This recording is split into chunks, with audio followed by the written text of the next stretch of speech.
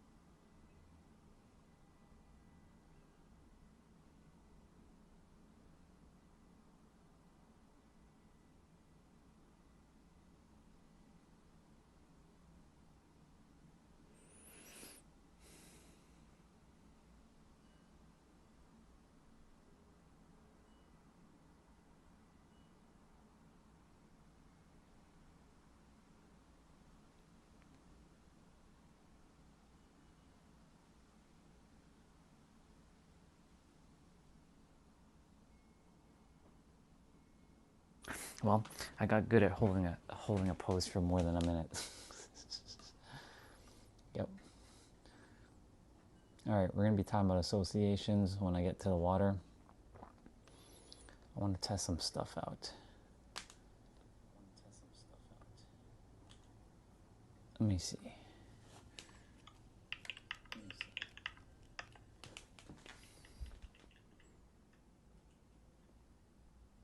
It does show up.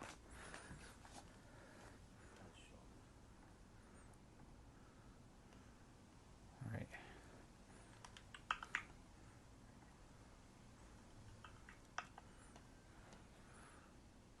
So I know my mic's working.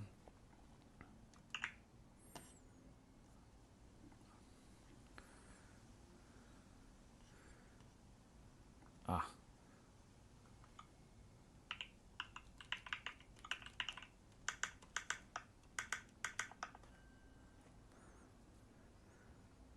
So let me just pause the stream for a moment.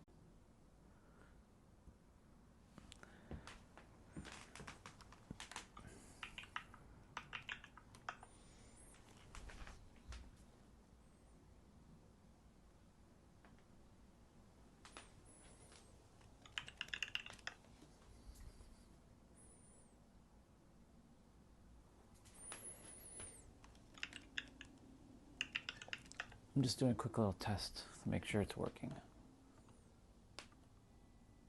Oh, and I also have to turn off Wi-Fi. I should fucking log into my other account.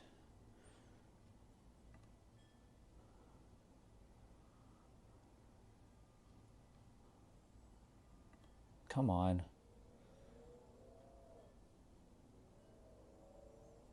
What's with the computer downstairs? It's like super slow and lagging. I should open up. I'm just doing a bunch of tests right now, y'all. Just give me a moment. Am I logged in on this Safari browser? Nope. Let's go.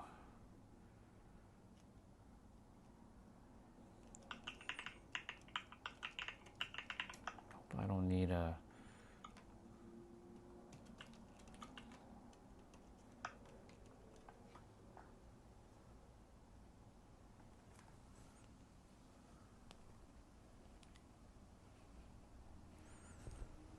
Not now. Skip. Skip. God damn. Crazy.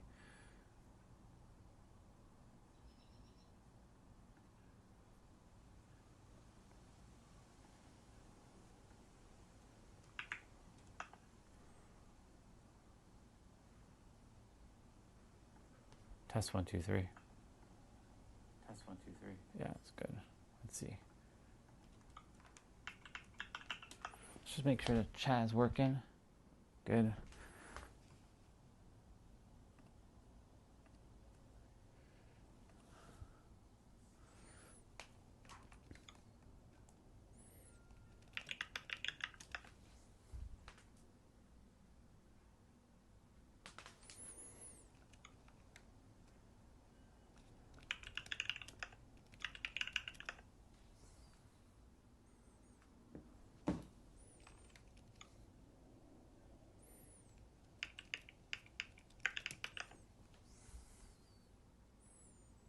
Cool.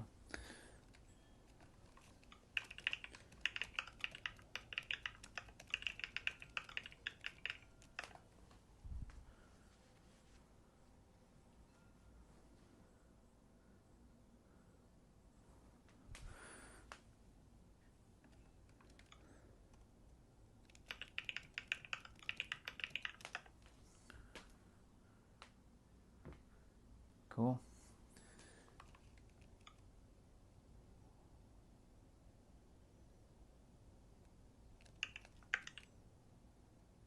Nice. All right.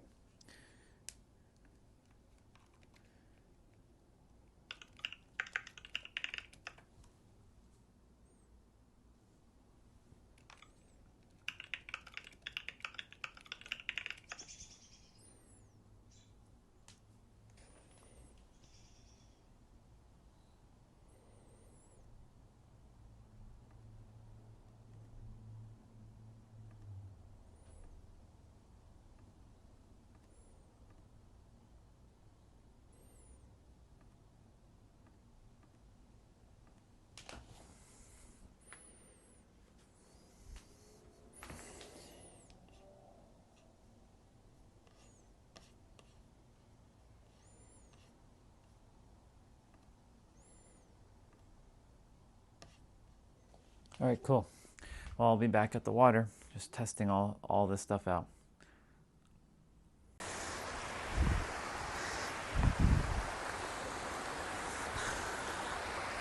Oh yeah! I'm gonna turn the camera just a little bit more that way, just a smidge more. All right, cool. Good morning, y'all. I was doing some, you know, my water bottle from yesterday is still there. It's fascinating.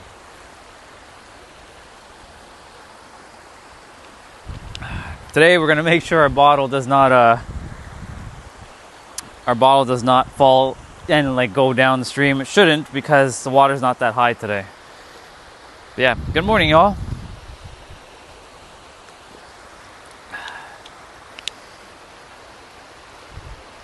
Just gonna wait a moment. Breathe in the nice, clean, fresh air. Hello, ducks. I just realized there's 2 ducks here. A male and a female duck. They're just being right now. I'll wait for the chat to start rolling in. Morning.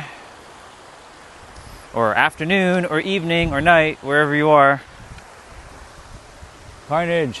What's going on, bro? Salutations to you before most people show up.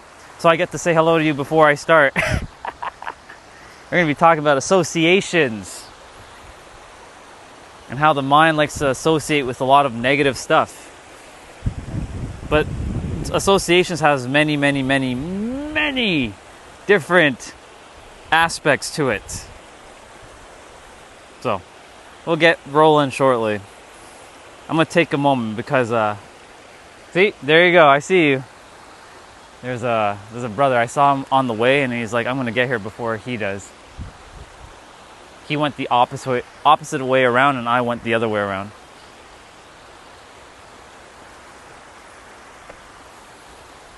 What a beautiful start to the morning. I had a not an incident, but somewhat of an altercation with a soul just now. She's like, "Are you for real? Are you kidding me?" Right? Because she was backing in her car, and I had crossed the street, and she was backing. That's my bad for doing that, but you know, it also shows this was supposed to happen because it shows how the mind likes to strive on negativity a lot and doesn't like to focus on the positive. I had more positives than one negative, but guess what? The negative generally outweighs all your positive. It takes, what, 7 or 8 positive experiences just to outdo a negative? That's what they say, but that's not true until you know how the mind works. But the mind loves to latch on to like, I'm gonna make sure that human pays. I'm like, bro, what are you doing? What are we doing here, huh? What are we doing here? So, the mind likes to associate with a lot of negative things. And today I'm gonna make damn sure that the water does not go flying down. I hope not, anyways. I'm gonna just read the chat quickly before we start.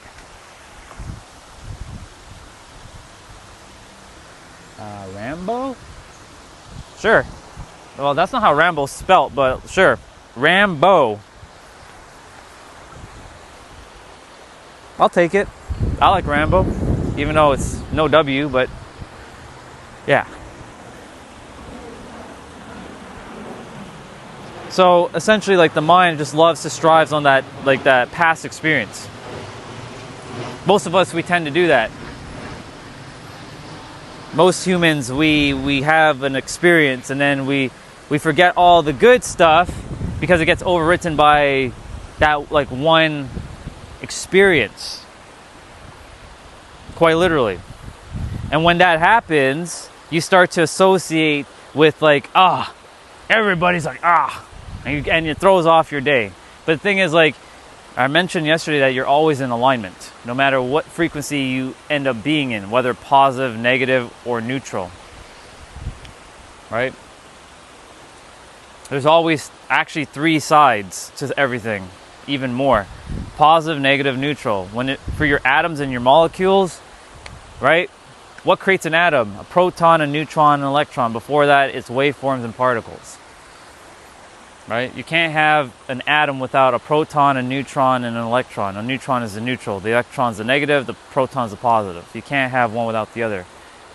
It's woven into your very fabric of your being, of your meat suit. And not just your meat suit, but everything in the world. Right? This is why the world can't always be positive. It can't always be negative. It can't always be neutral. That's why there's always going to be flip-flopping. You can call it oscillations, ups and downs. If you're expecting that your life is always going to be fantastic, it comes down to the meanings you give to it, of course. But life's going to throw you that curveball. Today, that was a little bit of a curveball to see, am I going to react or am I going to respond? So as I was, like, walking behind, which I should have just, done that instead of, like, done that. Shoulda, coulda, woulda. But I'm glad that the experience happened. She's like, "Are you for real? Are you for real? Are you for real?" I'm like, I stopped for a moment. I'm like, don't you dare do it. Don't you go back and don't do it. Just keep walking. This is emotional intelligence at its finest, and emotional awareness and emotional control. So I associated that experience as just an experience, marked it as an experience. Nothing more, nothing less. But the mind was like, I'm going to make sure. I'm like, I hear you, mind. I know you want to go back and like attack. Like, relax, calm down. Remember, you are not the mind. And most people associate themselves as the mind. You have a mind, and I'll keep saying the same thing every day because there's always someone new that has to hear this. And today is very windy, so I'm going to have to pay attention to the phone, making sure it doesn't fall. Everyone, or almost everyone, associates themselves as the mind. You're not the mind. You have a mind, but you're not the mind. You were told that you have to use your mind to think. And yes, you do have to think. And that we do have logic in this world. But this is not just a logical world. This is an intuitive world as well. Your right side brain thinking. You don't have one hemisphere, you have 2 hemispheres. But most people have been trained to think in the left, not the right. So they associate a lot with, everything has to be logical. Logical. So they associate, like, it has to have meaning to everything. Edging. Yeah. That's true. It's true. It's very true. That's a Gen Z term now? Edging. I've heard that before. Edging. I like how Gen Zs make words out of, like, other words that already exist, and, like, I'm edging. I'm tilted. Right? Nothing wrong with that. If you're edging, you're edging. Gen Zs fascinate me. I love them. They keep me on my toes with their new lingo. So I'm like, oh, okay, new word. or new way of saying something. Tilted, stitches, edging, right? You got me heated. Throwing hands. That one was funny. Like we're throwing hands now. Okay, so we're like throwing hands, right? Morning. How are you? Excellent. Have a great day. So anyways, back to associations. The mind will always find a way to associate problems so that it can go and solve a problem to feel like it's accomplishing something. Don't believe me? Let me paint you a picture. Let's say, for example, you are a hard-working person, whatever that means in your world, because everyone has their own definition of what hard-working is. It's like very noble and honorable to be a hard-working person. So let's say for a moment that you take a day off from your hard work. How are you going to associate yourself? Are you going to associate yourself as lazy? You're not accomplishing anything? That's what the mind's going to do, by the way. It's going to be like, yeah, people are struggling right now. They're suffering. Like, it's noble to struggle and suffer. It's honorable because, if you're not working hard, then you're a waste of space on the earth. That's what most people associate that with. Hard work. I'm bringing this into awareness so you all can see. The act of hard work, I love putting in my action, but not by doing it by hard work. I have fun while I do my work. So I associate things of playful, fun, easy, right? I don't care if I'm like the odd one out. I've been alone for most of my life. Nothing's new with that. But the point I'm getting at is this, like, if you take that day off, right? Can you still be the same person you are when you're working? One of my clients, he is a hard-working person. He cannot stop working. In fact, I told him to take a week off. He paid me a lot of money for me to tell him to take a fucking day, like take a week off. Spend it with his family and his kids. He's like, he freaked the fuck out. I saw the fear in his eyes when I said that. He's like, I'm like, let me finish. I need you to take this week off to prove to yourself that you're still the same person even when you're working. Can you do that? In the beginning, it was very challenging for him. He's like, Orion, I gotta do something. Like I'm like itching to do something. Like he's twerking out, as Gen Zs would like to call it. He's twerking out. I'm like, that's perfect. That's the old frequency. And again, for those of you who don't know what a frequency is, I'll explain. It's your beliefs of yourself, your perceptions of yourself in the world, your expectations of yourself in the world, your emotional charged thoughts that you are thinking and feeling, your convictions of what you choose to believe is real and true, or know that is real and true that you can do for yourself or to the world, your reactions or your responding to the world around you and within you, and then your attention/focus. So his old frequency is a doer. He's always doing. Hustle, grind. Nothing wrong with that. But who are you when you're not grinding? Are you still the same person, or are you going to start marking yourself as lazy, falling behind, failure? And so the mind starts to associate with negative stuff and starts to control the human character, you, and your nervous system. And unfortunately, if you don't know that you're not the mind, you take on the voice in the head that is truth. Yeah, and then guess what you do? You go ahead and you create more problems just to solve a problem. That's what a lot of humans do. I've done it many, many times. I created more problems than I had to create to go and solve it, to feel like I was accomplishing something, because I felt like I was falling behind in society. Because society will label you as if you're not working hard or you're not doing something productive in the world, that you are lazy and you're a waste of space. I'm bringing this into your awareness so that you can see where I'm going with this. Just so you know, no matter what you do, whether you sit down, whether you're working hard, you're always going to be the same person, okay? You got to associate yourself as whatever it is that you desire to be, whether successful, fulfilled, happy, joyful, right? But most people, they end up wearing a mask when they're doing one thing, and then when they take off the mask and they're not doing that thing, then they have to put back on the mask while they're not doing the thing to do the thing. Hence why so many people are not living their most fulfilling life. Hello, I did that for a very long time. I'm going to read the chat for a moment. I trust there's some good stuff in the chat. I trust there's some good stuff in the chat. And it does depend on your job indeed, for sure. That's awesome. Yeah, being productive makes my days feel earned and I enjoy it more. Cool. And there's nothing wrong with that. It's perfect. The only thing is, even if you didn't like work, let's hypothetically say, or you're not working hard. So let's say your day was a little bit easier at work, right? Would you still feel like you earned that day? Or will you feel like you didn't earn that day? Morning. That's my question, right? Like, if you're doing a job, and let's say, you didn't have lots of things to do that day and work was actually very easy. Will you feel like you're achieving something?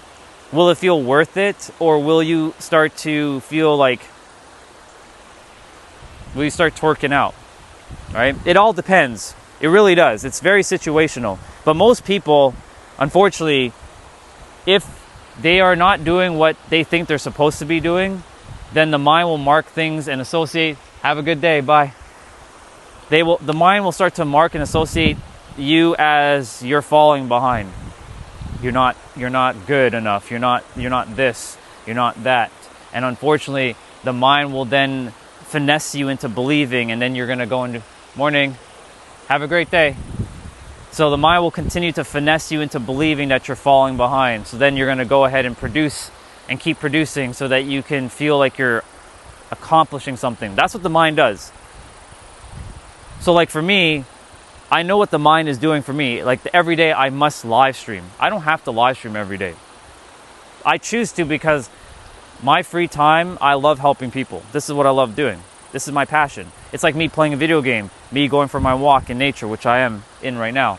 Me, hanging out with a friend. I love live streaming. This is what I love doing. It's passionate, right? If I can do this all day and not get paid, I'm doing it. But I am getting paid by my clients, so. But I did that for 17 months straight. No clients, and just on my other channels live stream, talking to a camera, practicing what I was like speaking and sharing, and seeing how I can undo some of the stuff that I've taken on for myself. But I enjoyed it. There was days that was very, very painful.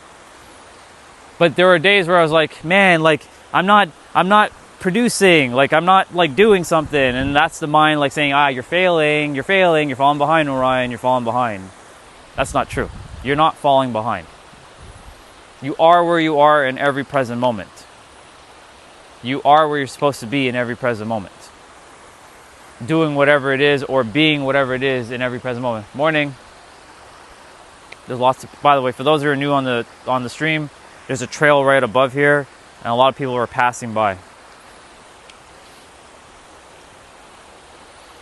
So the mind is going to always do its job, and it's perfect that the mind is doing its job to mark things and associate things to things like, if you're not producing, you're failing. And if you're failing, that feels like death, and you must start producing. But you're not failing, and you're not dying. It's hardwired into our biology that failure feels like death. Because like if you're perceived a certain way by society, let's say you're just sitting at home all day and you're not doing anything, right? The mind's gonna say, yeah, you're a failure. You're insignificant. You're now like nobody will even look at you because you're a loser, right? Because that's what the mind's gonna start to do. It's gonna start to associate a bunch of shit. And so when the mind does that, you're gonna start to entertain that as truth, and then you're gonna bring that feeling into physical form by a person, a situation, opportunity, or event to mirror back how you currently feel. That you feel like the loser because you're not producing. And your mind will associate you as like, you're not good. You're a horrible person. Who do you think you are? You'll never accomplish that. You're never meant to have that partner. You're never going to be rich. You're never going to build that business. You're not meant to be in a 6-figure career. Who are you? Right? Who are you to have these things? That's what the mind's going to keep doing.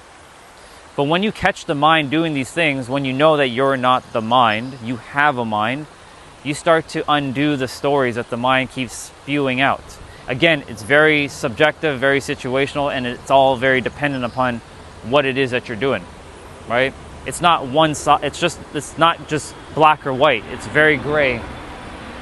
I'll wait for this airplane to fly over.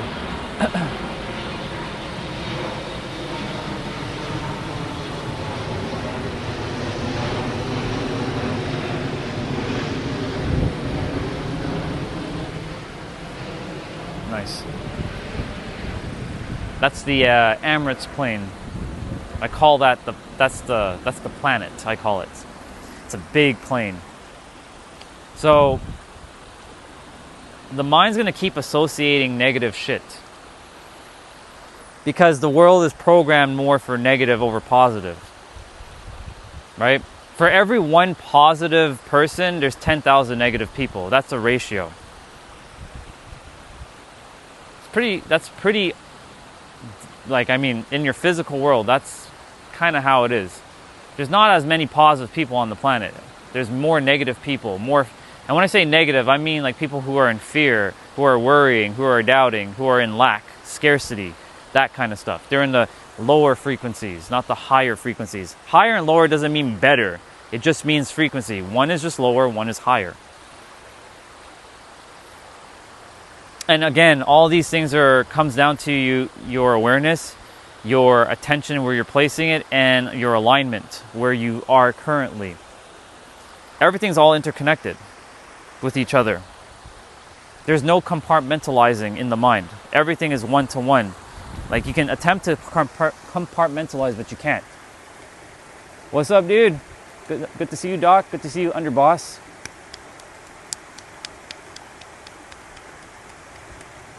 The divine says 40% of Americans is evil, aligned with brother Lucifer and his devil behind.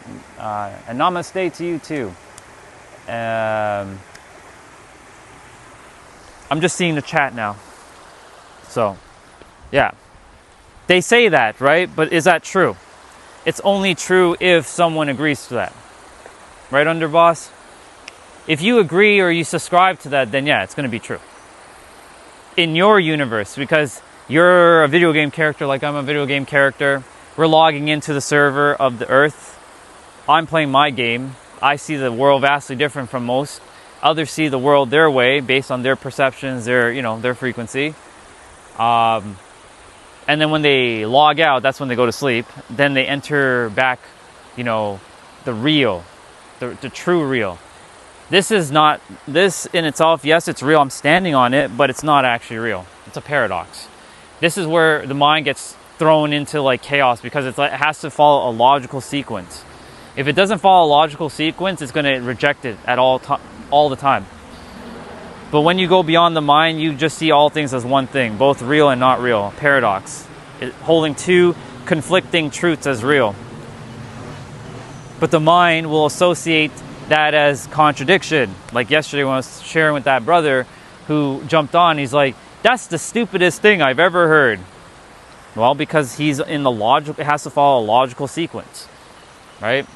He's part of the heaven-hell paradigm, right?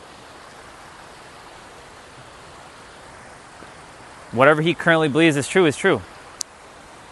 He's not wrong. But he associates himself with the dual paradigm of heaven and hell. I don't do that. In my universe, that doesn't exist. It's all one. And they say God is omnipresent. So wouldn't God be in hell too? Because he's omnipresent, because hell is not, not to get into this, but if hell does exist, right? God is there too, technically, because God is omnipresent. He's not outside of hell because hell is part of omnipresence. See, a lot of people they're getting finessed by their mind, this or that. There's many things. Morning. There's many things, but to get back to what I was talking about, forget all that for a moment. The mind's going to continue to mark this as this or that. It's not this and that. Big difference between this or that, not this and that. Because this and that implies both. This or that is one or the other. I have a great example. One time somebody asked me, Orion, if you had to choose money or love, which one would you choose and why? This was back maybe 10 years ago. I answered money. And they asked me why. Well, because I can do more with it. Who cares about love? Because, back then I hated people. Right? That was where I was associated, in the negative. So they asked me, okay, so why not love?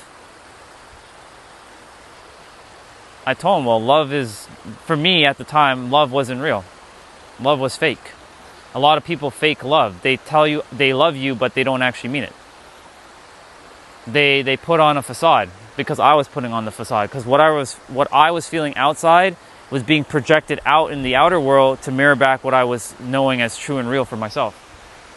Is that the case in today's day and age for me? No. In my physical world, people are actually genuinely caring and kind and loving. In the physical world. The digital world, well, that remains to be seen. Right? There's a lot of you guys who are amazing. And then there's some who are doing, whatever it is they're doing. I do apologize. I'm not going to read all the messages. I'm locked in right now. So if you're leaving a question for me, I'll have to scroll up later. It's not purposely ignoring you, but I'm locked in. So the mind wants to only choose one or the other, and it'll associate, it only can have one or this. What if I told you can have both? You can have both love and money, or be wealth, like have wealth or be rich. Because the mind only works in a linear pattern, this or that. It worries about the future and ruminates on the past. It doesn't like the now. In the now, you have everything. You have love and wealth. Now, here's that same person from yesterday. All right, I have $1 billion. Where is it? It's right here. Well, it's not in my bank account. That's right, because you're not in the right frequency presently. You're looking to your outside world, thinking that's the real. The outside world will eventually catch up to your inner world. Whatever you're saying about your inner world will then mirror back to your outer world. I cannot emphasize that enough. As within, so without. It doesn't work as without, so within, but most people are living as without, so within. I was living that for many parts of my life, and reality will not prove you anything differently than where you currently are. And that's another bar. Write that one down. It will never prove to you anything differently based on what you're currently feeling. It's just that simple. It starts with you. And so when you understand how the mind is thinking and how it associates itself to always needing to accomplish, attain, acquire, and achieve something, if you're not doing these 4 things, your mind is going to start marking you as a failure, a loser, incompetent, you're not good enough, you're falling behind, you're a waste of space, you're a waste of society. It'll start saying stuff like that, which is not true at all. So then it'll force you to start attaining, acquiring, and making you keep doing something that you're not supposed to be doing. Or maybe you are supposed to be doing. Who knows? Paradox. Most people are burning the candle at both ends. That's why they're so frustrated, overwhelmed, stressed, angry, irritated, annoyed. Insert that type of feeling. Been there. I've been there. So For those of you who are new, you're wondering, who the hell is this guy? What is he talking about? My name's Orion, and I spent 40 years trying to figure out, or attempting to figure out, how this mind actually works. I study psychology. I read a bunch of psychology books, and the mind, what they talk about is coming from a humanistic perspective. When you know who you actually are, it goes beyond the books. It goes beyond the schooling and all that. It goes beyond anything you've studied. It's a deep inner knowing. This goes all the way back to childhood, before you started creating your self-concept of yourself. Before you were labeled or identified as anything. Before you even knew your own name. Before you started forming your perspectives and your opinions and your perceptions of the world. Basically, I'm helping people to get back to the 0 point. What is the 0 point? You're still keeping your memories and your identity and all that, but to remind them that you're not that. That's just something you've had.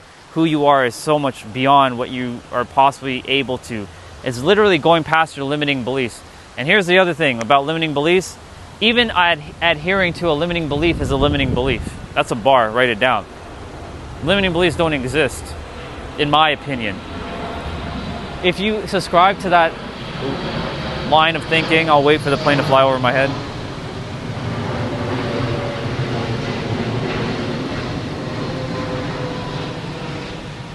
If you subscribe to that line of thinking, then you're adhering to the rules of a limiting belief. That's a bar, write it down. It's just that simple. It's a paradox. And guess what? You don't have limiting beliefs. Limiting beliefs have you. That's another bar. Write that down. Because most people, the beliefs are actually holding them hostage as the puppeteer mind. And your beliefs is your ceiling of your self-worth as well, too. Whatever your self-worth is at, what you believe is true and real and possible for you, you cannot go beyond it until you break your ceiling.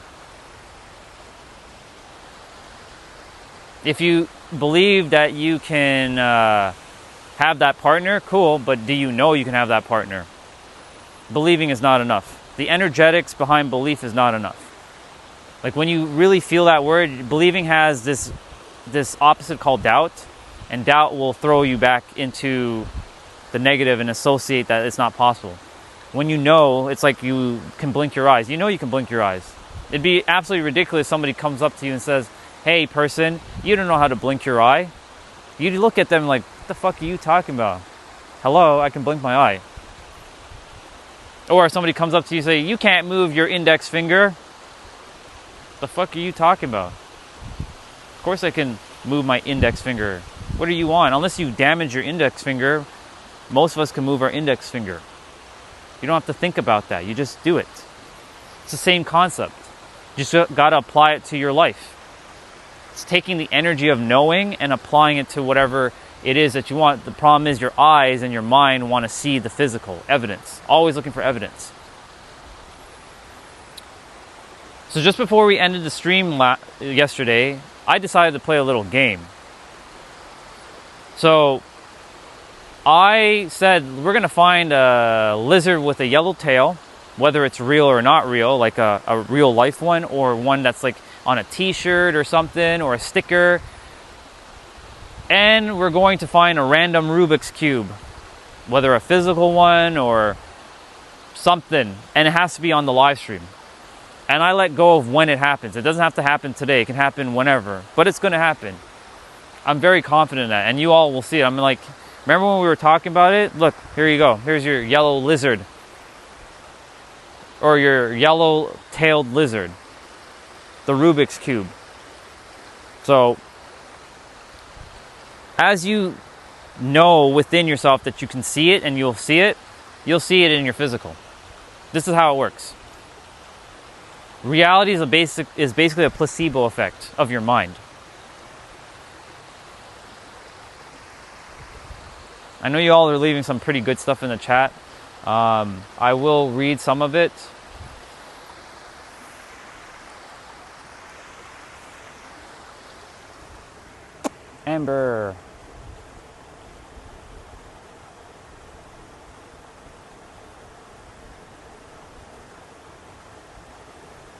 Good to have you on, Amber. Pleasure to meet you.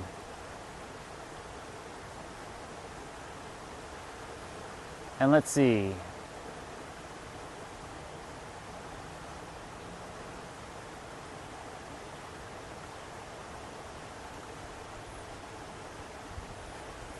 Okay, I was just checking what was said in the chat. So, we're going to be playing that game. Whenever we run into it, we run into it. I let go of the when and the how. I'm open to seeing whatever yellow-tailed lizard show up and a Rubik's Cube. And it doesn't matter what kind of Rubik's Cube. It could be the standard one, an octagon-looking one, those bigger ones, a small one. It could be on a t-shirt. It could be a sticker. It could be in a video. But it has to be recorded on the live stream. That's the rule that I've put in place for this game. Not to prove to any of you, but to show you that this works.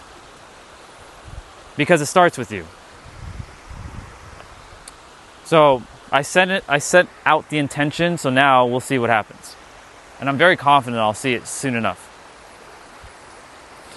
Anyways, to get back to association. The mind is going to always mark something as like you must accomplish, you must achieve, you must attain, you must acquire. Because here's the question. If you're not acquiring, achieving, accomplishing, or attaining something, who are you in that moment? Are you still going to be the person you say you are, or are you going to be someone else? And remember, the mind isn't you. You have a mind. And I will continue to repeat this every day because there's always someone new. Like Amber showed up. So she's probably not heard this before, or maybe she has. You are not the mind. You have a mind. And who you actually are goes beyond your name and your identity that you've formed. You still use it to call yourself whatever your name is. But you go beyond that as well.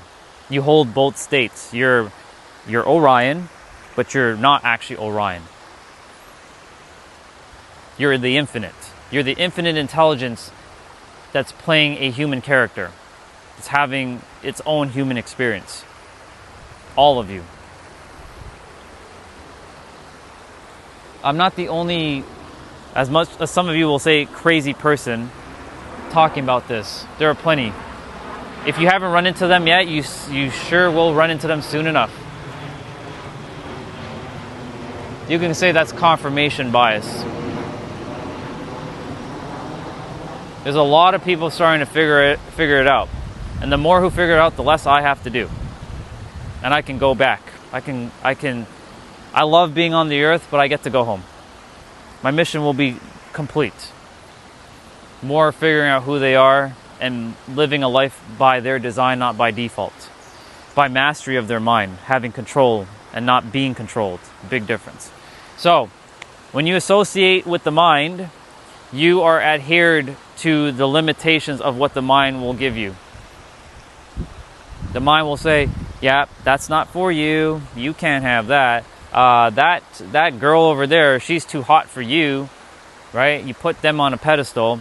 Or that guy is too out of your league, right? There's so many people who put other people out of their league. Hello, no one's out of anyone's league here. For me, I basically have said to myself, nothing and no one impresses me anymore. It's just that simple. And because I've normalized that, things come to me with ease now. I look at a hot girl, okay, cool. Hello. I look at amount of money. I'm not flinching whatsoever. I'm not like, oh my God. You know, it is what it is. It's normal. And what you normalize, because normalization comes from your expectations. That's a bar, write it down. Your expectations create your normalizations and they get crystallized and then it becomes your frequency and then it becomes into your reality. Your frequencies immaterialize reality and reality's materialize version of frequency. They work hand in hand. Your frequency creates or reveals your reality. So whatever you're associating with, positive, negative, or neutral, you will experience that in the physical. The mirror can't smile back before you do. Oh, and by the way, for my science people, this is for my science people. You can look this up if you want. You can Google it right now if you choose to. The electromagnetic spectrum of visible light that we humans can actually see with our eyes. Guess how much we can really see? 0.0035% or less than 0.1%. There was somebody sent me a post yesterday on WhatsApp. They said if you take the distance between LA and New York, that would still be a dime size in the grand spectrum of what's actually there that we cannot see with our eyes. So that's why I say a lot of times, like, whatever you're associating with, just because you can't see it doesn't mean it doesn't exist. That's a bar, write it down.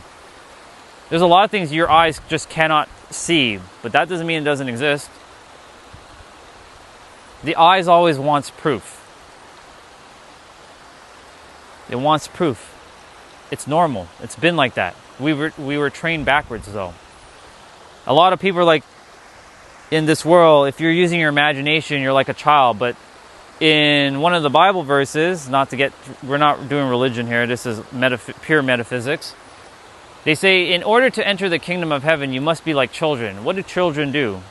They're joyful and they use their imagination. And nothing, by the way, can exist physically before it existed vibrationally, which means your mental and your spiritual, which is nothing more than your imagination. All things could not just come into existence without somebody thinking of it into existence. So again, just because you can't see it doesn't mean it doesn't exist. And guess what? If you have a vision, and I said this yesterday and I said it the day before, you have a vision, not if. You have a vision. It may not be clear, but you have a vision. Whatever that vision is, I'll wait for this airplane to pass by. This is a big boy airplane.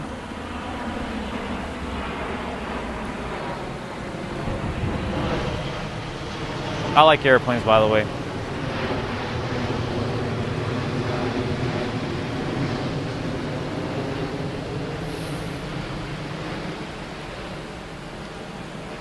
You have a vision within yourself. Do you think God, if you see the dude in the sky, do you think God would just give you the vision without the provisions to bring it forth in the physical world? You're capable of being able to bring in your vision, whatever that is. The problem is, you're going to wonder, are people going to like it? And you're going to associate your vision with like, I don't know if anyone's going to like it. You might say that like, who's going to buy this? Who's going to listen to me? Who's going to even look at my products or my offers? Who's going to look at my services? And you're going to associate with that. And then of course, your mind's going to find people, circumstances, situations, and events that will mirror that as true. Here comes our brother. He's about to say, I'm going to ask him, how are you doing? He's going to say, no complaints. You ready? How are you doing today? No complaints. No complaints. My dog don't make complaints either. I know he doesn't. Because he likes walking. Yeah. Everything okay with you? Yeah, everything's great. Oh, that's nice. I'm enjoying the weather. How can I not? You come early, eh? Yeah, I come around like 8:30. I used to come earlier, but now I'm coming around 8:30. Yeah. Well, easy way to go with that. Yeah. Okay. All right, I'll see you in a bit.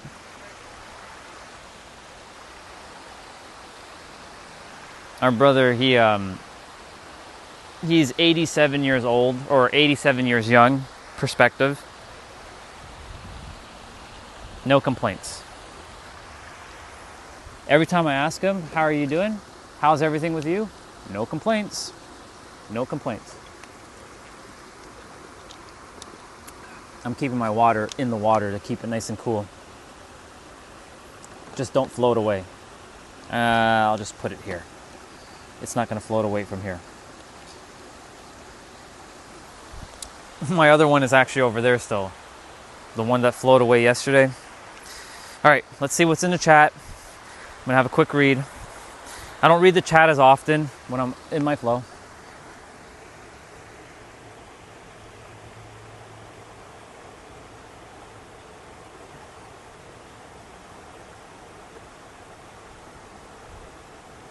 The mark of the beast is coming.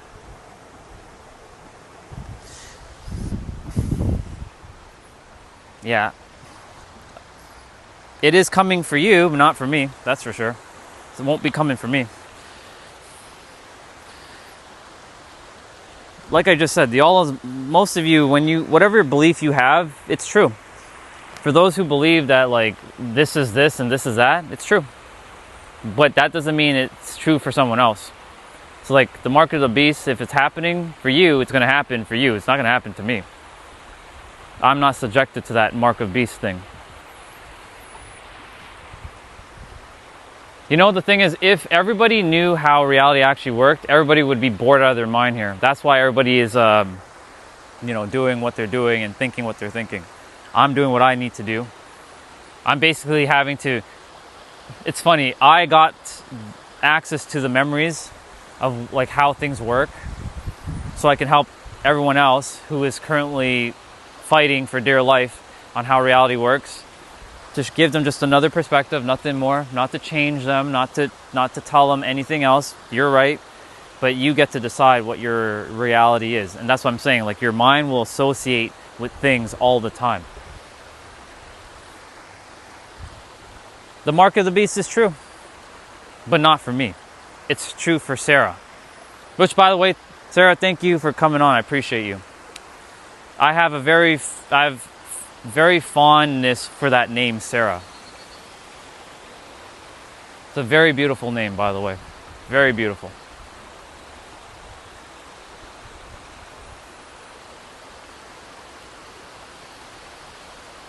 It's fascinating. There's 8 billion people with 8 billion different perspectives, but some are starting to see what it is.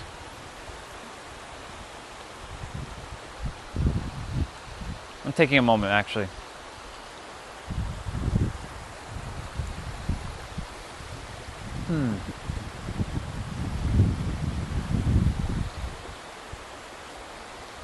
Seems like every day for the last 3 days, it's always been cloudy.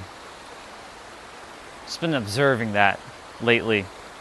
Around this time, it's always been like, yeah, cloudy again.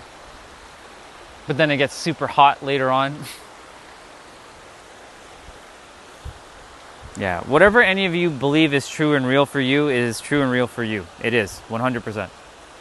That's why there's no fighting for me. Because I will just agree with everything you say. Because you're right. Your mirror, you have a mirror within yourself. Whatever your mirror is showing you based on the reflection you're giving it, that's what will be pointed. And that's your beliefs, your identity, your beliefs, your self-concept of yourself, your current state of being, your perceptions, your expectations, your emotional charged thoughts, your reactions or your focus and attention. I'm just here to talk about one thing. Having access to your mind at the highest level. Nothing more. That's why I'll keep all the religious stuff and all that away. I did bring it up, but I will not be talking about that stuff much.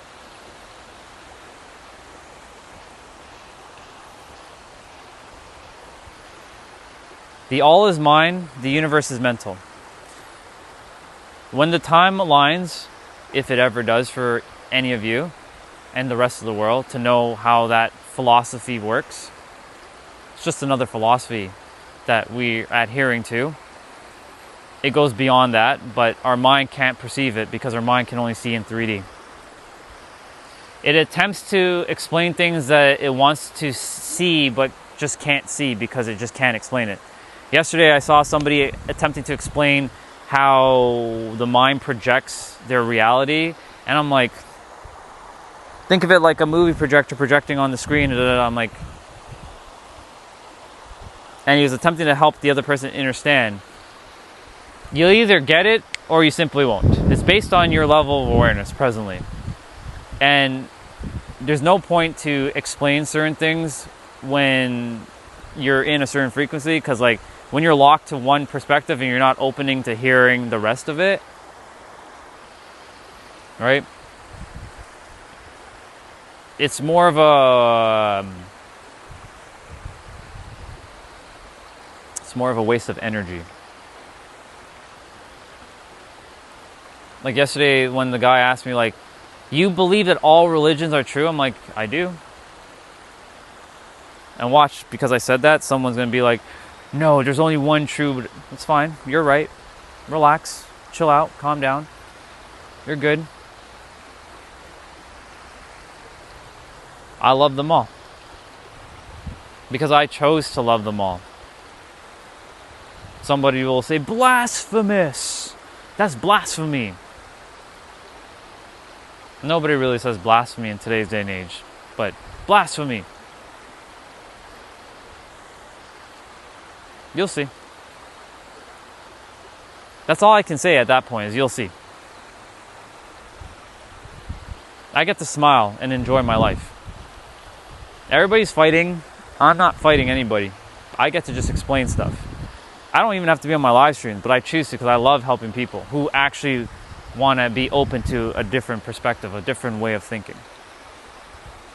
And that's why like I associate myself with joy. I associate myself with help, servitude. Just remember, all of you, whenever you're listening to anything I'm saying or anybody, always have discernment. If it doesn't align with you, just don't listen to it. I'm not here to be right.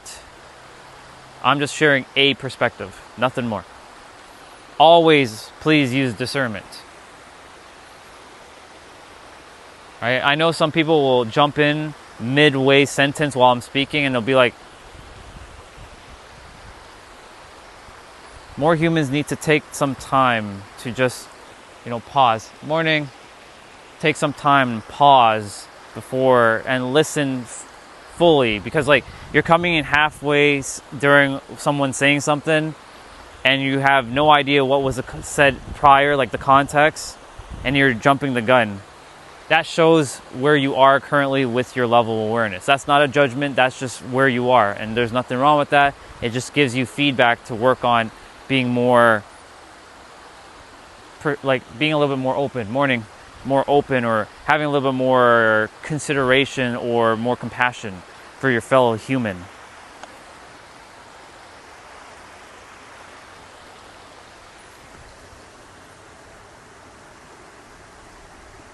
Cool, come. I'll see you in a moment.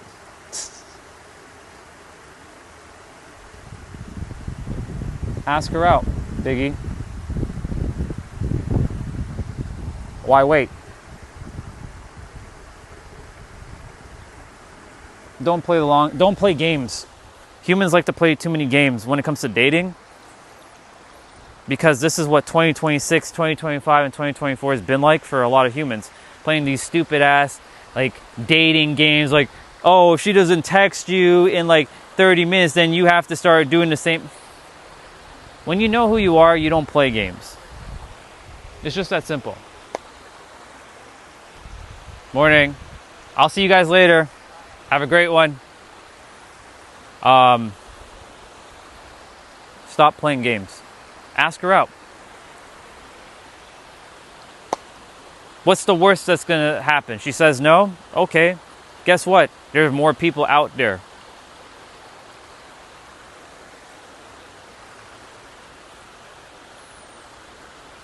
You don't know when your time is up, right? You don't know when her time is up. You better ask, because you never know. You just never fucking know, right? Because we're going off topic for a moment, but I promise we'll get back to association. If you don't ask her, if you're still here, who's to say some other dude doesn't just reach out and be like, hey, I like you, and you lost your opportunity? Too many people wait. There's no fucking divine timing. You either just do it or you fucking don't. But guess what? Does that mean you lose your opportunity forever with that person? Potentially. Not fully, but potentially. But that doesn't mean you won't run into someone that is even 10 times better. Most people, like, they have their plan, and then, there's something called God's plan. And God's plan is so much bigger than your plan. Like, you have like a bouquet of roses, and then God's plan is this big ass like bush of roses. The mind can't see everything. The mind wants to know everything, and it wants to associate that it has all the answers. It doesn't. And it's looking for all the answers, and it wants certainty. It doesn't. It can't. Your soul, this, has all the answers, but it can't work until this slows down to help. They have to be in alignment. Mind-heart coherence. Your mind's thinking this way, your heart's actually thinking that way. You got to get them in alignment. That's why I was talking about alignment yesterday. So, again, I don't think you're here anymore. If you are here, ask her out. And for any of you who are looking for dating somebody and you haven't asked that person out, ask them out. What's the worst that's going to happen? You get rejected? Who cares? Sometimes the rejection is actually protection and redirection for where you're supposed to actually go. I've been rejected many times. In fact, I still get rejected all the time. Does that bother me? Nope. Because I know that my person, it's not that person. There's a girl that I really, really love, and she rejected me. This was back in 2021. This is when I didn't really fully know myself, and I wasn't really confident with myself. She rejected me. I had so much love for this woman. So much. Now if I see her, I mean, it is what it is. Like, she doesn't even impress me anymore. Because I saw recently where she's at in her life with her mind, and I'm like, I'm actually pretty glad that I didn't actually end up dating her. I was protected. Because I could have gone through a very tumultuous experience with that person. Would have learned or gathered a lot of information, a lot of data from that experience with her. Or maybe not. Right? You never know. That's why I always take that opportunity, no matter when it shows up. The universe has a law. It's called the law of speed. The universe loves speed. The moment something shows up, do your best to take action immediately, if you can. Like something shows up in your mind, or like you have like this intuitive hit to like, I should call that person. Pick up the phone and call them. Or text them. I know most people don't like to call people today because they are afraid to talk. So weird that you hide behind your keyboard.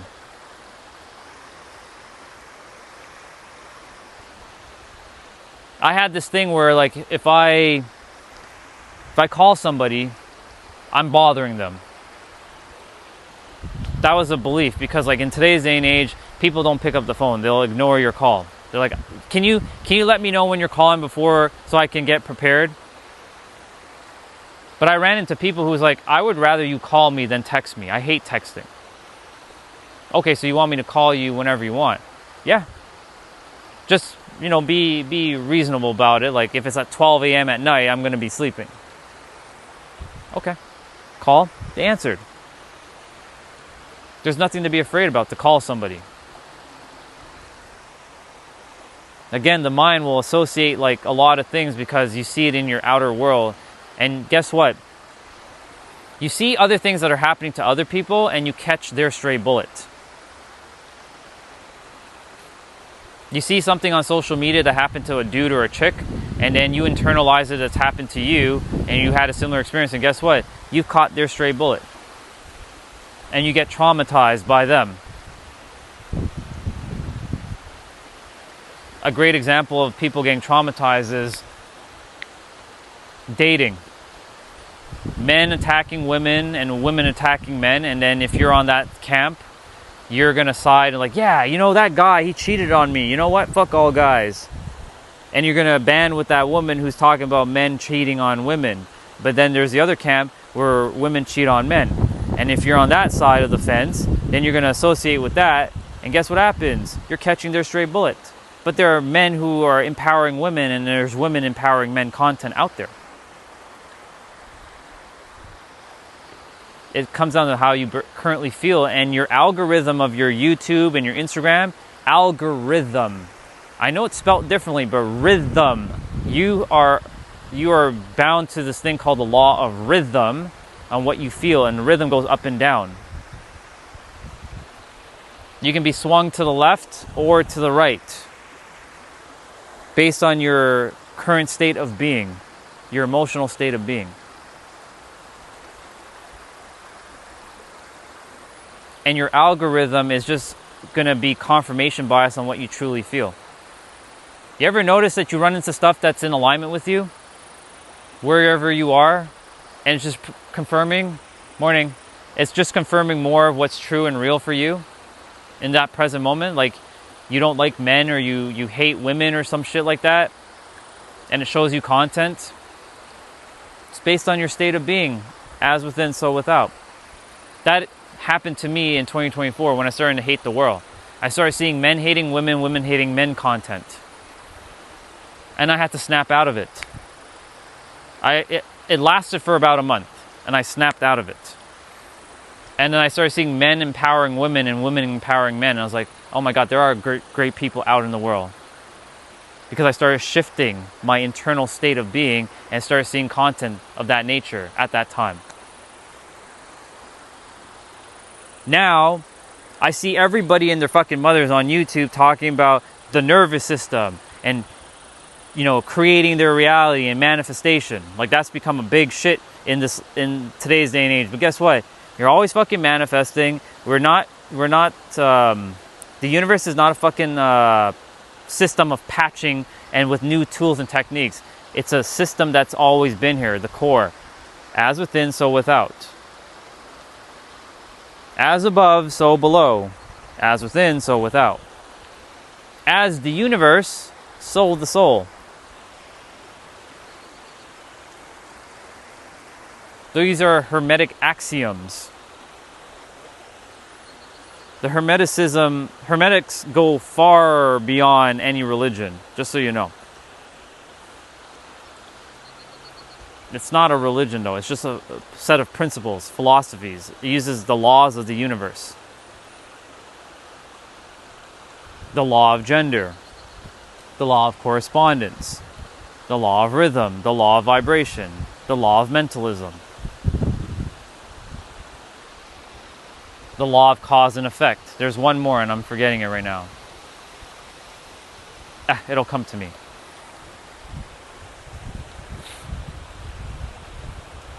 Cause, effect. Most people are attempting to change an effect by changing an effect by not changing the cause first and then going with their effect. Morning. As within, so without.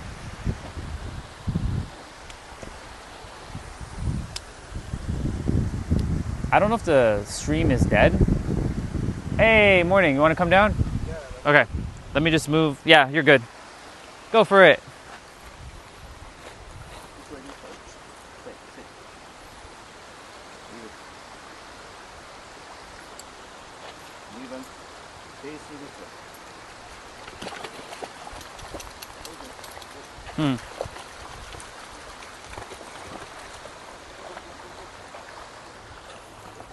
We got doggies. All good today? So far. Good stuff.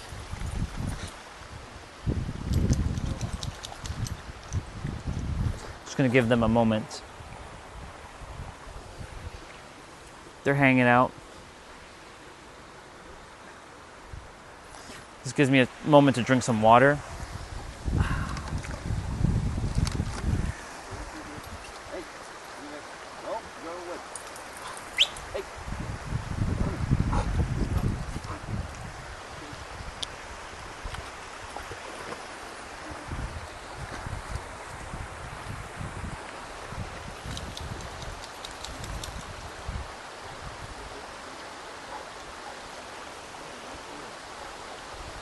You trained them well. I train them every day. Yeah. But you did very well in training them, though. You did good. More settled because it's a year older. Right. He's young yet. Yeah. So it's cute. Lots of energy. It's a natural country, so Right. whatever moves too quickly, get a little rowdy. Right. When you stay put, he just smell and stay away. But Exactly. you move your hand, that people do it. So, oh, it's so nice. They change the pitch of the voice. Right. That's enough for one. He's just smelling me right now. Hey, this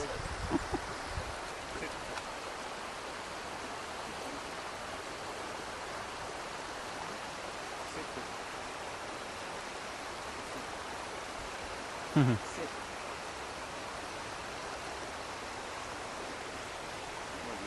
Morning. Morning.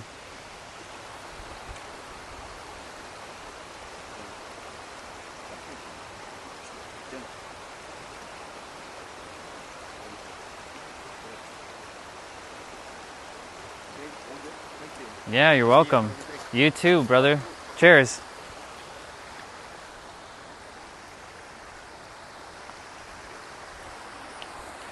That was awesome. Dogs are very good at telling if you're very calm, confident. Because if you're very nervous or you're very what's the word? You're antsy, they will feel it. And oh, just so you all know, for those of you who are newer to the channel, I used to be afraid of dogs. I got bitten by a German Shepherd when I was 5 years old, so I was scarred for majority of my childhood, teenage, 20s, and half of my 30s. I hated dogs. I was afraid of them for so long, and then I figured out how dogs work, and I'm like, oh, they're energy beings just like us. So if you're afraid, then they will like sense your fear. That's why, like I was saying to him, he trained his dogs very, very well. Because he's got really good control and command over his dogs. But yeah, I associated like dogs as like fear.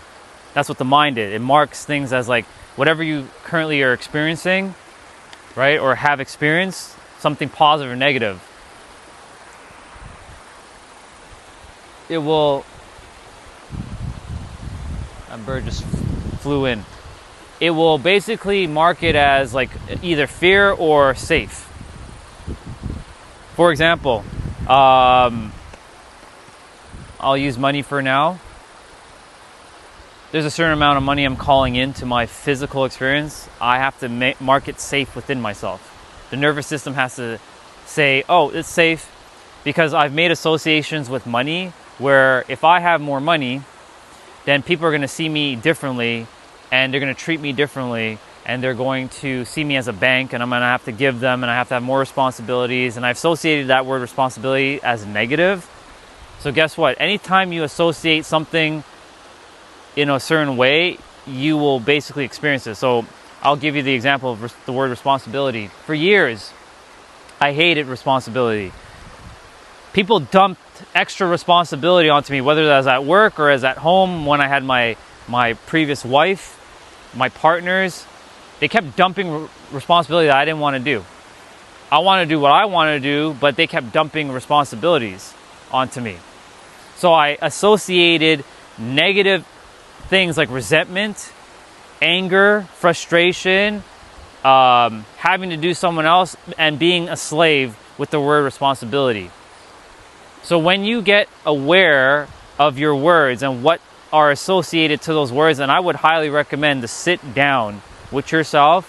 You can either write this shit out or you go within yourself and you start asking your question, how do I see the word responsibility? Do I see it as fun, that people get to share responsibility with me because they see me as a reliable person, that I'm capable of anything? Or do you see it as like, ugh, people are just dumping their fucking problems onto me, right? And they don't want to deal with it. So with that word responsibility, because I associated it in a very negative way, guess what? Guess what's associated to responsibility? Relationships and money and opportunities. So guess what? If you have a negative association to relationships, money or wealth, and opportunities, you're going to push it away because the mind sees it as danger, not safe, and will keep pushing it away. Your mind will filter it out immediately before it's supposed to show up. It's going to filter it out. It's meant for you, but unfortunately it can't come into your field because your mind has associated, let's hypothetically say, responsibility as some sort of danger, some sort of threat. So you will push it away because it's not safe. So I had to go and change my associations to the word responsibility to I get to do this. People actually see me as someone that can handle, anything. The fact that I love responsibilities because it allows me to flex my muscles and see how I can do my thing. I now changed the word responsibility, so now more things are coming to me. But you have to viscerally feel it. This is not a logical thing. You have to feel it with your subconscious mind. And that's by getting into a relaxed state and just sitting with yourself and starting asking yourself questions like, how do I see money? How do I see women or men? How do I see relationships? How do I see responsibilities? How do I see this? This is what I do with my clients. Morning. Because we start to uncover things together that they may not be able to see for themselves. You can't see your own blind spots, but others can see your blind spots that you have. Every one of us has a blind spot. That's why each of us are here to help each other to some extent. Helping us to uncover things that we're either holding on to and we should be have let go of it a long time ago, but we're still holding on to it, or bringing something to light that you were currently unaware of and bringing it into your awareness. That's what I do. And now that you're aware of it, now you can take proper measures to see how you can handle it. So another example is relationships. I hated relationships because, it was tied to responsibility because they're interconnected, right? Because I tied relationships and responsibility as the same. Of course, I'm pushing away relationships. Plenty of beautiful women were supposed to come in my experience, and I pushed them away. I self-sabotaged, basically, because the mind sees it as danger, danger, danger, danger, danger, danger, danger, danger, danger, stay away, stay away. So guess what? They never were able to enter my field. Because I associated the word responsibility with negative feelings with relationship. It's funny, isn't it? Now I see relationship as fun, exciting, explorative, joyful, appreciation, really caring for someone at a deep level. And because I changed the associations behind the word responsibility or behind relationship, now there are people who are like, man, I really, really like you. Now, there is one particular person that I really, really love and I adore. And I am really grateful for every person who does have a little crush on me or likes me in that kind of way. But I'm locked in. But you see, it's coming to me now. I'm not even doing anything different. I'm just being myself now because I've shifted the associations of the word responsibility and relationships so that I can experience more, right? Your beliefs are the boundaries of what you can experience, and your self-worth is also the ceiling of what you're going to experience.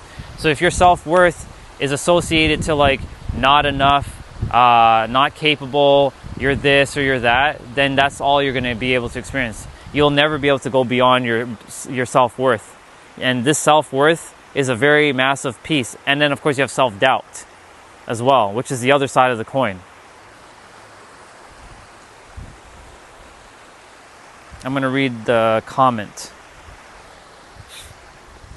Doc, today Elon became the first trillionaire in the world. Yes, the rich doubles or triples their wealth. Indeed, because he already had more. Hey Todd, good to see you, bro. Because he already has it, he knows he's going to get more. Morning. How are you? Hey, I haven't seen you in a while. Ah, got it. I was here. I'm usually like coming like 8:30. I'm like here by 8:30, 8:40. You good? Yeah, I know. I saw him. Yeah. I'll see you in a bit.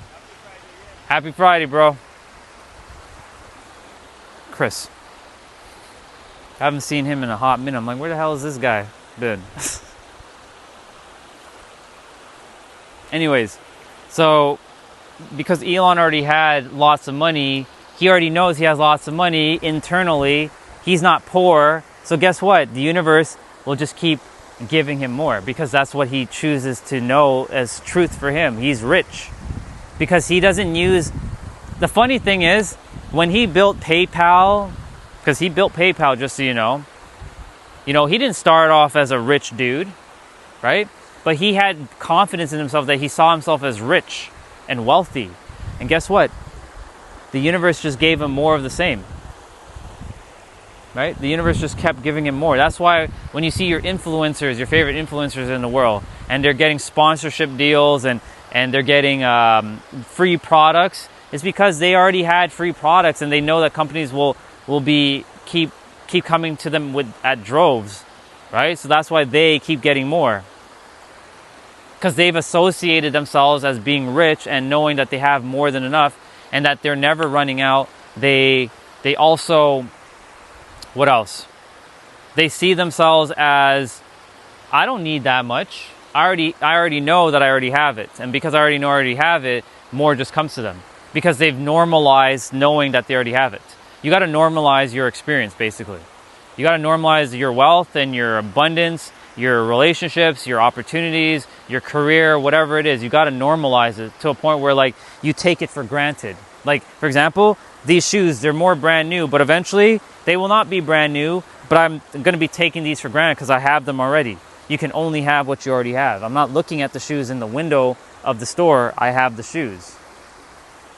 Right? And because I have the shoes, I'm taking it for granted because I've normalized it. So if I were to go see this same shoes in the store again, I'd be like, I already have those shoes. It's not going to be like, ugh, I want those. No, I already have it. So that's basically why Elon Musk and like all the billionaires out there are doing what they're doing. And guess what? Because he did it, that shows me that I can do it too. Because he just broke the ceiling.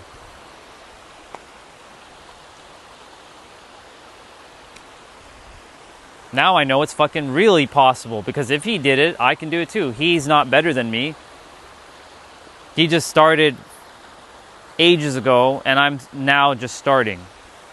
But I now know it's possible because he did it.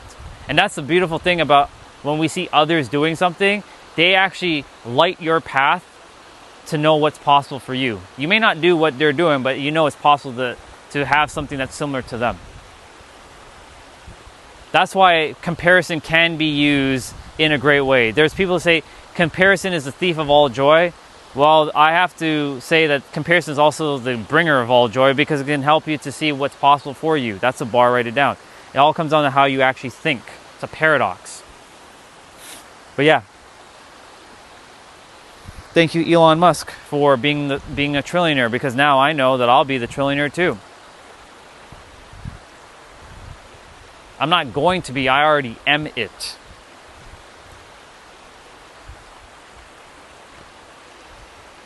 And I'm normalizing that. So now you'll see more opportunities come my way to present itself so I can have more resources and use it and generate more resources and compound it over time, and I'll reach my trillion. As within, so without. You decide, you got to just choose, decide, and shift to that perspective internally. Thank you for sharing that, Doc. I appreciate it. So you got to associate things that are advantageous and not disadvantage to you. Oh, look at that. We have someone who who told me to shut the fuck up. Okay, I'll still talk. You can keep you know, typing like a keyboard warrior that you are. For Doc, you said possible to be a billionaire? Of course. The question is, do you feel it's possible for yourself to be a billionaire? The sky is not the limit. Your mind is the limit. You get to be whatever you want. If you want to be that billionaire, declare it. But when you declare, you're not screaming out affirmations to the universe saying, I am a billionaire. You're not doing that. You're mentally declaring within yourself, this is who I am, and this is this is what I am, and that's it. Nothing more. Just like your current name, you've decided that's your name. So that's your name. You know that's your name. Know that you're a billionaire. Take that same energy that you know that your name is and apply it to your life.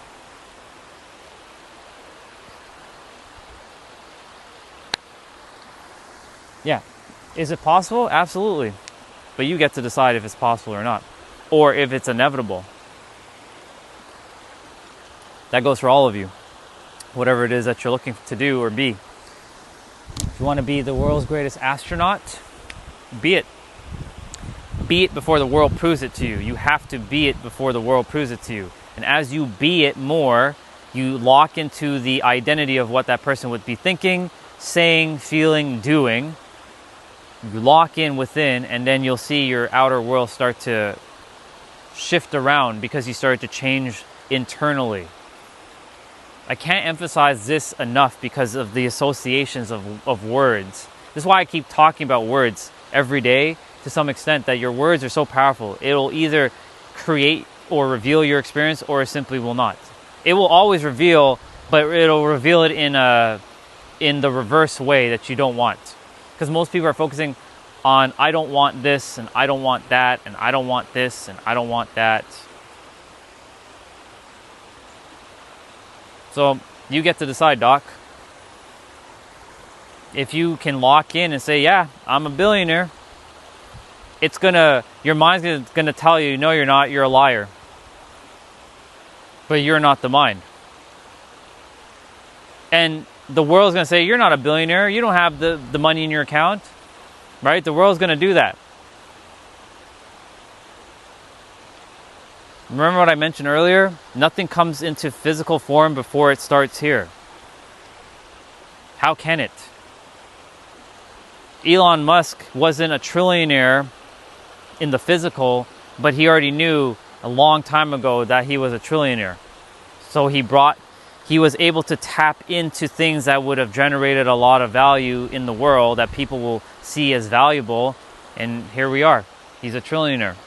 Congratulations, Mr. Elon Musk. Now he's just set the course for other trillionaires to make their way.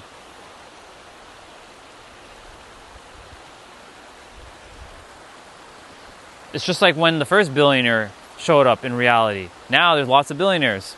Because whoever was the first billionaire, right, they were able to, that person paved the way for other billionaires to be formed. We have to see things in a positive way. You have to find ways to kind of like see it as the opposite side.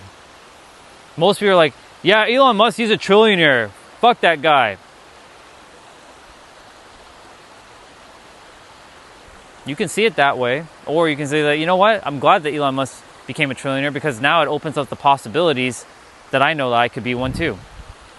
And not I could, I am one. Because could implies that you're still playing this game of like, you're not certain. You got to lock in. Certainty. You got to speak as it is done. Not as if, but as it is done. You have to associate with present tense or even past tense, that I already am a billionaire and I've been a billionaire for an X amount of time. Not I'm going to be or I will, because I'm going to or I will keep pushing it into the future and you'll never collapse time. And by collapsing time, you're going to give yourself the opportunity to find an opportunity, a situation, an event, or a person within yourself. It'll find in your external world that will allow you to build that wealth. Yeah, God mode. God mode.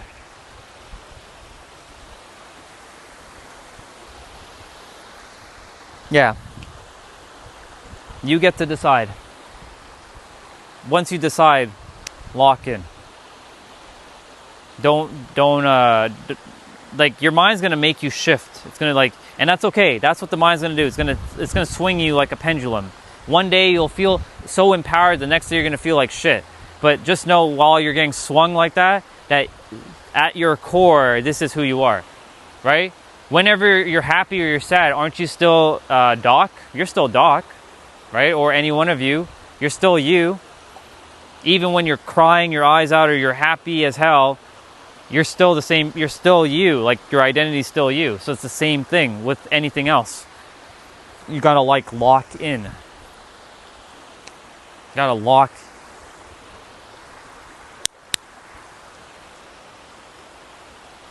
The reason why it doesn't feel real is because your eyes wants to see proof, evidence.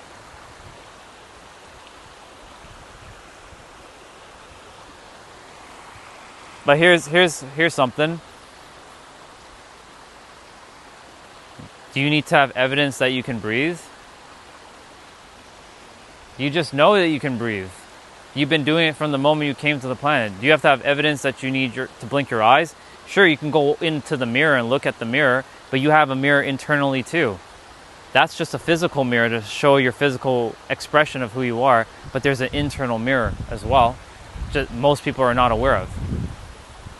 That's where I'm bringing awareness so that you all can have a better shot at bringing forth whatever it is that you desire into the physical world. My clients are doing that. And just so you know, I haven't even named my price yet. I haven't said how much they charge, how much I charge them. We have a call to see if we're going to work together, like if we're going to be a good fit. I determine if they're going to be a good fit for me because, like, it's an intuitive thing. From there, I give them a session, just a small session. I charge them for that session though. $100, just $100. And I give them as much value as I possibly can for that $100. So they're getting their money's worth. If they're like, yeah, I really want to work with you, then we talk numbers.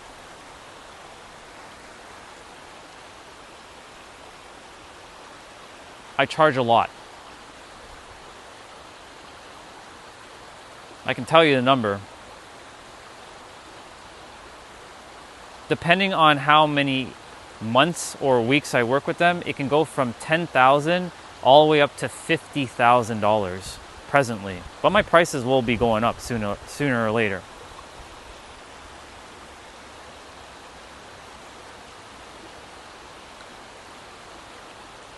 They are 6 to 9 figure entrepreneurs. $10,000 to them is nothing. $50,000 to them is nothing. Those who are locked in, they are fucking locked in. That's why, like, when I told that client, take a week off. He's like, what? I paid you $50,000 for me to take a week off? Yeah. Take that week off and I'll show you why. So for those of you who are listening, this is my, hey, what's up, dude? No, I was just sharing about my price with the audience, like with my clients. My pricing, like with my clients, like how much I charge them. Yeah, so I was just talking about that. But I basically was about to just say that, like, whatever you guys are hearing from me, you guys you'd be lucky, because otherwise I'd be charging you $10,000 to $50,000. But that's how I roll. What's up, bro? Was that you on the stream saying you're coming down the trail or no? Because there's somebody that says they Humber Trail, and I'm like, okay, well, I thought it was you, but it wasn't. What's up, bro? You good? I'm good. Still on my nature walk, getting my meditation reps in. Good. What shit? What's new with you? Just existing. Nature. Just existing to serve. You know what they say? This is the best medicine. Yeah. Because you know, when you discover something, it's natural to help someone figure it out. Some are not interested. Like one guy was capital letters, shut the fuck up, you wanna be Andrew Tate. I'm not here for them, right? Because remember, everybody is where they are based on their frequency. Yeah, yeah. There's no judgment, 1,000%.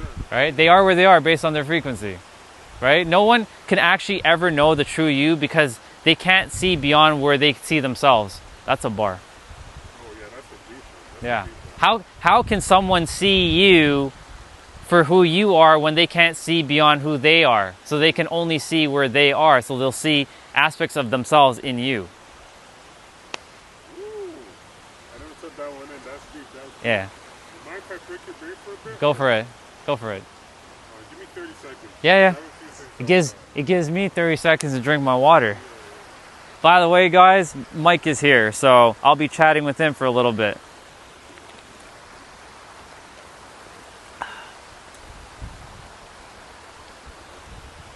Alright, I'm about to cook now. So Cool. I was watching a video yesterday by Neuron, Mm. and the topic was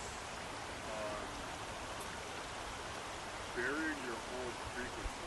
I'm gonna do Oh yeah, the death of the old frequency. Like say bye to the old frequency. you know, yeah. And if you read the comments, I left the comment in there. I left. I see your comment. Yeah. Was it that one? Yeah. I'm like Kamehameha it, Bankai it, Rasengan your old frequency, and then Nero's like, yeah, mystic arts and all that. Yeah. Anyways, back to what I was saying. In the video, one thing that touched me was there's a point where he was like, some people, they feel weird or jitty when success comes too quick. So Right. for example, Oh yeah. they'll be like, oh, like, I was kind of touching upon that earlier. you want to close a deal with me? Yeah. And then when I seen that point, I went back to my like childhood and shit. I'm just like, Yeah. yo, this makes so much sense. Yeah. There's times where it comes so quick, it's hard to like, your internal is hard to believe that, yo, this is really happening. Like, are you sure of me? Like, you want me to try for the team?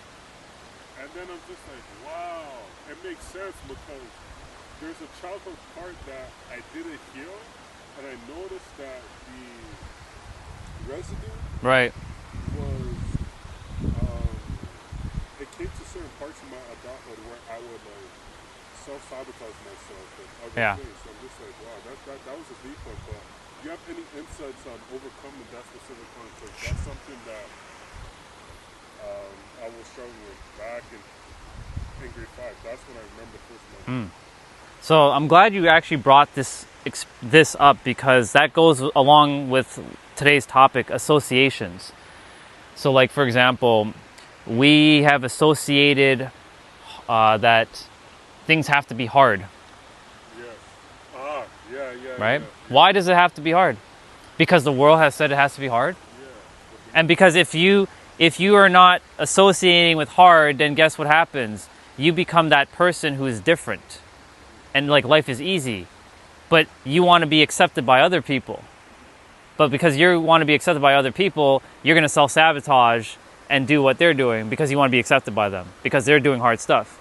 Because if it's too easy and you say, yeah, you know, it's easy, they'll look at you like, who the fuck are you, Orion, to say it's easy, right? So then, of course, you're going to want to start to self-sabotage because you want to be connected with them. Because we're born to be connected with each other, not separated from one another. So we create associations of like pain and struggle, and we have a struggle complex. All of us have a struggle complex to some degree. Because if we're not struggling and things just come easy, like you were saying, then it doesn't feel real. Like we didn't earn it. Yes, that was a big one. Yeah. But who determined that? Who decided that you have to earn anything? What? Because you have to put in the work? Of course you're putting in the work, but who says it has to be hard? Who says you have to struggle? Who says you have to suffer? Who said that? What, the world told you that? Okay, cool, but the world, are they doing any better? Not everybody. 95% of people are struggling right now. right? Most are thinking like a human, not thinking like the universe. The universe just operates, just is. It doesn't label shit. It doesn't associate things as hard. It just is. That's why I was sharing with you, I live in a world where everything just is. Good, bad, whatever, it just is. Even when trolls come on my stream and they start calling me all kinds of shit, it just is. Nothing more. So to get back to that, like the associations we make is because we want to be relatable to others. That's really all it comes down to. So how does one just shift that? Decide. And just walk the path. And you'll see that other people will also have an easier life too as you walk the path, because you can't change, the mirror can't smile back before you do, right? You just can't. Right? You have to smile first before the mirror, because most people are looking on the outside. Like my parents right now, my dad doesn't work, he's disabled. My mom works in a factory, she's struggling. So if I say that life is easy, she's going to look at me like, because she's struggling, right? It's her conditioning, right? Because she believed from her younger age that she has to struggle and suffer. Because if she doesn't struggle or suffer, then who is she? That's her identity, because it's wrapped in the identity center now. Right? Because if I said, who are you? Okay, so I know you're a day trader, right? You do trading. Are you still the same person when you're not trading? What do you mean by that exactly? So your self-concept of yourself, if you weren't trading, are you still the same person? Okay, so let me ask another question. Let's say a cleaner, right, who cleans a lot. If they weren't cleaning, are they still a cleaner? Or are they who they are even when they're not cleaning? I mean, on the surface, no. But I would say no. If they're not clean, then they're not cleaning at the moment. Right. But you see, the thing is, like, a lot of people, they will continuously do something based on their identity. Okay. I see where it's coming from. Right? So, for example, if they're not cleaning and they sit down, then they feel like they're not accomplishing something, so they must clean. They'll go and create a problem just to solve it. That's what people do. That's what I was saying to them earlier. If I had you guys like take a week, like how Nero does, I had one of the clients also do the same thing. I did the same suggestion. Take the fucking week off. He's like always doing. My guy's always doing. He doesn't want to stop. I have to tell him, like, bro, take the week off with your wife and your kids, go on a vacation, or do whatever the fuck you want. I told him, but are you going to be the same person you are while you're doing when you're not doing? It struggled for him for a little bit, but he figured it out. He told me he's having the best time with that week off. And now he's making even more money now because of it, which is great. So my point to say what I'm saying is, like, our identity gets wrapped around the things we do. That's why, like, for example, you were saying, like, why does it have to be hard? Because somewhere deep down inside, we all took on this wiring that it has to be hard, otherwise you wouldn't be accepted. You wouldn't be accepted by society. You'd be that oddball, and because you're the odd one, it starts to form isolation. Isolation will lead to, like, exileness, and exile leads to death, even though you're not dying. It's hardwired in our biology. Right? You leave the tribe because you're thinking differently and you don't agree with the tribe leaders anymore. What are they going to do? Exile. And back then, if you got exile, what does that mean? Death. Unless you were physically strong and you can hunt on your own, you're cooked. You're done. You're finished. That's why it's hardwired in our biology to be with people. So if we are with people, we want to be exactly like where they are by doing things that they're doing, just so that we can stay relatable. Because if we're not relating to them, then we start to become the odd one out, and we start to isolate ourselves. And because then when we feel isolated, we feel alone. Alone feels lonely. Loneliness feels like exile, and exile will feel like death. So that's why we will self-sabotage and bring ourselves back to where they are. Unless you find people who are exactly where you are right now doing what you're doing. Your circle. That's why it's important to have people who are in alignment, which I was talking about yesterday. Because you become the sum of the 5 people you spend the most time with and end up being the 6th. I agree to that wholeheartedly. That's a Yeah. Another is like, I like his approach to what he says, find that memory, that emotional charge. Yeah. That one touched me because before I didn't know that one traumatic event can shift your subconscious mind. Oh yeah. Coach trainer is just like, through Bob Hock, he's like, it's repetition, repetition, repetition. But Nero, he's like, he's doing a mix of all Yeah. into one, and it's just like, Yeah. it's a ride. Like, I feel no one can touch it. I can. I mean, I'm not trying to put him on. Yeah, I know. You get what Yeah, I mean? I feel I know. like, I'm like, He's I would recommend him as like number 1 when it comes to. exactly. He's doing what he's doing. You see what I mean? Yeah. Yeah, going back. One traumatic experience can alter your state of being. If I were to get in a car accident right now, I'm not calling that in, but if I were, it'll, the next time I get in a car, I'll be like, I'll be a little bit more antsy, because it's emotions. Emotions always override logic. Let me add on that. This is other video. By the way, whoever's here, I hope you're taking notes. Yeah, there's this other video where he says it's called the 3M, something magnify, Magnify, maintain. maintain. Yeah. He was like, the reason why people are in the same loop is because once they see that recurring emotion or something that triggers it, they magnify it as opposed to like letting the emotion come and go. You know what I mean? That's a big one. That's The- a big one. The thing, yeah, the thing is, when it comes to, he talks about overwriting the file in the, Yeah. right? But the thing is, you have to dissolve the file first, the one that's there. Like, because most people, what they're doing, they want the new feeling, but they're not dealing with the old one. You got to deal with the old one, bring it to the surface, let it dissolve, and then let the new one go in. But what people are doing is shoving that one down, putting the new one in, and it's still, it's doing that. And then it doesn't feel good. It feels like shit. It doesn't feel aligned. It feels rough, in fact. Or sometimes it's inconsistent. It's very inconsistent. But then when I did the inner rewiring, Yeah. I felt more relief. Yeah. What I mean, when I changed like the situation in my childhood, I felt more relief. Ooh. Because you said the word relief. That's the starting point to anything. Because I actually drew something. It came through last summer when I was going through my shit. And the word relief, it was a circle. And I drew sort of like a flow chart.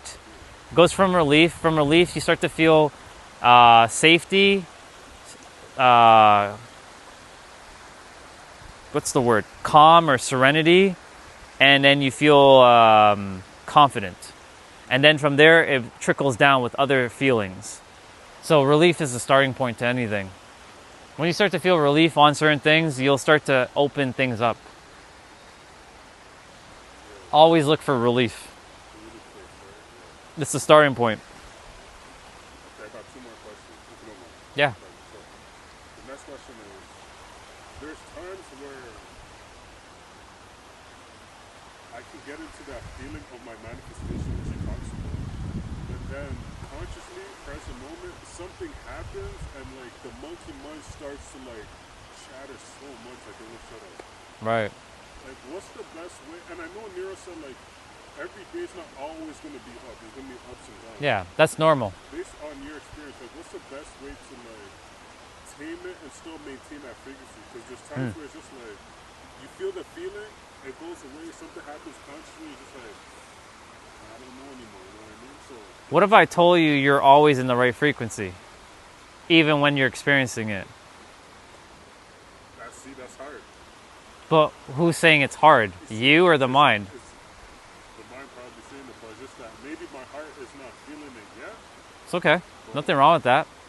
But just Explain, work at it. so like you're not the mind, nor are you the body. So how can you, when you're having these are just like a cloud in the sky, right? They just pass on by. So how can you If you're saying it's hard, then you're subjected to it being hard. You're adhering to the rule of it being hard. So like when you're going and feeling it, yeah, feel it, right? We're not being ignorant. You're feeling the thing, right? But in that process of feeling the thing, you're still at your core, still at the right frequency in every present moment. So you have to sort of like create a split inside of yourself. Like the you that's always just like locked in, but then you'll have another you that's sort of like gonna dip up and down and all this, right? That's the mind. Because that's basically your doppelganger. So at your core, like this is what I start doing. Whenever I hear it doing something, I'm like, I hear what you're saying. And I know what you're attempting to do because you're gonna control the nervous system, right? So like I see it, and the moment you see it, it's like, you know when a kid goes into the kitchen at like 12 at night to get a cookie and the parent turns on the light, hey, what do you think you're doing? Get your ass back into bed. Yeah, get back to bed. Right? It's kind of like that. Yeah. Just using simple things like that, not making it complicated, because you know, a lot of people tend to overcomplicate things. You need all these like fucking techniques. Just keep it simple. Just decide that you're no matter what happens in your life, you're always in the right frequency. Good, bad, whatever. You're always at your core, you're always manifesting exactly what you're supposed to have. And when the shit shows up, remember, you were here, you went here, but you were here before, so you can get back up. It's just a matter of finding yourself back up. I'm not gonna lie, that feeling, his visualization technique is like A1. Yeah. That feeling is important. It is. When I went back and I felt good. I'm like, Yeah. like, That's how you're supposed to feel. And since you have the feeling within a feeling good, lock into that feeling, even when because that's the right frequency. That's it. You're good with or without whatever it is that you're looking for. So in a case like that where the monkey mind just chatters quick, obviously we Yeah. let it go with non-judgment. In that case, do you do a visualization again of the feeling, or you just like go about your day knowing that like I just go shit happened, I know that. for me I just go about my day. Okay. Yeah.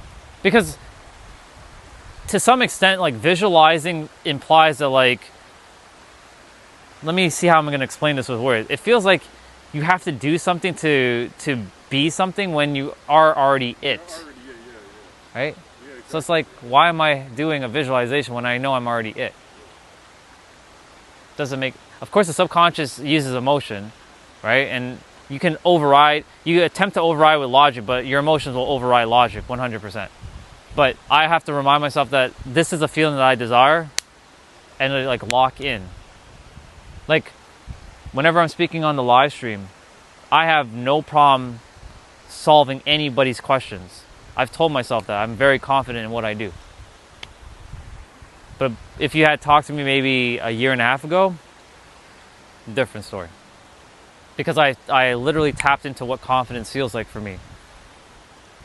I don't care if someone calls me fake ass Andrew Tate or whatever, or, you know, call me all kinds of derogatory terms. They call me the N-word. They call me this thing and that thing. I'm like, I don't care, because they can't go any further than where they currently are based on how they see themselves. That's deep. Yeah. That's deep. And it goes back to, I'm not sure if you're into stoicism. Oh yeah. Other people's reaction is not about you, it's about their internal. Exactly. That's why, like, when they come on the stream, whoever it is, like, there's a lot of good people on the stream, tons. But you know, we have some people. I don't call them bad. They're just where they are. They're going through their shit, and they need to release their frustrations. So release it with me, because I can handle it. I'll deal with it. I'd rather they release their frustrations with me than they go on someone else's stream and all hell breaks loose. Release your hate with me. I can deal with it. Bring it on. Hey, I'll take it, because the thing is, I get to be an alchemist and alchemize it. And it also powers me up too while I'm at it, you know, because like I don't get too tripped up with what they're saying. It's all about changing perception and meaning, and the associations about the experience. I can be like, yeah, the live stream has a bunch of trolls, and and negative people and create an association with that, or I can just say that, you know, these people who are these minds that are acting very negative, they are where they are, and that's okay. I was once where they were too. I was a troll on the internet once upon a time myself. I've done it. So I know where they are. Right? Like I said, they call me all kinds of stuff. It is what it is. Right? Are you heading back? Are you going that way or that way? Let me see. Last question. Yeah.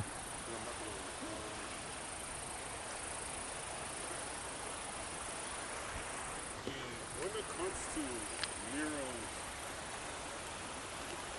way of doing the reprogramming, when it comes to like a dramatic event, Yeah. and I know he says this. He says to usually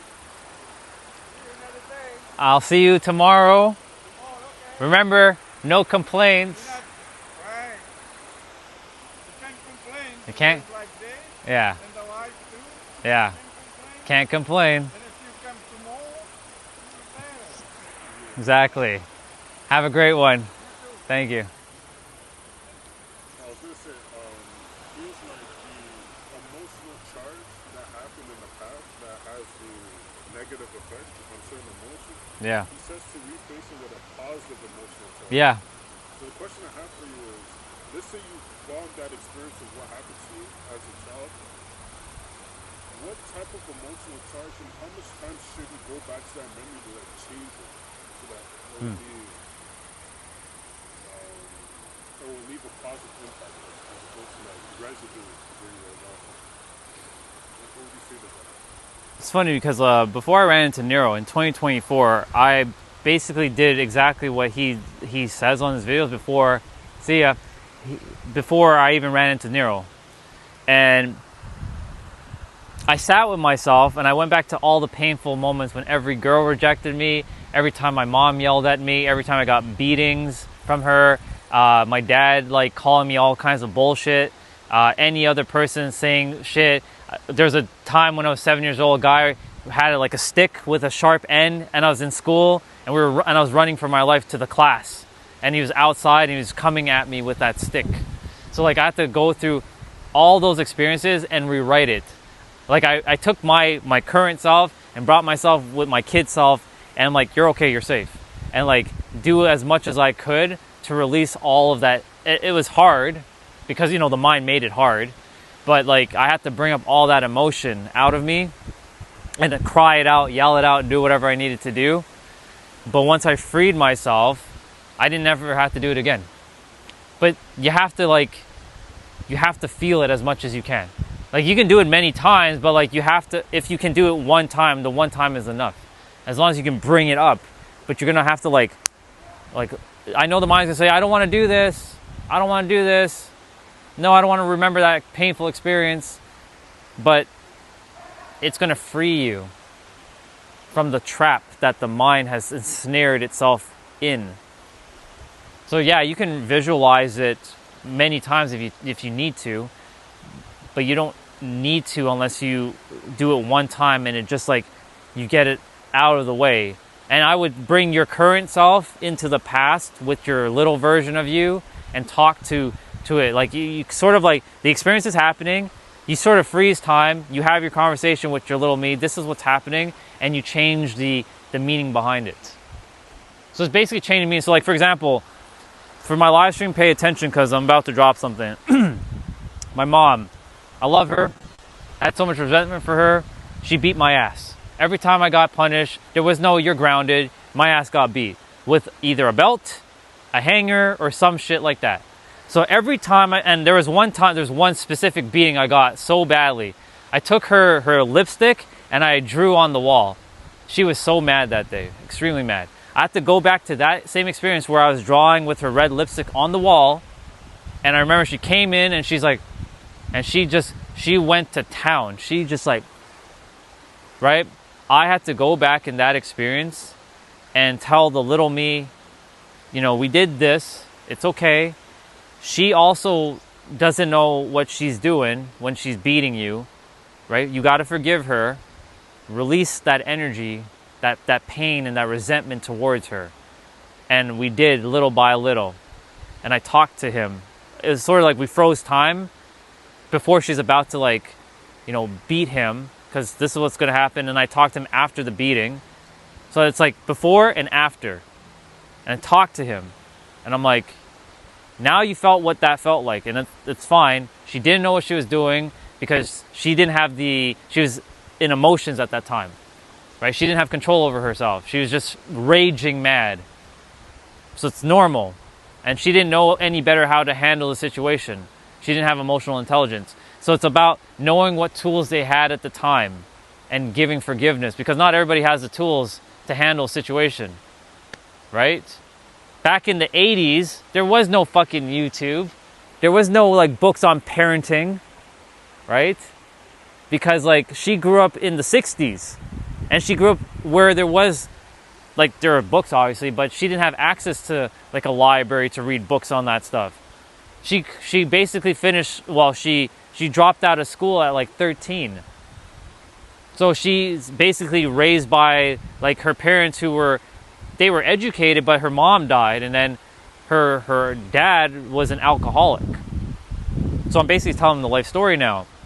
So essentially what happened is that she married an alcoholic, my dad, because, you know, what she believes is true of her world, that's what she's going to have. And so, like, she got raised where she got beatings. Not like, why did you do this? Let's talk about it. Like, more like emotional awareness. So it's all about going back in your past, whatever experience you had, whatever it is, experiencing it, but talking with your little self. That's what I did. And when I talked to my little self and we sort of froze time and we spoke, we had to start, remember, like, mom is about to beat you. You're going to feel the beatings. But guess what? When we're done with the beatings, just remember she didn't know what she was doing because she was in rage. And she did the best she did with the tools she had. And you have to forgive her, because if you continue to hold on to this pain, you're going to keep suffering. And you're holding the coal and you're burning yourself. So do you want to keep burning yourself, little me, or do you want to let go of the coal? Choice is yours. And he, like, I'll drop the coal. And that allowed things to easily bring things up and free it. That's how I did it, specifically. I'm going to add that element. Yeah. That Charles referring to. Yeah. Because how I did it is, I changed it up. Like, let's say someone treated me bad, then I would change it up to make them say a certain word. Right. Say something where it's not bad criticism, but like constructive criticism. Right. That's another way of doing it. You're an idiot, so I'll do that, and then I'll do that. Yeah. Because, like, my way of doing it was to feel it fully and not, and yes, I could have changed the situation and be like, okay, I drew on the wall with her lipstick, and she would have came in the room and she would have been like, I know you didn't understand what you were doing. It's okay, and give me a hug. I could have done that, but I wanted to explain to my little me why I was doing that. That's the reason why I still kept the memory intact the way it is. I can still overwrite it now, but I chose to go that route because it allowed me to fully process it out. Chad, that's a gem right there. Please take that. That's really important. That's That right there is holding half of you guys back from your potential. Please apply what he just said. I hope they're listening. Well, they can kind of hear you, but some of them are not paying attention because one person's like, Mr. Beast is close to 500 million. And there's another guy saying, I'm dying from stage 4 liver and respiratory fail. All right, I'll see you. Yeah. I'm so sorry to hear about that, Maxwell.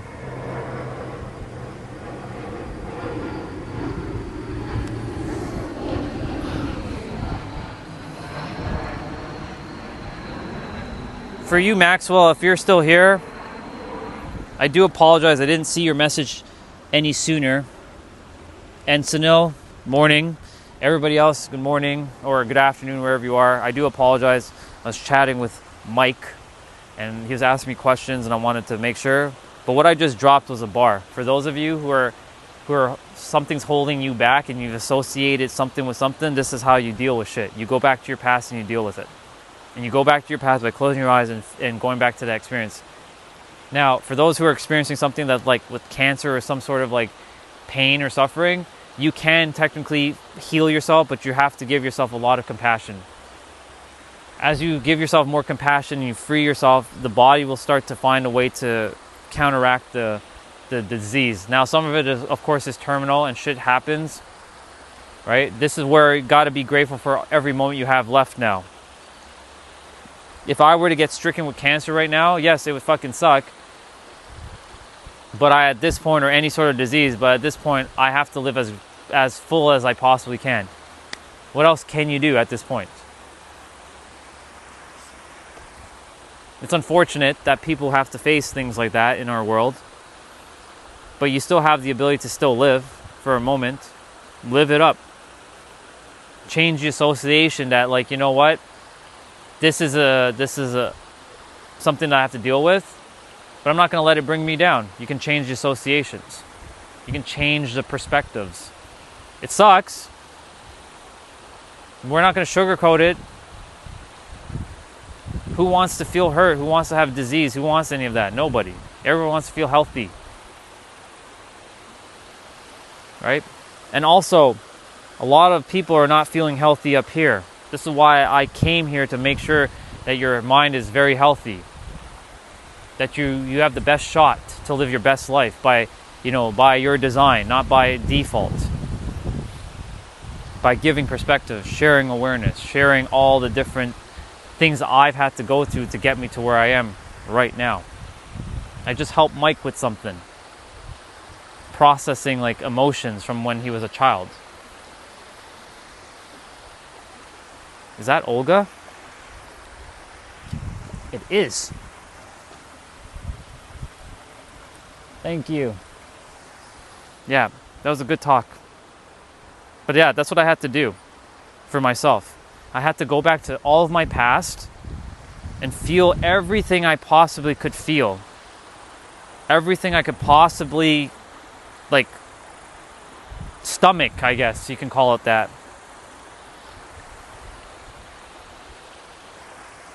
The mind's going to make it hard. It's heavy. It's very heavy emotions. But I did it. Every girl that rejected me, every time I got beatings from mom, every time a person beat me up and kicked me in my face, every time I had to hide my wounds. Thankfully, a lot of the beatings I'd taken in school weren't face related. Thankfully, thank God. Yes, I got kicked in the face, but thankfully there wasn't blood or anything. So thank God for that. Otherwise, mom would have been really fucking pissed off that day. To this day, she still doesn't know about a lot of the physical hell I've been through in school. And there's no need to bring it up because it has no relevancy. But I've also processed it too. So, and I've forgiven all, I've forgiven all those. They were children just like me too, and they had no idea what the fuck they were doing, right? So I had to forgive them. Otherwise, I could keep holding on to that hot cold and burning myself as a child within myself, because that's who we all are. If you're an adult, you're still that child holding on to whatever it is. And you could be holding on to the hot coal and burning yourself still for no reason, based on the associations you've given, certain things and the meanings you've attributed to your experience. I'll start heading back. This was a good talk today at the water.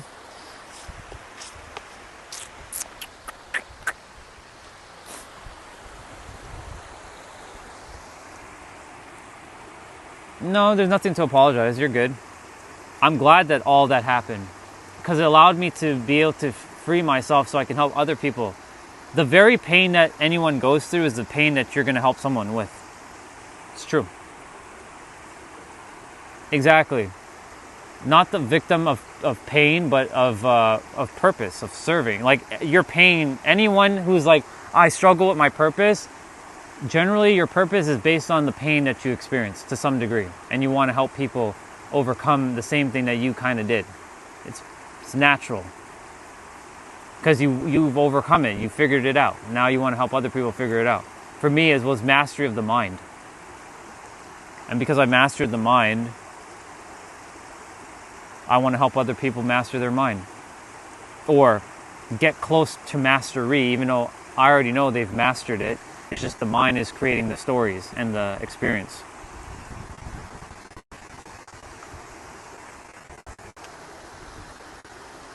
Well, the sun's back out, which is cool. We're gonna head back though in a moment.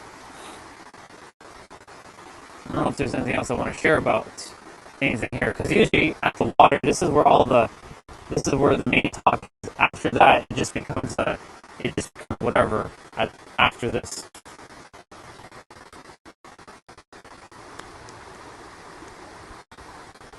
For Christ has risen, we were talking about associations of the mind.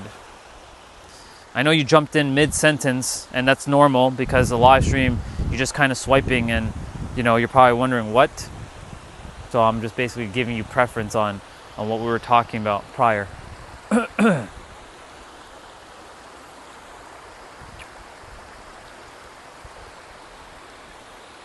Do I want to say anything else about associations? I talked about, certain word associations with, well, actually, let's talk about love for a moment. That word love is a very interesting word.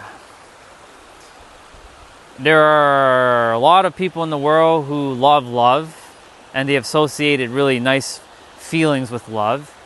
And then there's another set of people who absolutely hate love, and they associated heavier feelings with love, like torment, pain, suffering, sadness, and that's their version of love. They're both equally true and real, but you get to decide what feelings you associate to your words. And this is why it's important to know the power of your words when you're saying what you're saying, and what in every present moment. Whether you type it, text it, write it, think it, or speak it, or even feel it. It's important to know your energetics of the words, because as I was mentioning earlier, I was talking about the word responsibility, how I hated that word so much. Anything responsibility was literally, this was like a light bulb moment for me. I came to the realization that I hated responsibility, and there are other things that are associated to responsibility, like money, relationships, opportunities. And because I hated responsibility, I would push them away. Basically, my mind was filtering out anything that had to do with responsibility, money, relationships with women or with other people. So I'm like, no, I don't want responsibility. So guess what? I kept pushing it away. But now I love responsibility. In fact, I really, really enjoy having responsibilities. So now that I have the actual feeling, not logically thinking it, but really feeling it, that I really do love responsibilities, not faking anything, now opportunities are coming to me. Now money comes to me through clients. Now I have relationships with people. There are a lot of people who like me because I like responsibility now. All because I changed the association of that word. And that, not just that word, but many words. Like the word relationship I was talking about earlier. I hated relationships. I thought they were painful, difficult, annoying, stressful, hard, and just absolutely frustrating. So because of that, my perspective on relationships is who wants a relationship if it's painful, difficult, hard, annoying, irritating, frustrating? I wouldn't want that. I'm sure nobody else wants that either, unless you like that kind of stuff. So I would push it away. But now that I love relationships, because I see relationships as fun, connectiveness, servitude, growing together, exploring, care, kindness, I started to shift the perspective on the word relationship by changing the associations, and now relationships are coming to me. As within, so without. So I think I'll wrap up with associations at the water here, but I'll keep talking about it as I keep walking. Whoever wants to share anything, whether good or not so good. All right. Water, thank you so much. Not the water I'm drinking, but the water here. Thank you so much for your time and your grace again, as always.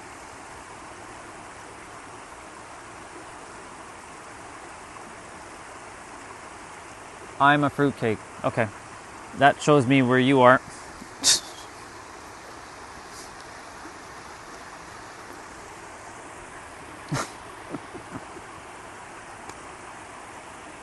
I love how people just like come on and they just like, they're not even listening. It's fun. Anyways, we're done at the water. Thank you so much, water. I appreciate it. I'm going to put you guys on the gimbal. You are where you are based on your frequency. That's not an insult. That's just where you are. And I don't entertain people who are on a frequency that has no relevancy to me. I look at it and I just like, okay, it is what it is. Here I am helping, and people are like, making all kinds of stupid remarks like that. It just shows me their level of awareness. So we're heading back, taking our walk. Let me just put my battery in my pocket. And we're gonna head on out.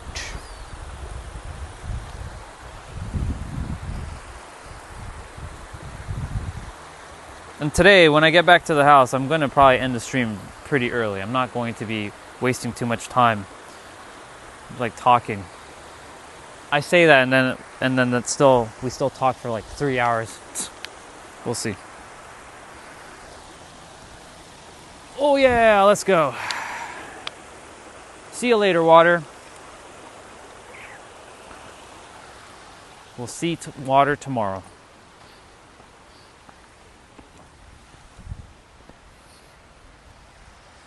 Later, water. On we go.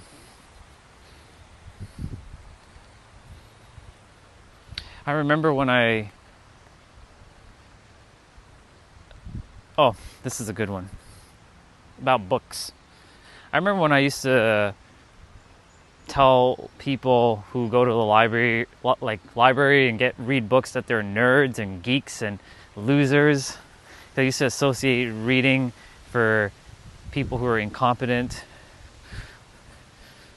And then I'm now eating my words 500 books later. It's fascinating.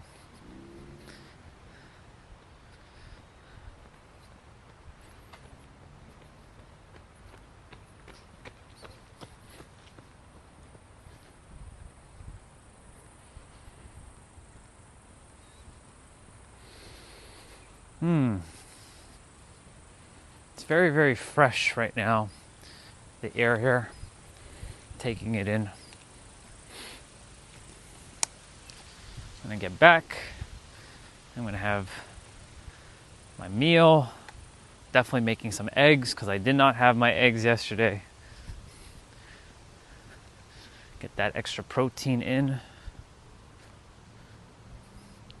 I do actually have to go to the store.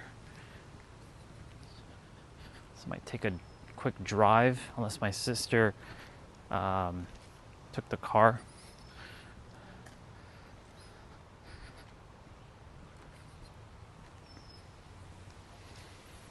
Let me see what was in the chat throughout this morning.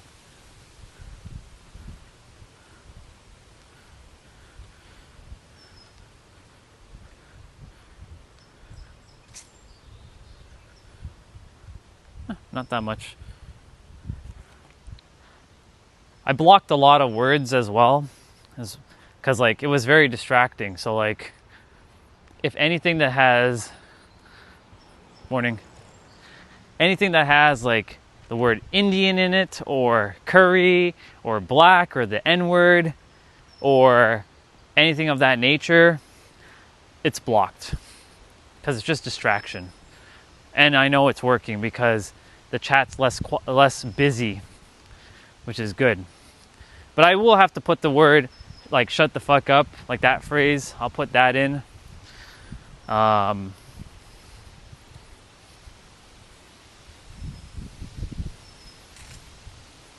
this shows me like the alignment,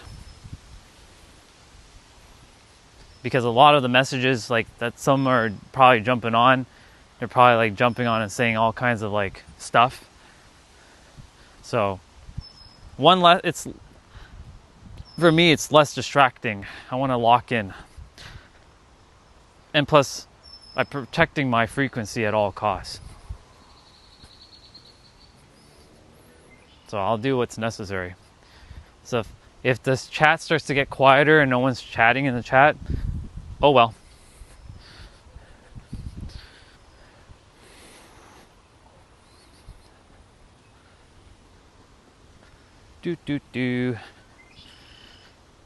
What other word associations that I used to hate about a certain word and now I'm eating my words?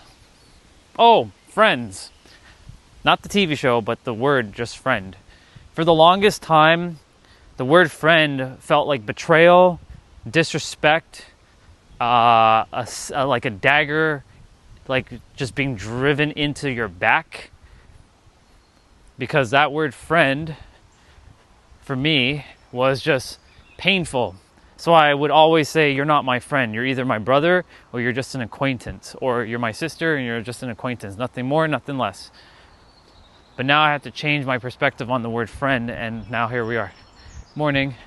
Have a great day. And because I changed my perspective and my perception on the word friends, now I have more friends. Now, friend for me still isn't as on the high on the Richter scale like brother and sister, but I still use that word here and there.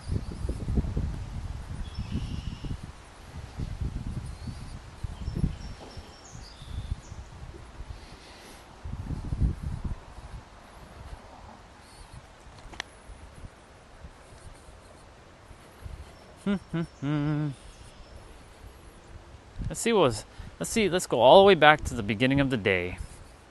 Let's see.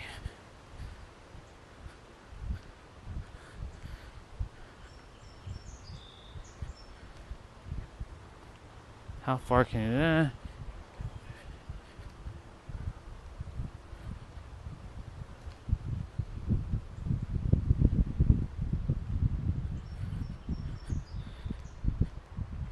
Human nature, just reading some of the comments from earlier. Human nature, what I've seen is one will always try one up another, or being a victim to the surroundings of wanting those items they envy.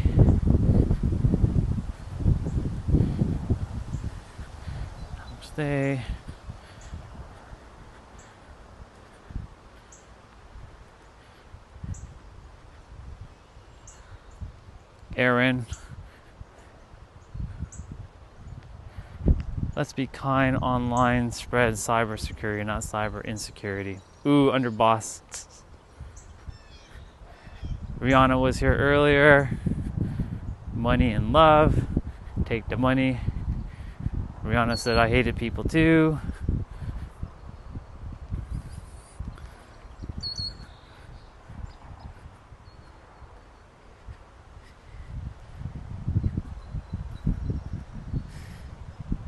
The more money, the more honeys. Interesting talk. Amber, shut up. I have a psychology degree. Amazing. Do you find it valuable? Yes. Cool. Oh, I thought you asked about dreams. My actual degree was super fun to achieve because I love meaning and had great friends. Dreams. But the credit score of 1969 it's been awful.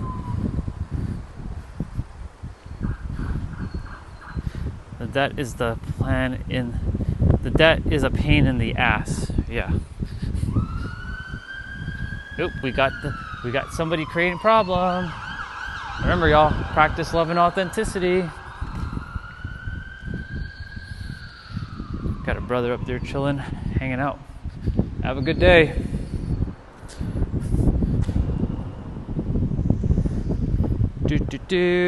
Debt sucks. Hopefully when the market collapses, you'll be able to buy some investment properties. Change as well. Perhaps tides will turn for the common folk soon.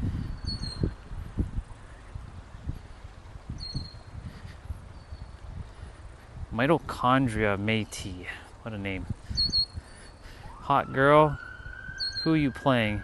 You mean hot guy? I met a streamer on YouTube. She's captivated me, keeping me interested in her YouTube for 1.5 years. That's huge. I'm like, I started seeing the energy fields. Amber is there. Morning. God gave you consciousness. What else do you from Him?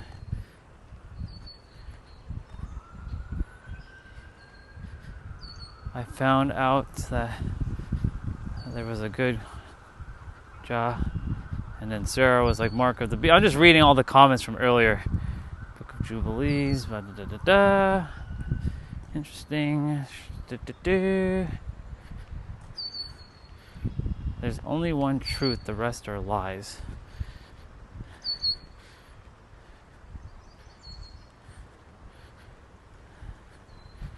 Okay, I caught up to the chat.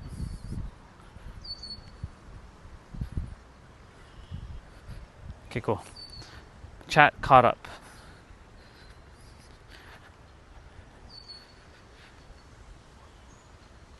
Yeah.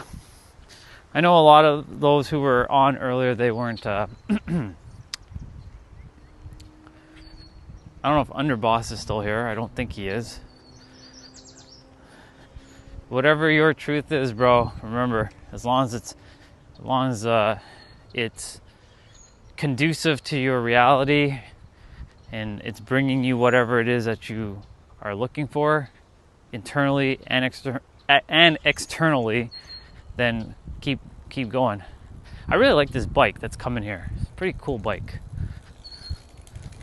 Well, such a fascinating bike.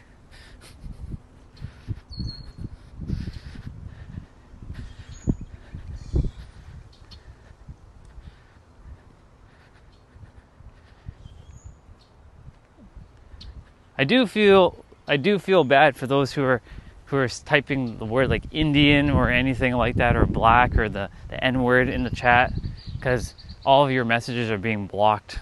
I can't see it, don't want to see it, and it keeps me locked in. So less crap in the stream. Morning.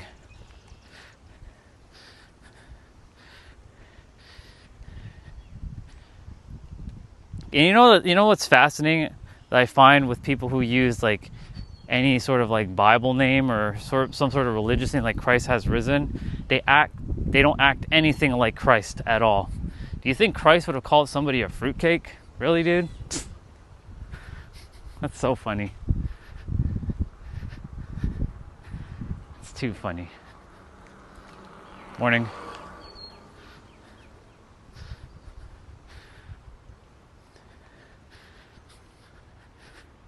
If Jesus was here, he'd look at you and be like, fuck, take that name off.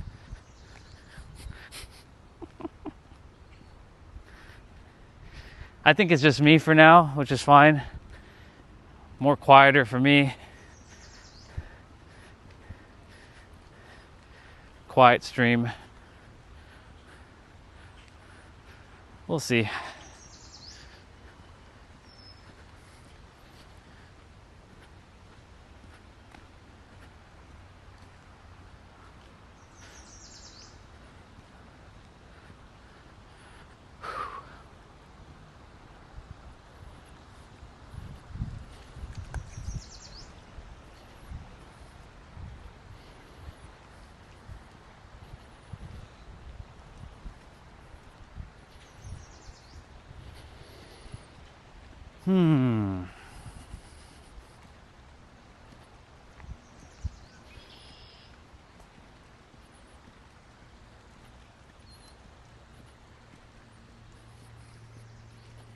It's been a while since I had a slightly peaceful stream.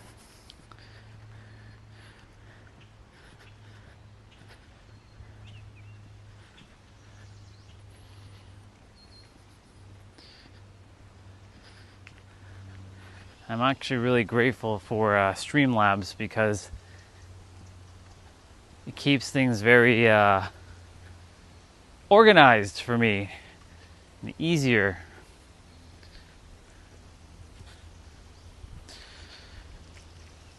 Anything else I want to talk about? The word association right now. Well, I guess I'll continue talking about the friend word. So for most of that time, because like when I was in high school, a lot of people talked mad shit about me because of how I felt about myself, and so they just mirrored back exactly what I was feeling internally, deep down inside. Morning, have a great day. And so, you know, when they were like, there was an incident at school where I turned the corner and I hear my name in such a disrespectful way, and these were friends that I thought actually like cared about me and liked me, and I'm like, and that was the moment when I was really like, okay, not only do people fucking suck, but friends fucking suck too. So you know what? Fuck everybody. That's basically how I started going down the path of darkness. And I went for like 20 years just like hating the world and all the people like in the world. I didn't even know who half of you were. I hated your guts. But of course, that was the mind creating a story based on the experience that it had. But once you understand how the mind works, then you start to stop listening to the stories that the mind creates over and over again. And you start to adhere to what's actually here, which just is. And you get to change the meaning and the stories and the labels behind it. You get to decide.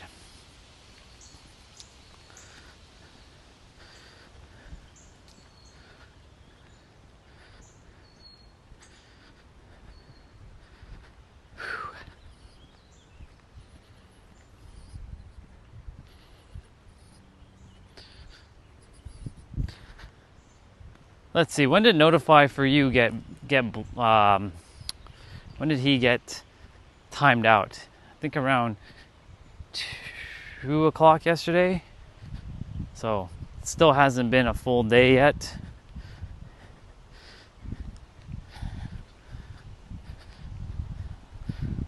I'm surprised Caillou of the internet didn't show up unless he's here. Hey Caillou, you here, dude? Did you summon me?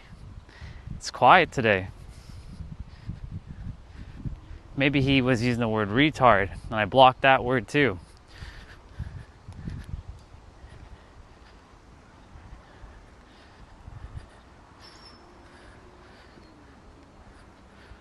Started to get very strict with some of the comments, because like this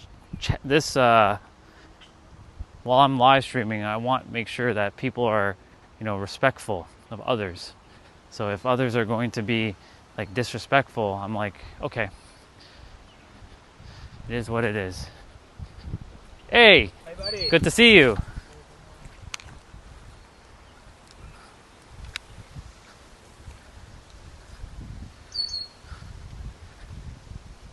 What a beautiful day.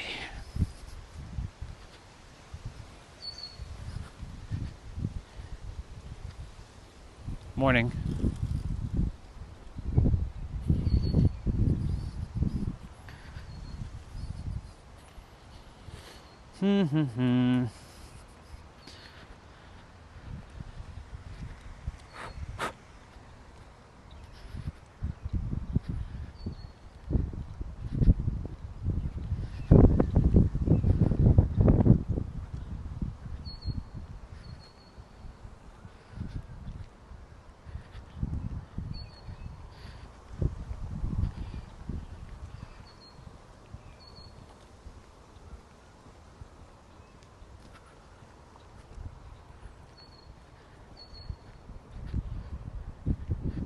I mean, if the stream stays pretty quiet for the rest of the day, I mean, it is what it is.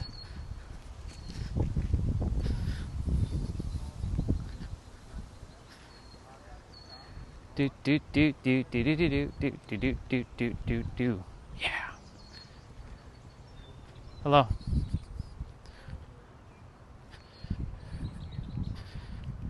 Haven't seen Chelsea for the day. I wonder, I trust that she's doing good.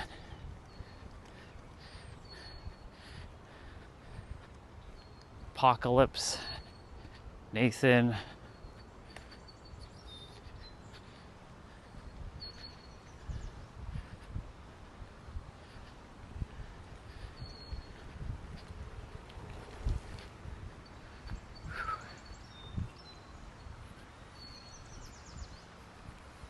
This reminds me of old times, actually, when the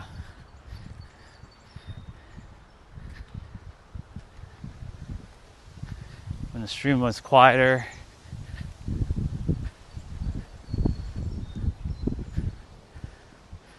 gonna go hang on the bar in a moment.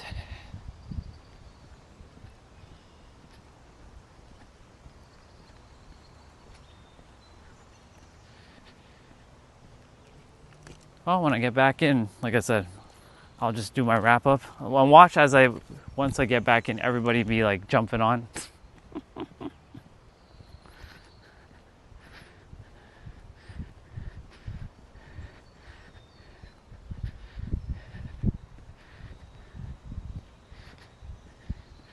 We still have roughly like 30-ish minutes to get back, give or take.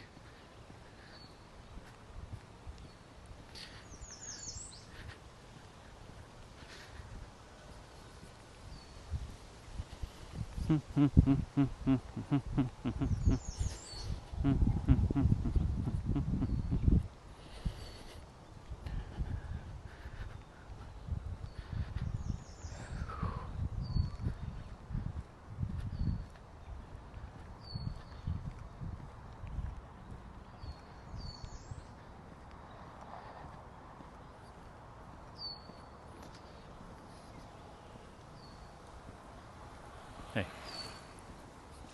All right, let's quickly hang on the bar.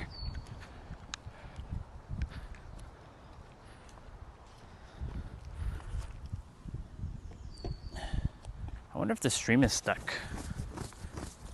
That could be it too. The stream could be stuck.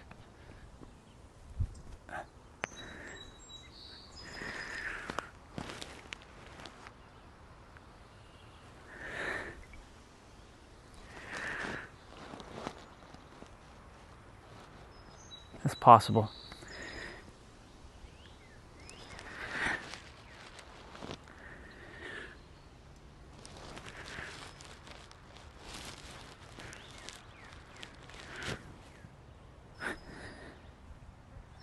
I think the stream might be stuck. So what I'll do quickly is I'll just restart the stream. Uno momento.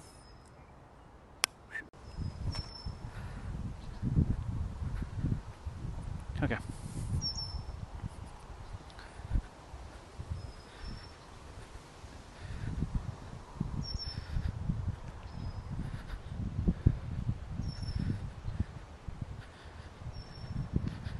Well, we'll see what happens. Could have been the stream, could have been just it's quieter today. It's Friday.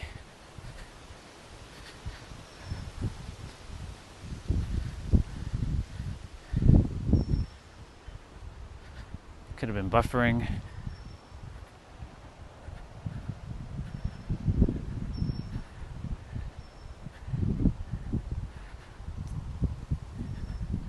Sometimes it's hard to tell if the stream is working or not because, you know, even though there's numbers here.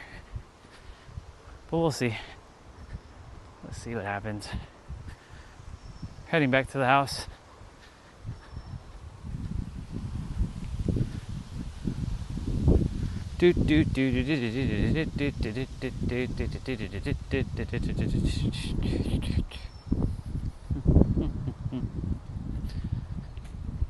Good morning.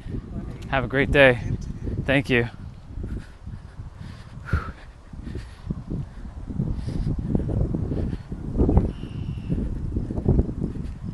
Wow, it's windy. Good wind though.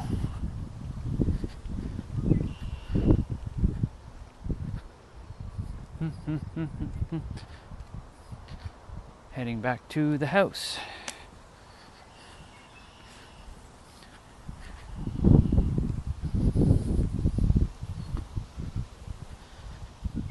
Wonder if the mic is distorted too. Don't know. I'll have to double check all that. Yeah, this is why I really do need that secondary device to like check like my stream, is it working? Is it not working?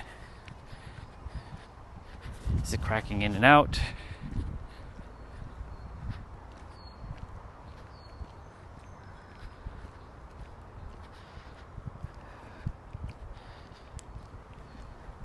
It might be a quiet Friday, potentially. Hi, have a great day. You too. Thank you.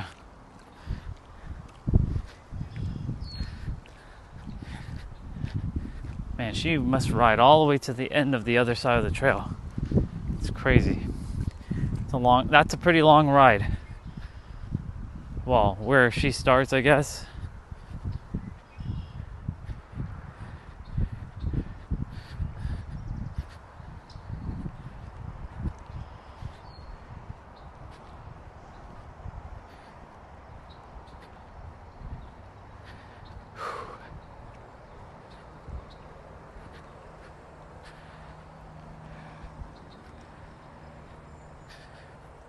Okay, so it's kind of working now. Hello, whoever's there. Just heading back to the house. Walking back. Whew.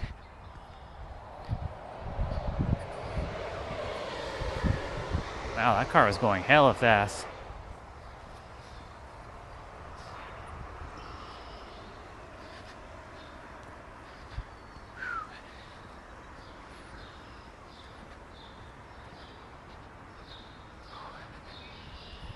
Very good. Morning. Have a good day, dude.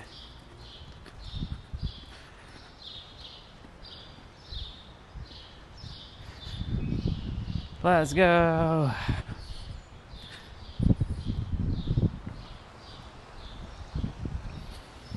Once I get back to the house, I'll chill for a moment, but I'll be probably ending my stream early.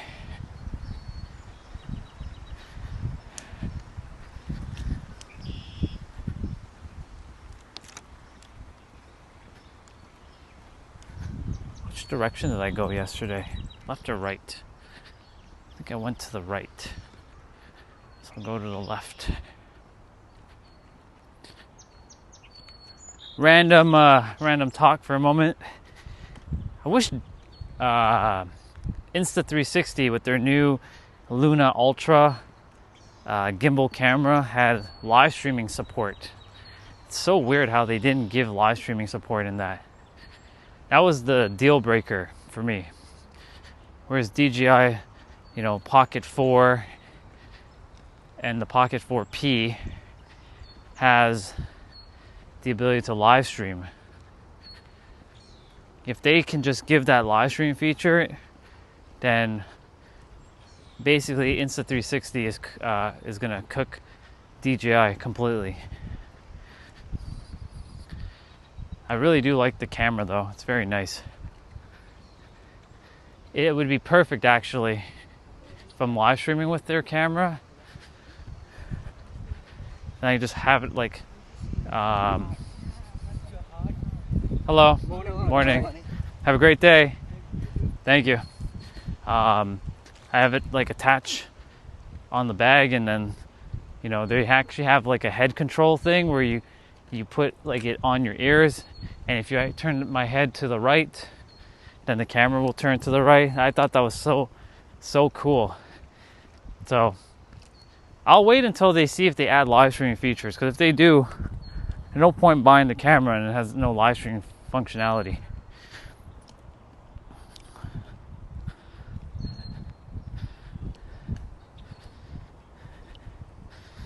You can connect to YouTube, but I wonder how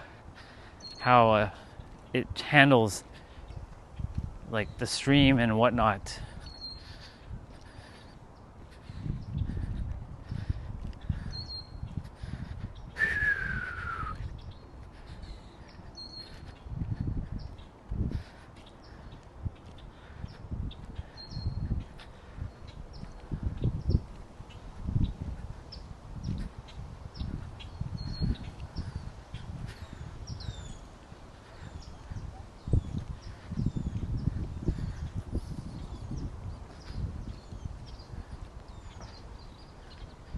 wonder if the stream is even working properly. I don't think it is. If it is, cool. If it isn't, oh well. It is what it is.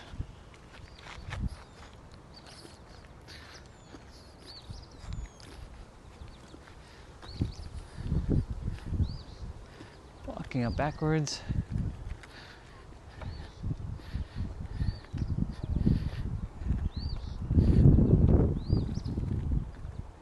Oh, someone's also walking up backwards too.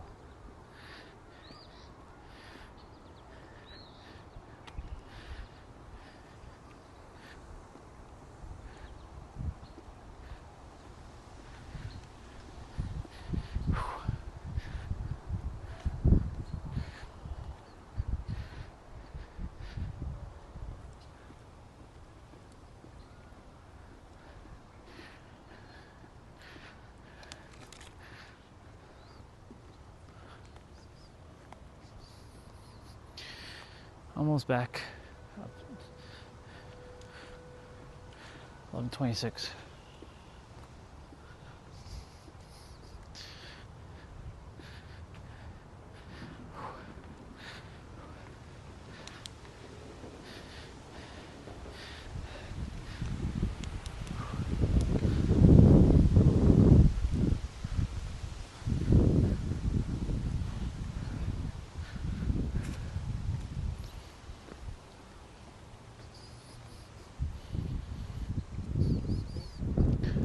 Hello. You're really fast. Thank you. Yeah, I practice every day.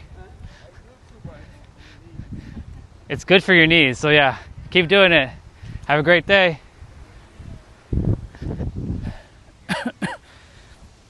All right. To the left I go. I went to the right yesterday.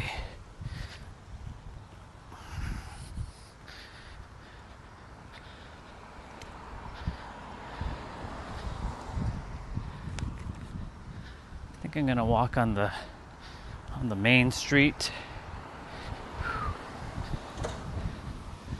Most likely. Whew.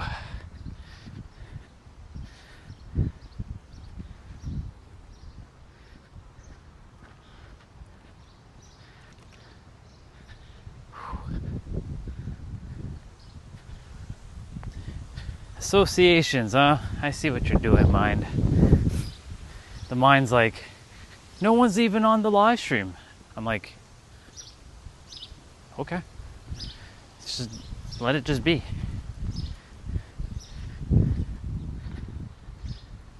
Let it just be. It's all good. Don't worry about it.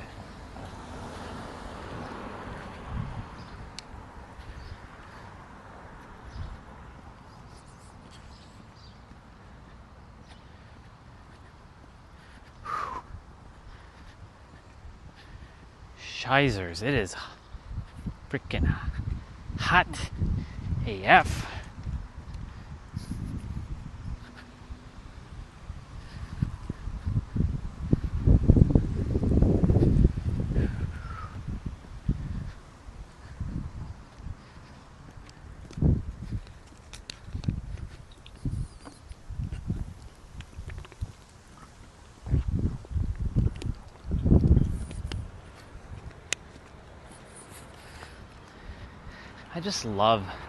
I love watching people calling me all kinds of stuff. It's so fascinating. All right, so I'll get inside, make sure my stream's working, so get back.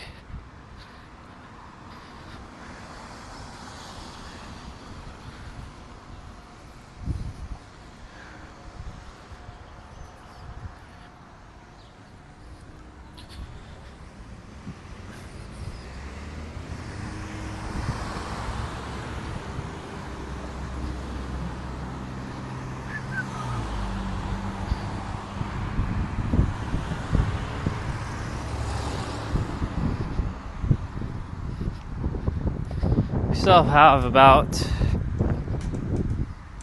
7 to 10 minutes to get back to the house.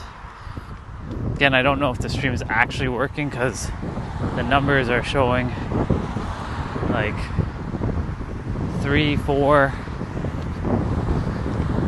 Could be working, could not be working. Or maybe YouTube decided, I don't know. I'm putting that expectation out.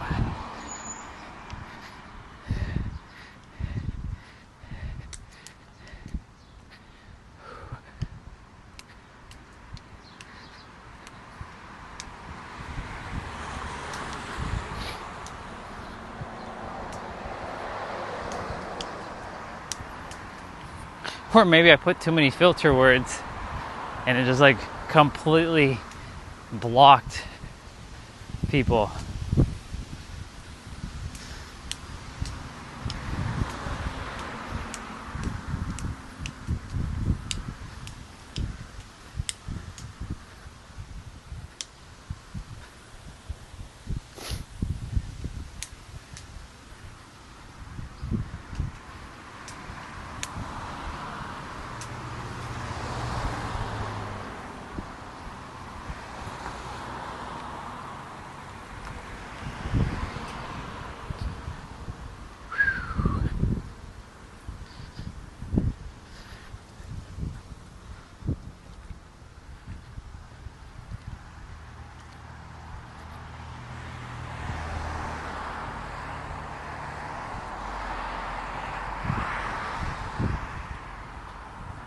Oh, there you are. So it is working. Okay, the stream is working. What's up? I need to tap the code to manifestation. Okay? I know it works and I have met people that manifest. I've learned so much knowledge on it. Well, because you keep saying that you're having bad luck, then it's not going to work. Because you're focusing on the external, dude. What is your definition of manifestation? Tell me what's your definition so I can see where you're struggling. Which, by the way, you're not actually struggling. Because you keep implying no freaking luck. Well, that's because you keep focusing on the external. I can tell.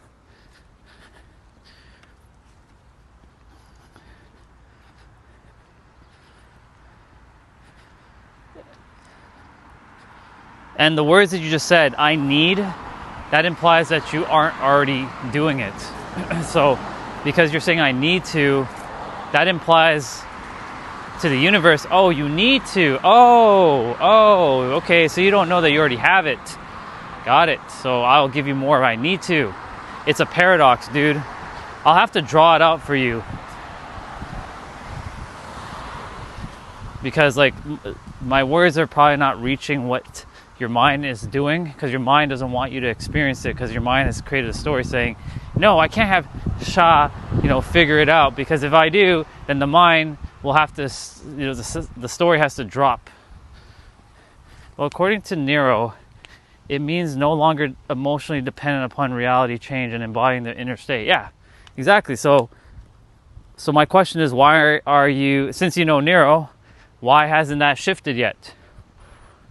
What are you focusing on?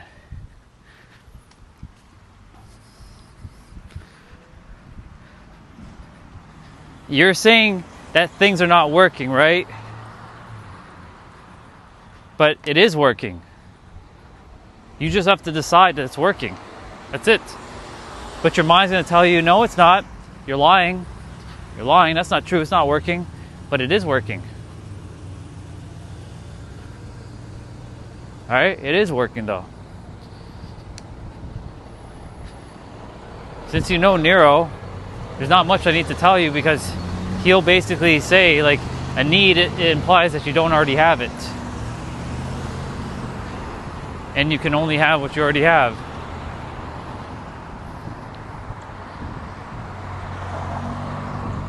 Morning. Have a great day. Thank you.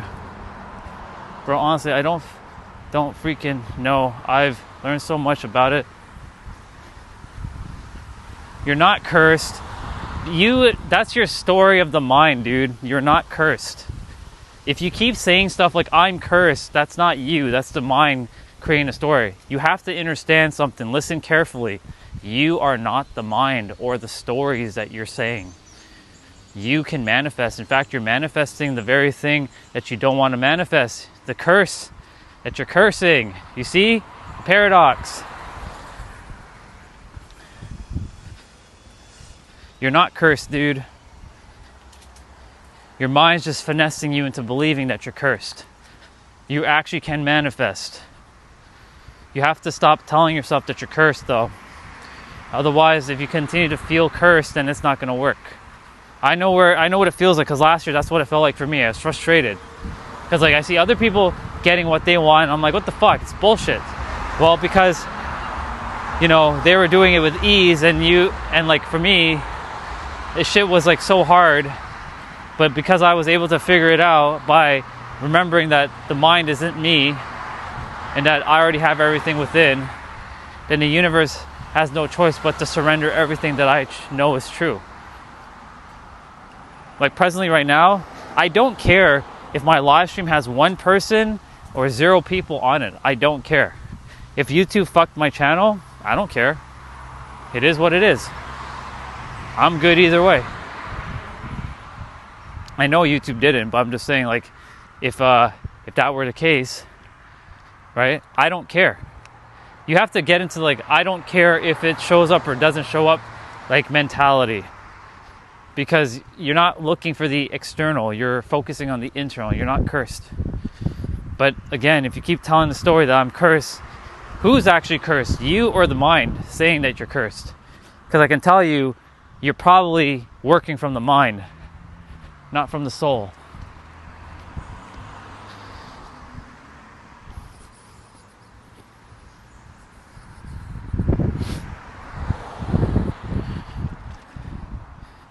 The mind wants to play a victim.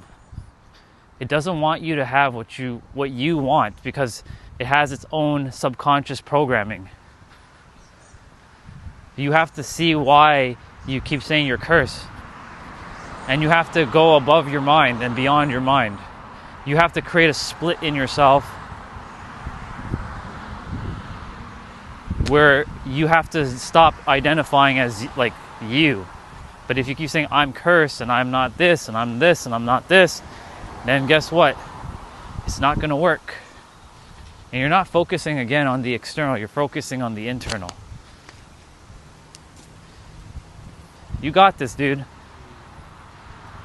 Everything's already unfolded. Now you just have to stay in that path and watch as things unfold. I don't need to know what your manifestations are. All I care about is that you already have whatever it is that you have. In my universe, you already have everything. Whatever it is that you're looking to have in your physical world, you already have it in my universe. But in your universe, that's a different story. Your universe is saying, that's not possible, it's not working, I'm cursed. But you're not cursed. You're good. You're perfect.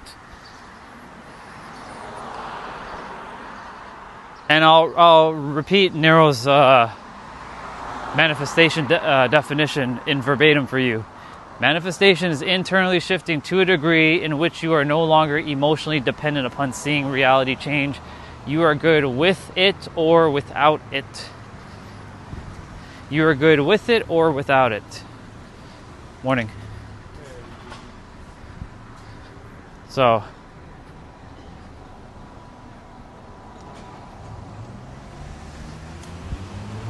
manifestation is internally shifting to a degree in which you are no longer emotionally dependent upon seeing reality change. You are good with it or without it.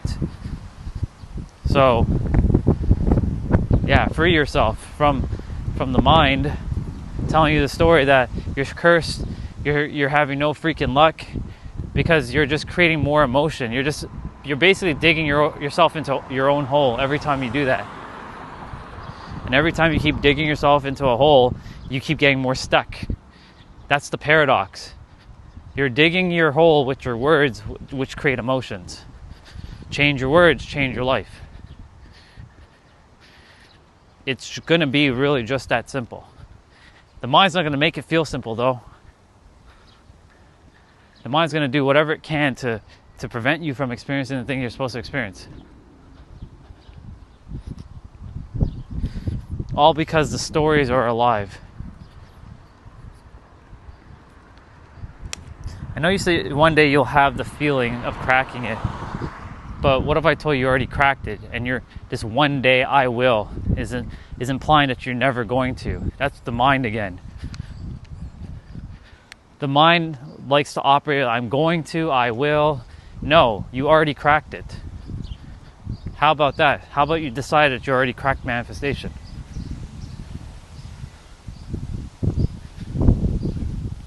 But you have to decide for yourself. We're back. Well, at least I know my stream is kind of working because you're here. So it's a little quieter though, but I will change to 1080p 60 once I get here.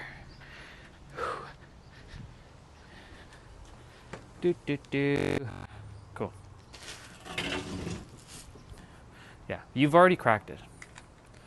If you say one day I will crack it, then you won't. You will never crack it because you say one day I will crack it. How about you just decide that you've already cracked it? I know what you're gonna say.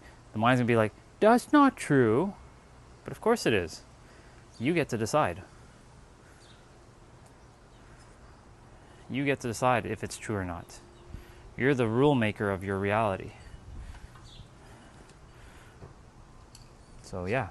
You get to decide if you cracked it or not. I'm going to turn the stream to 1080p 60. Give me a sec.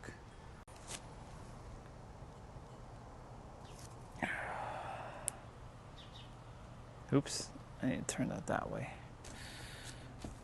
I'm going to make sure my stream is actually working because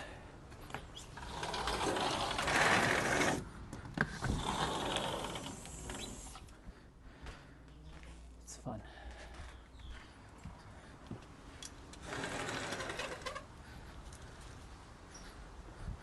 Yeah.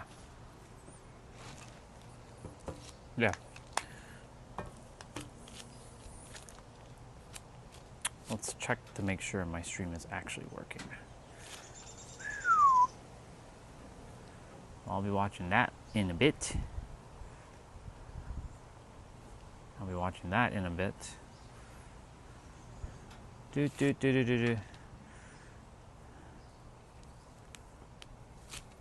the fuck is that? Why are they mentioning me in the comments?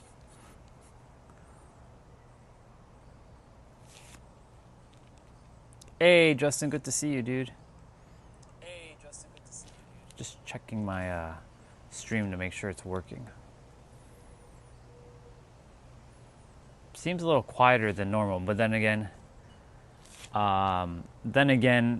we could have run into the same problems that YouTube did on my other channel, but I don't think that's the case. I did block a lot of words though this morning. Like I blocked the word Indian, black, the N-word, curry, all kinds of stuff. I blocked all kinds of words this morning, so we're having less spam in the chat. Of course, I didn't block fruitcake or shut the fuck up, or Andrew Tate. What else? Or yeah, whatever other words people like to call you. It's funny. Yeah, well, you can type it, but if someone's like if it's like says anything with curry eater, or like you eat curry or something like that, I mean it's blocked. But like I can see the word not curry, but I blocked most of the words. Of course, they can be smart and they can type it out like one letter at a time. Yeah. It's a quiet stream today, which is okay. Nothing wrong with that. But yeah, I was helping Shah. I can't say his name, so like I do. Hi Chelsea, I was thinking about you. I was like, where were you today? So back to Shah. I really do apologize if I'm saying your name incorrectly. I just have a really challenging time saying non-English names. You already cracked the code on manifestation. Not I will one day. Oh, I am saying it right. Okay, perfect. Sha. Okay. So yeah, Sha, you've already cracked the code on manifestation. You've already cracked the code on manifestation. But if your mind keeps saying, I will one day crack the code, then one day will be no day because it'll just keep pushing it into the future. Because implying like I'm struggling, it's not working. Yeah, boundaries are real. Yesterday was a little packed, and I'm good with a packed stream. Like I'm not. There's nothing wrong. It's just, it gets too distracting at times, and like if they keep dropping like you blah blah blah, I'm like, okay. My only question is now: are new people seeing my stream, or did YouTube fuck it up? We'll see. It doesn't really matter. I'm good either way.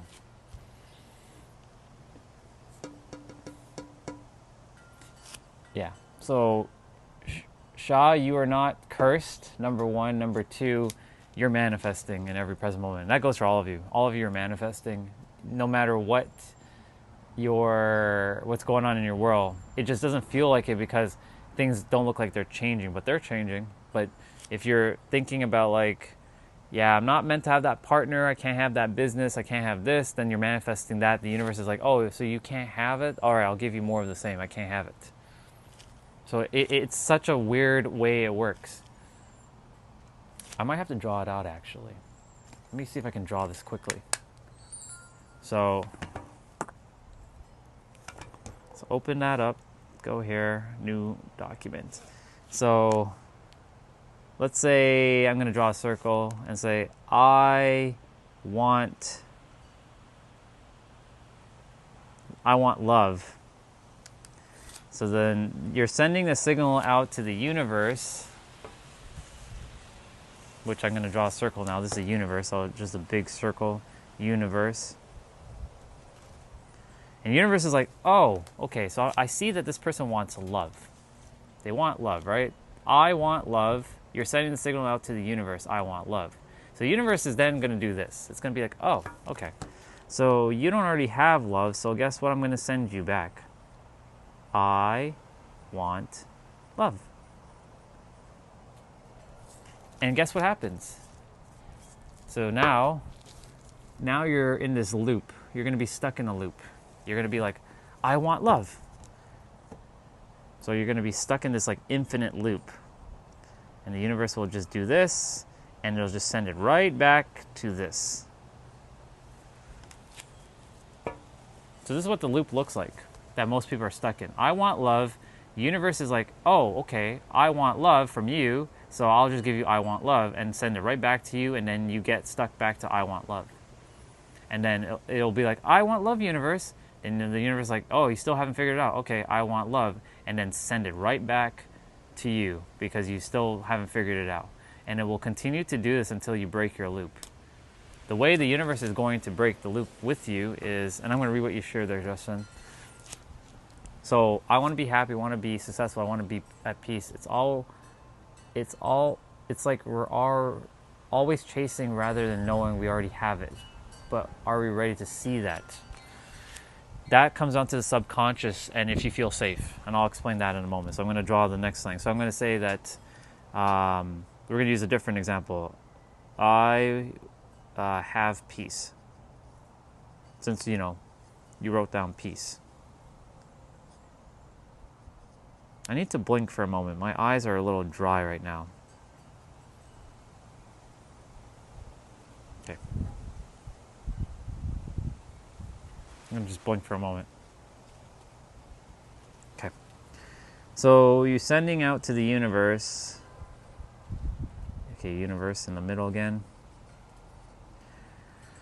And the universe is gonna be like, bingo. Here you go. And bring a person. I'll just put short form. I'll write P for person. E for event. S for situation, and C for circumstance. A person, event, a situation, or a circumstance.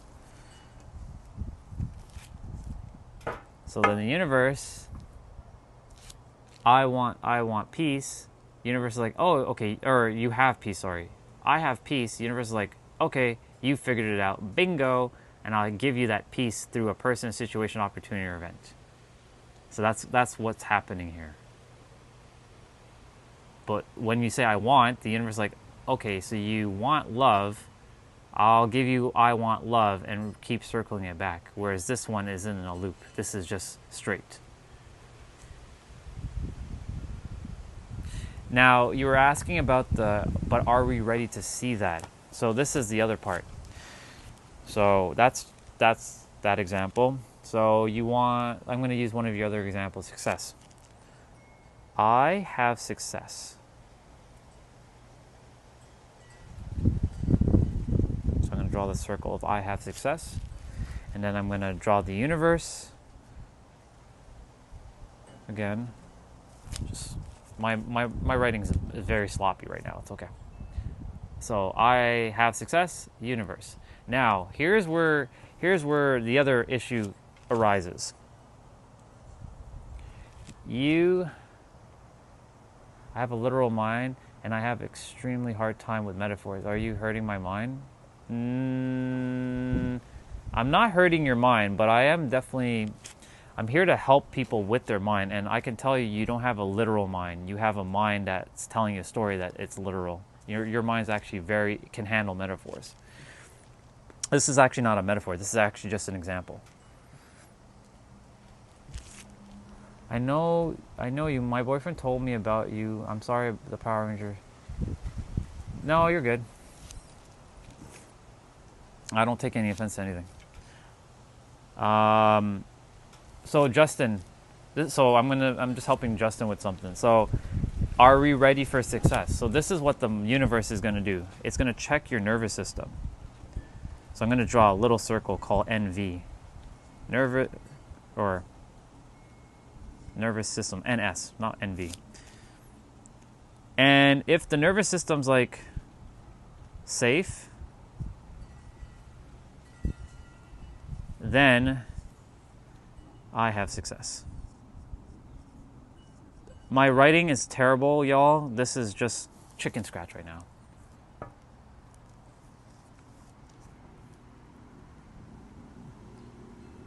I do have sociopath. At least I have been told. Well, you can keep telling yourself that story, or you can tell yourself a new story that you don't have sociopathic traits. Because if you did, you would have probably already cussed me out by now. So I think you have more control than you realize. So Justin, the nervous system, if it's safe, it will give you the I have success. But if it's not safe, so I'm going to take out the word safe and put unsafe, so US. U.S. So if you are not safe in your nervous system, if you're not safe in your nervous system, then you won't have success. Well, because random people who have traits that are similar, that you say that are similar, they come and they cuss people out for no reason. So I think you give yourself more credit. You don't have sociopathic traits. You're just a soul that's attempting to figure it out. That's all. You're perfect and you're complete. And you're good. Nobody may have told you that, but I'm telling you that.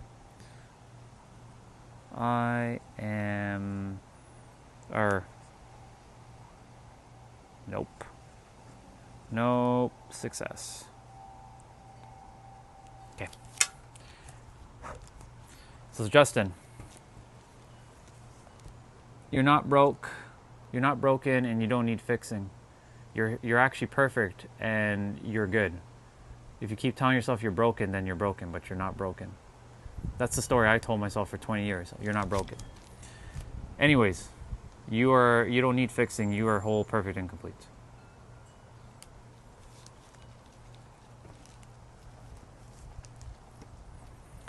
So if your nervous system doesn't feel safe, Justin, for success, you will not get success, no matter what you do. You can attempt to brute force it with your mind logically, but your emotions will override your logic 100% of the time. That's why your nervous system has to be safe, and you have to go in your inner world and give yourself safety with whatever experience you're looking to have. Like if it's a relationship, success, money, business, opportunities, a career. Because our nervous system is what's governing a lot of. It's tied to your subconscious mind, because it uses your emotions for you, or sometimes, or in most times, against us.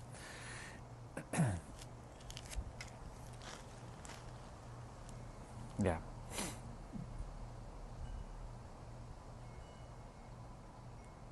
So if you say I'm so obviously imperfect, then that's the story you're telling yourself.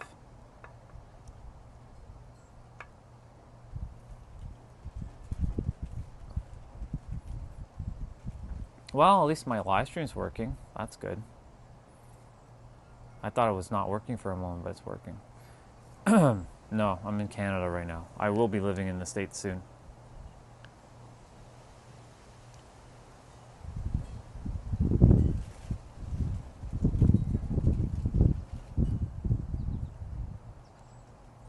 Like I know what people make. Like I know what makes people happy, but I do not truly know why.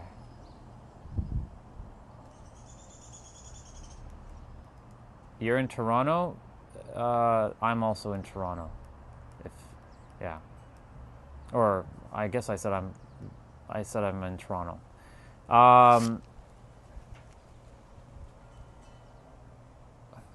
I've done a lot of psychology work. By practice, I'm not a psychologist, but I know how the mind works.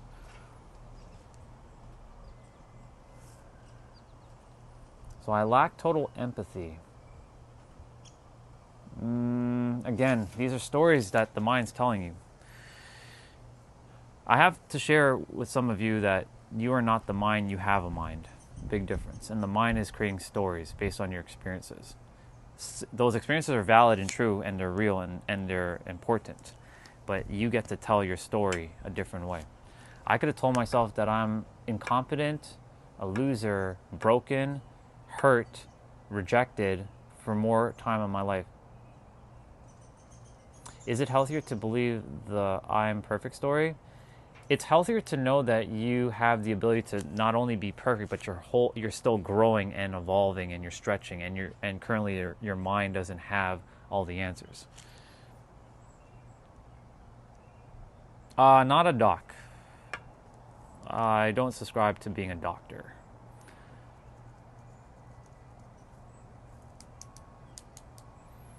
So it's healthier to actually say that I'm in the process of knowing more. I may not have the answers in my mind, but I definitely will find the answers.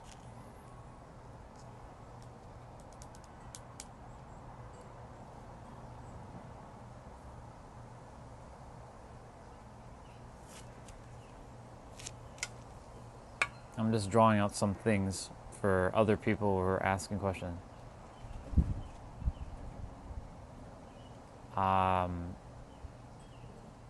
Sure. If Caleb doesn't want to, go for it.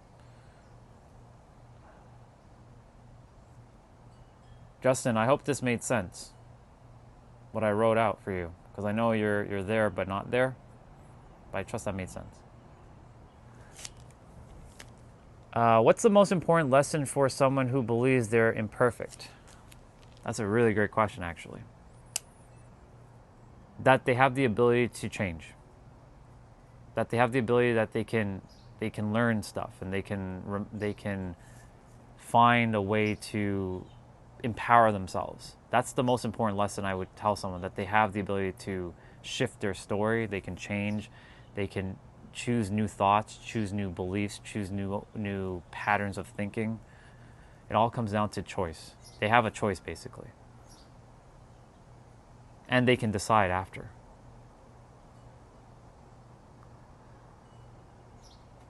I'm not a doctor either. I got my name after I went to cardiac arrest after embolism. Then my own heart started back up. My friend said I am my own doctor from the dead. I like that.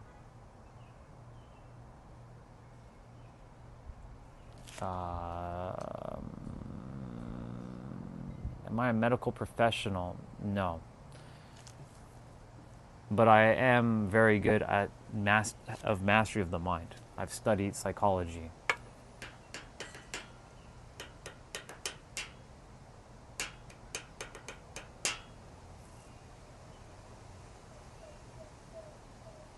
What is Power Rangers? I mean, it's a TV show with a bunch of superheroes.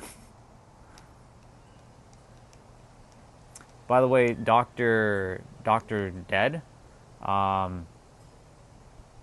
there's a reason why you're still here.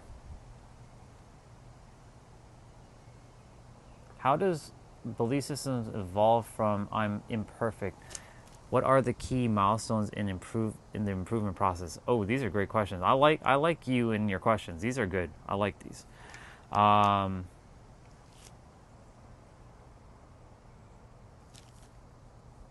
going to reread that question. How does belief systems evolve from I'm imperfect?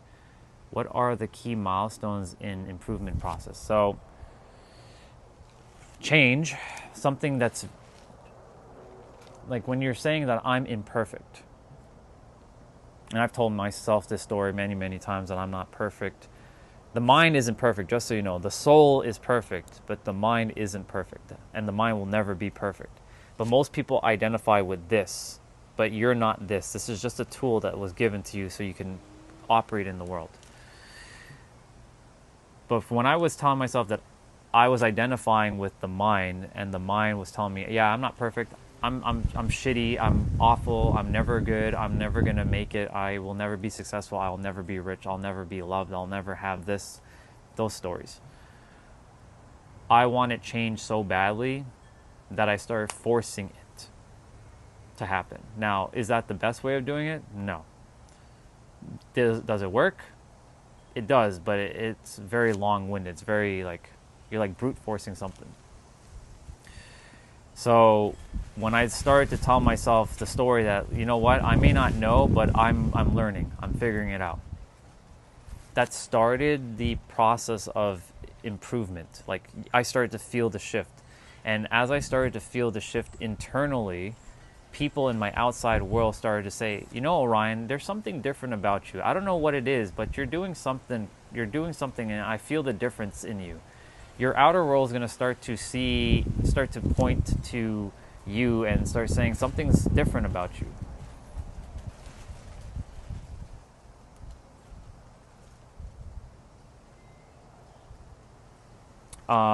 That's just one of many different improvement process. You'll start to feel better. You'll start to think differently. You'll start to say words that you probably wouldn't have said. You start to empower yourself, and then slowly but surely you're going to want to start helping others because you've started to figure it out for yourself. That's really the process of what's going to unfold. But as you're still telling the I'm imperfect story, if you really want change, you're going to, if it's super important to you, you will do it. You will never do something that's not important to you. Because it's all based on emotion, because you're seeking an emotion, which is all can be done from within, but we're looking for the outside world for emotions. So, am I right in saying there are these colored guys and there's a sentinel head and an evil space and a meat man called Lord Zed? I mean, there's many different Power Rangers, but yes, that's the original team. Orochimaru, good to see you. I have a narrative in my mind that I am lonely, unwanted, and feel like I got 20 years of evidence to back this up. How do I reject this evidence? So I had that evidence too. So I have 20 years of hating the world. So I hated the world for 20 years, from age 13 to 34. So it's about 21 years. So that was my evidence. So how did it start to change for me? I wanted change so badly that I was like, I'll do anything for change. And so sure enough, like, one thing led to the next, because when you ask for something, know that it's already given. So the universe, God, whatever you want to call it, if you believe in that or not, doesn't really matter. It's really just you. And Dr. Dead, I'll read your question in a moment, or read your thing in a sec. The evidence is based on your current experience, but your eyes are going to keep telling you the same thing over and over. So for example, look, I'm going to draw something else. Open up another page. I do apologize. This is has a bunch of glare because it's a shiny screen protector. So, and it doesn't do great in the sun, but you'll bear with me. When you smile in a mirror, so I'm going to draw a mirror. I'll just name this mirror. Don't worry about my writing, it's just terrible. It's awful writing. Mirror. Does the mirror smile back before you do, or do you have to smile for the mirror to smile? That's a question for you while I read Dr. Dead's comment. So a very close family member at the funeral, people were crying. I felt nothing. Like, I understood why people were crying because something bad happened, but I do not understand the feeling.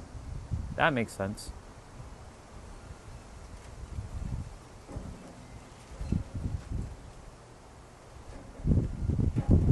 It makes sense, Dr. Dead. There's a moment where I felt like I lacked empathy, but that was a story that the mind created because I hated humans for the longest time. Right. So to you, Suko, is that how you say it? I don't know how to say it. I'm going to just call you 1820 for now, or S1820. If I smile, then the reflection smiles. Perfect. Right? Just so you know, in your inner world, you have an outer world, your physical experience, with your five senses. You can see, smell, touch, taste, and hear. But you also have an inner world. Whatever your inner world is saying right now, and it comes down to something called a frequency, and I'll explain what frequency is. So a frequency is comprised of 7 things. It is your beliefs. I'm going to write it out. Your expectations. Your emotional charged thoughts, because not all thoughts are the same. And Orochimaru, I'll read your stuff in a moment.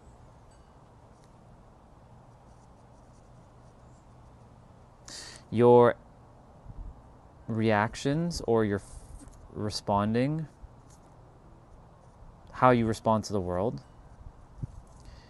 Like if you get triggered quickly, if you get triggered quickly, or if you don't get triggered quickly. You have your focus or attention, where you place it. Like, are you placing it on positive stuff or negative stuff? 1, 2, 3, 4, 5. We have our beliefs. No, I already wrote beliefs. We have our convictions, what you know is possible for you and not possible for you, because it works both ways.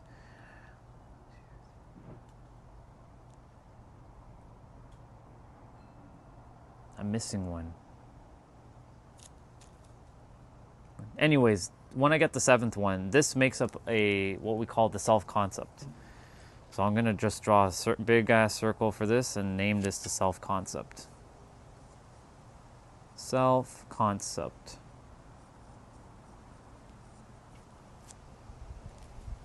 What is the 7th one? I keep forgetting it. Beliefs.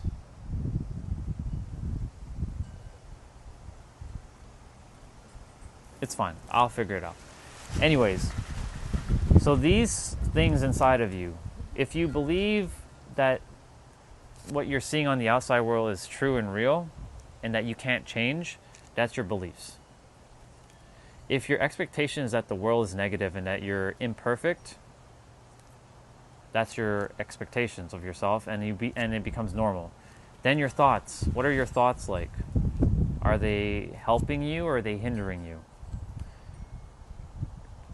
Just so you know, your thoughts are always helping you, even if you're in a negative vibe. How, like when someone's speaking to you, do you react to the world or do you respond? Do you take a moment to pause and listen, or do you just like jump the gun? Then you have your focus and attention. I'll show you all this quickly. I'm just putting a check mark. Your focus / attention, do you place it on like positive or negative aspects of yourself or of the world? Like, do you see people as like hateful? Do you hate people? Do you hate yourself?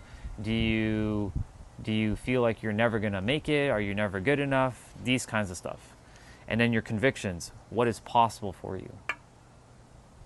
Like, are you meant to be successful? Are you meant to be loved? Are you meant to have exponential growth? These kinds of stuff. And there's one other one that's not coming to me yet. Beliefs, expectations, reactions, emotional charged thoughts, focus attention, convictions, and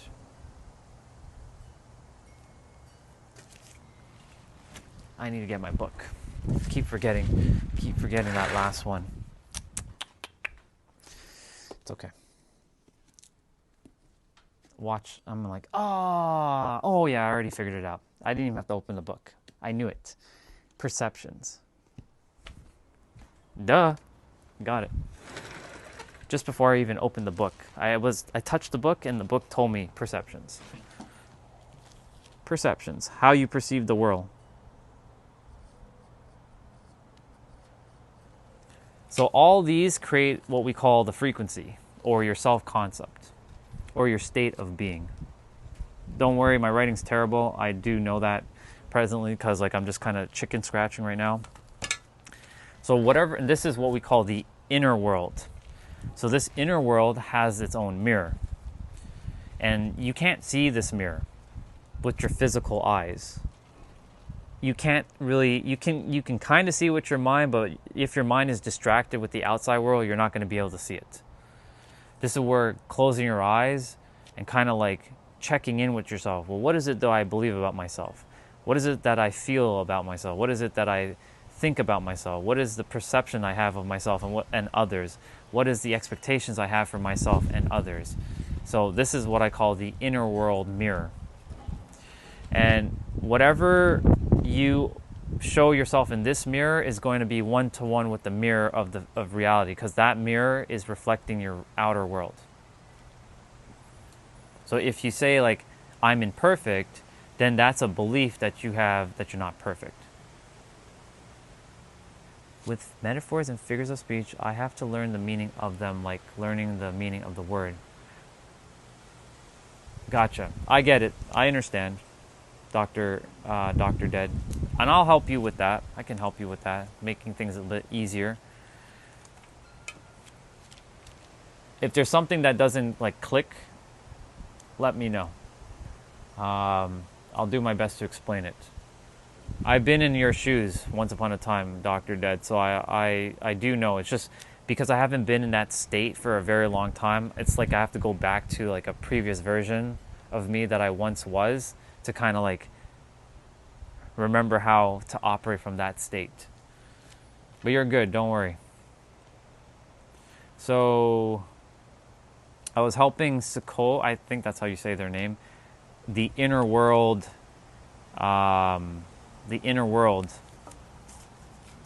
This is the inner world, and I've explained this many times on the stream, but they haven't seen me before, so I wrote it out.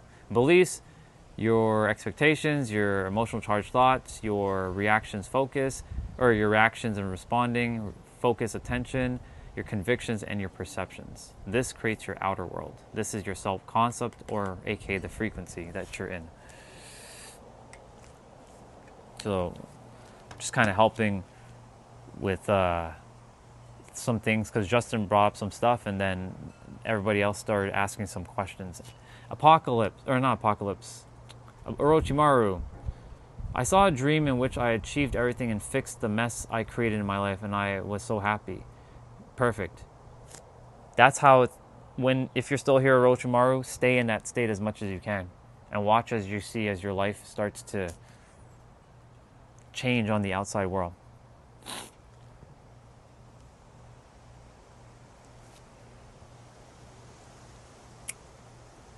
To Dr. Dead.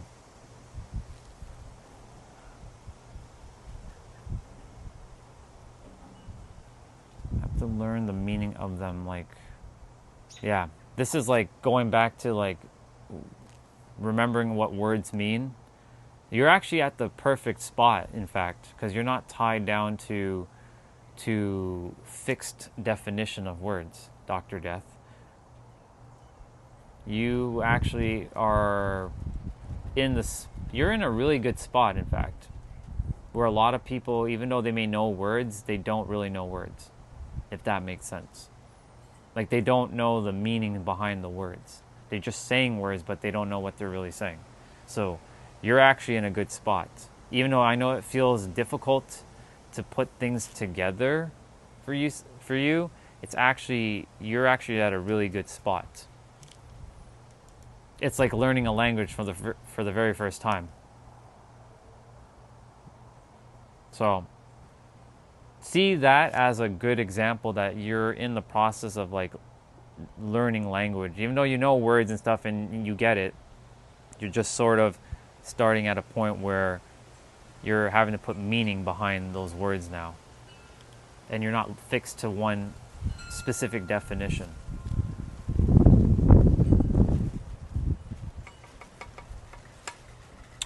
Sako, if you're still here. People say act like what you want is already granted. Perfect. Let me see, I missed a bit. People say act like what you want is already granted. Correct. No problem. I'll explain again quickly. Oop. So you have your beliefs, your expectations, your emotional charged thoughts, your reactions or responding, your focus, attention, your convictions and perceptions. This is of you within yourself, of like who you believe you are within yourself. This is what we call the self-concept or your frequency. This is like a mirror similar to an outside mirror. Like when you're smiling back, you have an inside mirror that you can't physically see with your eyes, but it's there. Whatever this mirror is showing you is what's going to be shown out in your physical world. So let's say, for example, your perception is, I am handsome or I am beautiful. Then your perception of yourself is going to be mirrored out to the outer world, and other people are going to start complimenting you, saying, wow, you're actually really beautiful. Or they'll start saying, like, wow, you actually radiate very beautiful things. There is...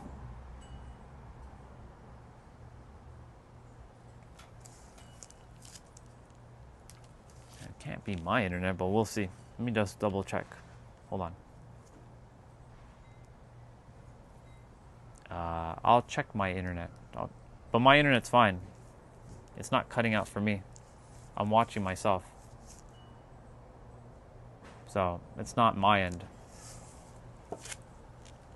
Thank you, Dr. Death. I appreciate you, dude. I'll keep my stream open, though, for a time being, just to double check. But I'll open back up my my thing. So I'm just going to keep watching.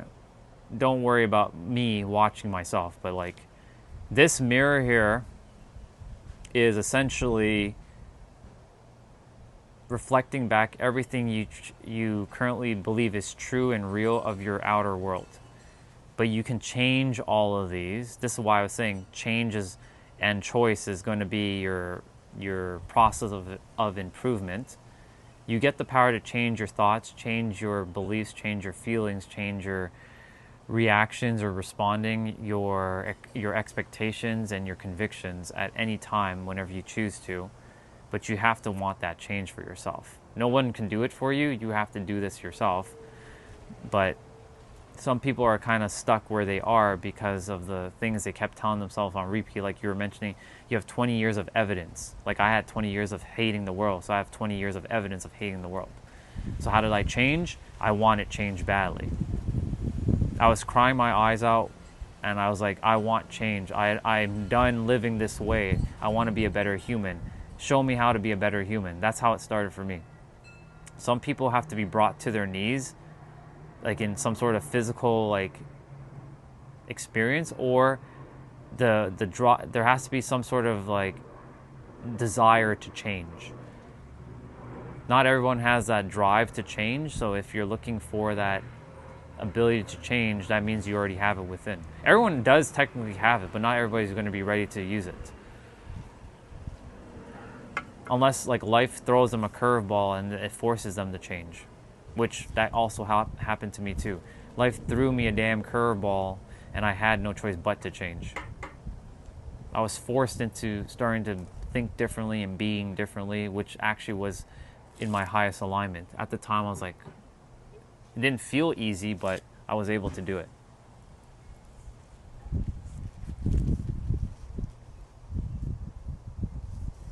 Yeah. So that's basically the inner world. And the inner world has the ability to be altered at any time.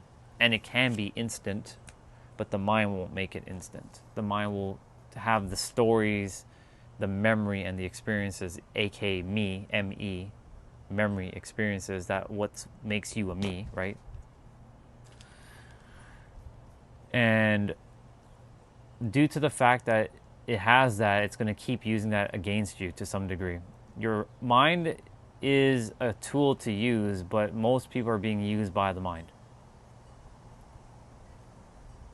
He sure did. Somebody was bringing that up earlier, Cheslite, and guess what? Now that he's the first trillionaire, that just sets the mark for me being the next trillionaire.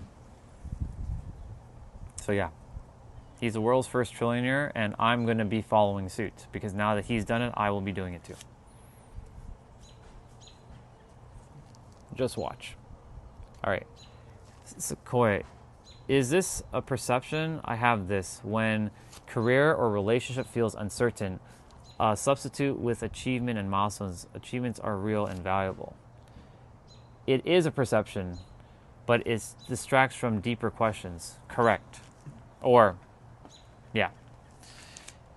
Your mind is always going to seek, search, and find. It's never going to ever stop. And this is normal. This is what the mind does. It will always do this. And it's perfectly normal for your mind to do this. But your mind is always, slow down. Your mind is also going to achieve, acquire, attain, and accomplish as well. And if it doesn't feel like it's achieving, acquiring, attaining, or accomplishing something, it feels like you're failing, you're falling behind, and you're going to become like a waste to society. And that's where a lot of people start to create a lot of unnecessary problems in their life just so that they can stay relatable and be a part of society. Because it comes down to your people's perceptions. Because a lot of people are looking for other people's validations, approvals, and permission and acceptance. And entertainment or engagement. PAVE. P-A-V-E. Permission, approval or attention, validation or vindication, or engagement or attention, or entertainment.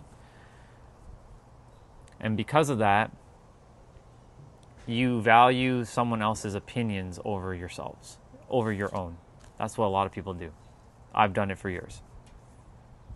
And that's why so many people are where they are. They're not living the life that they're supposed to be living. They're living the life like they're playing small, basically. And they get distracted by things. And like asking those deeper questions within yourself becomes like not even just a chore. It becomes like irrelevant because you don't have time to sit and ask yourself questions because you're just too busy with the outside world, with the world telling you this is how life's supposed to be, da da da da da. You're not meant to have this, blah blah blah blah blah. Making more stories up. Yeah. So yeah, it is a perception. And it can also be a perspective.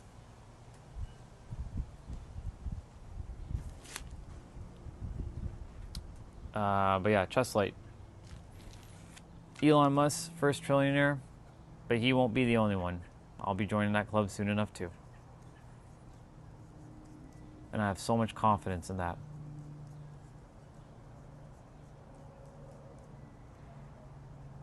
Any one of you could be like Elon Musk.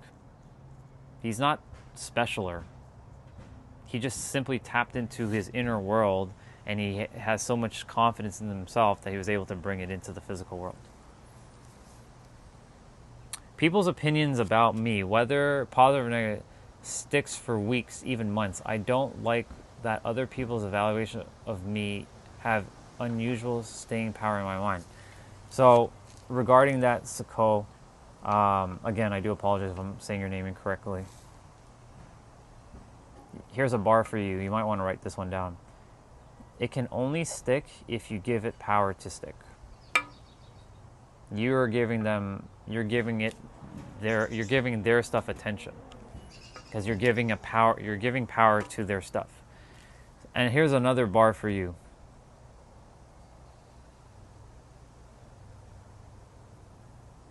Yeah.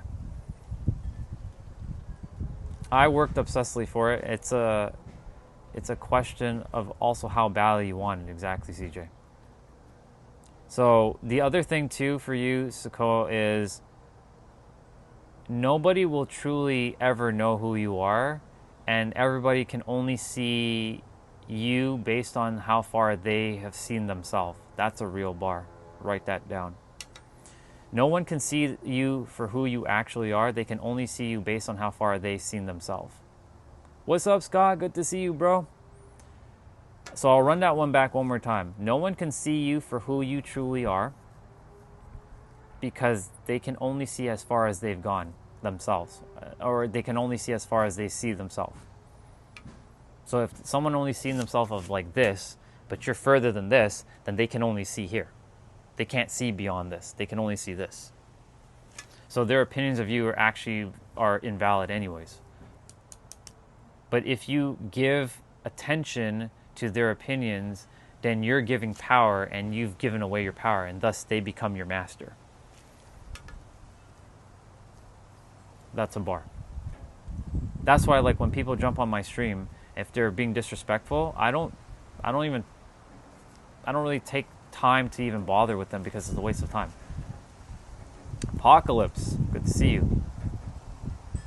My next goal in life is to be the trillionaire, to help the world in my own unique way. That is my next goal.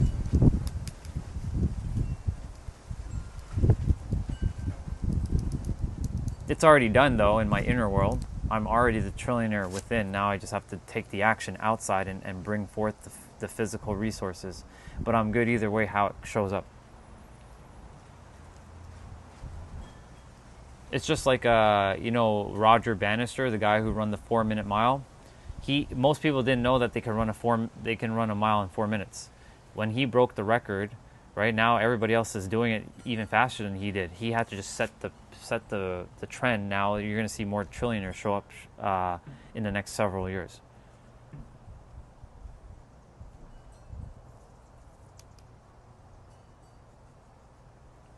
So Scott, I wouldn't faint, because if you put something above you, that means you've placed yourself below it. Never put anything above you.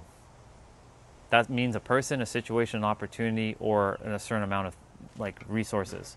Nothing goes above anybody. It's normal. You got to normalize things. What gets normalized gets crystallized. What gets crystallized becomes a frequency, and then becomes your reality. So if you place something above, then you basically put yourself below, unconsciously. That's why, when I hear the word trillion, it doesn't faze me whatsoever. The nervous system, right? The nervous system, you'll have a conscious definition of stuff and then a subconscious definition. You can say, yeah, I'm a trillionaire, but then is your subconscious believing that to be true? Or does it feel safe? I've wired my nervous system to know that it's safe. Now I just have to take the action to bring it in the physical. And just watch. It's already unfolding. and it has already unfolded in a different timeline, and I'm walking the path now to reach that timeline. Even though timelines don't actually exist. The word time is an illusion. Until he did it, no one thought it was possible. Exactly. Once people saw it was possible, they stopped limiting their mindsets and their bodies follow spot on apocalypse. That's why I'm grateful to Elon, because he did it. He fucking did it. And now that he did it, it shows that others can do it too, because it didn't limit their minds. So you see, nothing's impossible. In fact, let's just go a little further. The first quadrillionaire, not even trillionaire, quadrillionaire. Whoever that ends up being, could be Musk, could be someone else, might be me. You never know. If I set the precedent that I'm now the world's first quadrillionaire, then watch as everybody else will start to be quadrillionaires too. Because now we've reached a new plateau, a new level. So that if that person was able to do it and other people believe that they can reach the same level, then what's to stop them? Nothing. Nothing can stop them. It's just the only thing that can stop them is them themselves. That's a real bar. The only thing that can stop any of us is you. Like, yes, people can say things like, yeah, it's not possible, blah, blah, blah, but it's you that has to entertain that truth. And then if that's that truth that gets entertained, then you block yourself from reaching it. That's why you have to be mindful. When you guys are on my stream, I will always empower you guys to be everything you possibly can. You will never be put down. You will always be risen up. Where I go, I'm taking you guys with me. Up. Not down, up. But if you put yourself down, then that's by your choice. I won't put anybody down. I'm putting you guys on my level. That's the choice. Trillionaire is a Sigma, billionaire is Gaiet. I'm not sure what Gaiet means, but okay. He does nothing in his life to need or use that money he has. Right. I actually have reason to use it.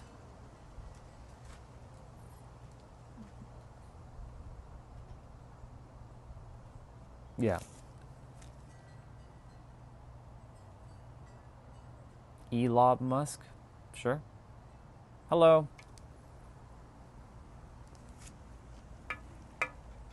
Anyways, but basically what I'm saying is, once somebody has accomplished something in the world, then everybody else is able to see that now it's possible for them.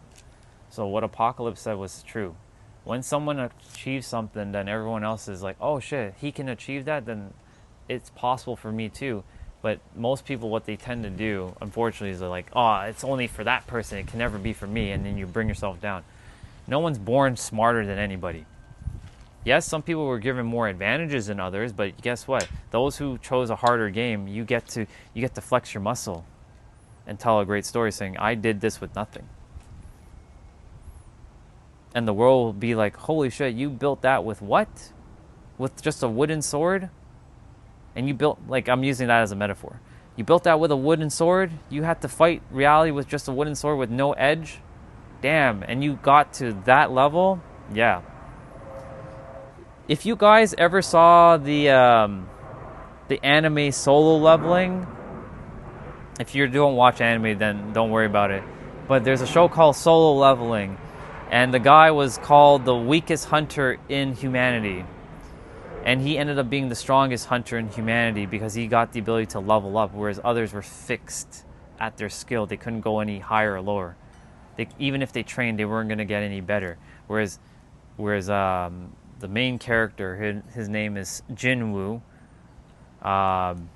he basically was able to level up, and he was able to surpass his limited beliefs that he had about himself. That was basically the moral of that anime. Because he was able to stretch beyond what he could possibly imagine.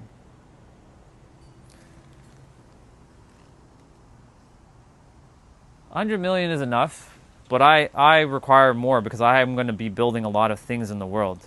Not just mental stuff, but physical stuff. So I require it's not even for me. This is not even for me. This is for all. This is the rest of humanity. Now, I'm not going to tell you exactly what I'm building because, you know, a lot of people will spit on your dreams. So I keep some of my dreams to myself until I build it. But that requires that amount of resources to build it, to make this world a better place for the rest.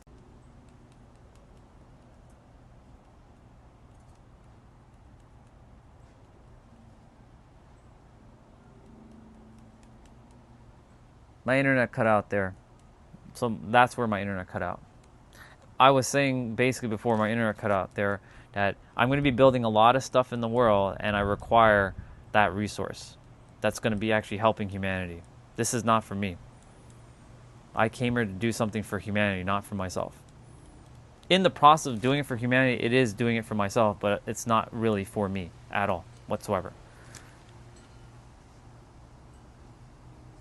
If I don't achieve the dreams, that's okay. I've already achieved it in my inner world. I'm fulfilled. Remember I mentioned at the stream, if I were to die right now and this was the furthest I was supposed to go, then I'm done. I'm good. I'm content. Of course, it's the human nature to always desire more. That's normal, right? But like if I were to go kaput now, like if somebody told me, Orion, you're going to die at the end of today. But let's say that I was given the last, I have only about 12 more hours to live. Did I live my life to the fullest? I did.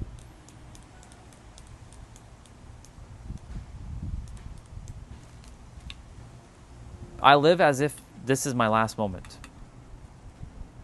So if this is like my last stream or my last this or my last that, did I give it my all? So yeah, for me, like if I don't achieve it in the physical, that's okay. I'm okay. I won't have regret. That's basically where I am right now. I don't have regrets. I just changed my color, my ink on my pen. There. All right. So then what is driving you if you're content?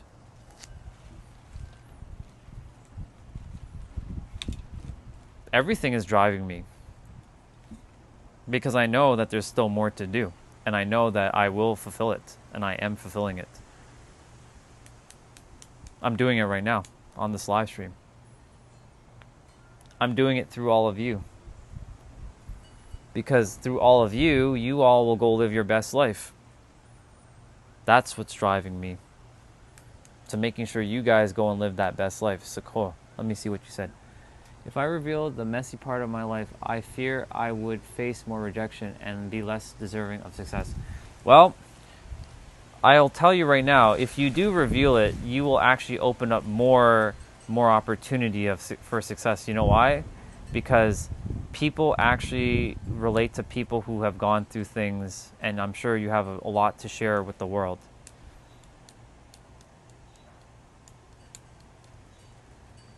That fear is an illusion.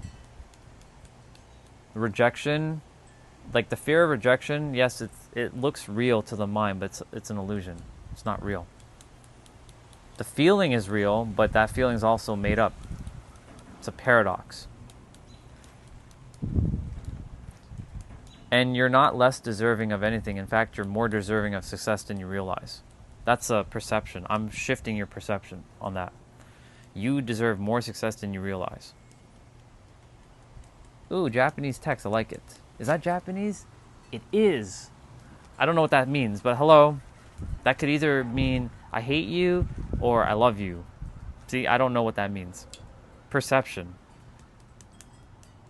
If somebody wants to translate that for me, great. I'm not translating that. But I like Japanese text because when I see it, I'm like, oh, that's awesome. Hi, Lottery Energy. Good to see you.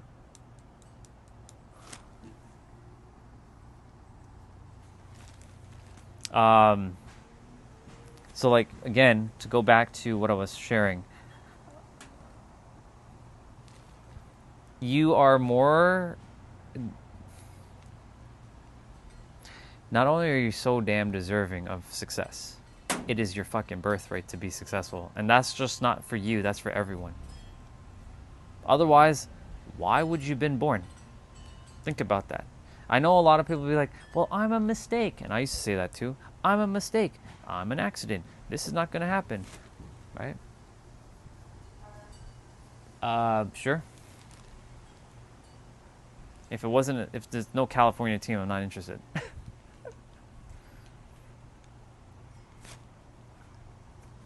Yeah. All of you were born to be divinely wealthy, abundant, and be successful and fulfilled. Fulfillment is really what you're looking for. All fulfillment covers all the other stuff. Whatever more than enough is for you is more than enough. Right? If I say what is more than enough for you in finances, some of you will say 100 million, some will say a million, some will say 10 million. That is not an actual number. It's just whatever your perception is. So if you perceive like, 100 million is more than enough, that works for you. For me, 100 million is not enough. To do what I desire to do, it's a lot more than that. It is Japanese, and it means this is the path that leads you wherever you want to go. Awesome. Thank you for that words of wisdom in Japanese.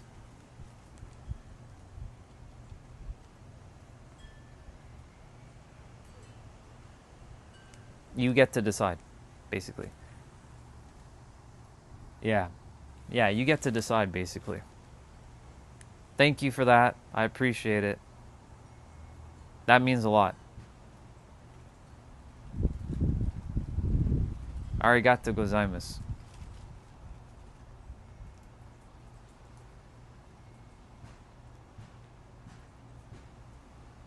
That's the extent of my Japanese, by the way.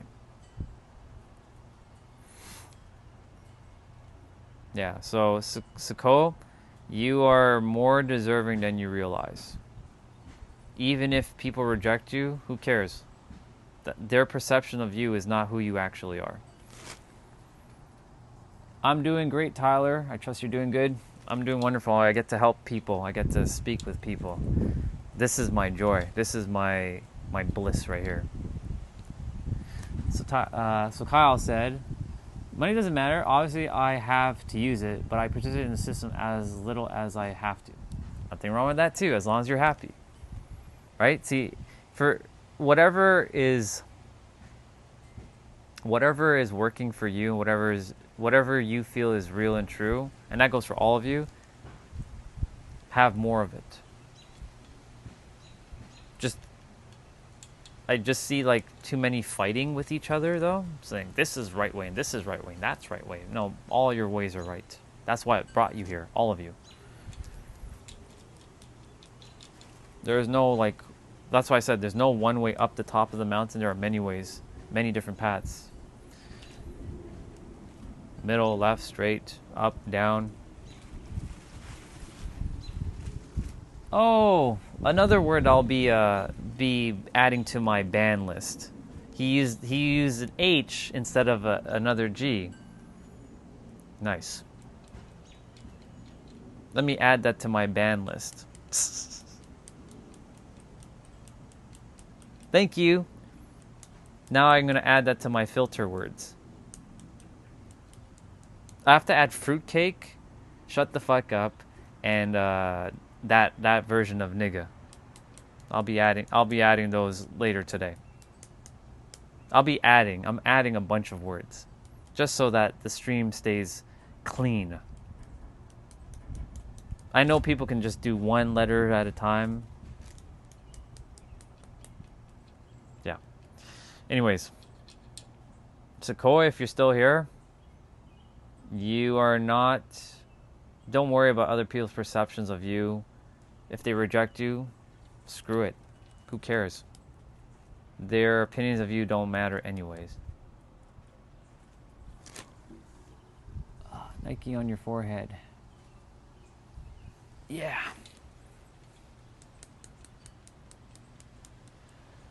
I was going to actually block the word Nike too, but I'm like, you know what? Let's leave it alone. It's fine. Yeah, just like my opinions doesn't matter. Indeed, funny Valentine's 571. It doesn't really matter.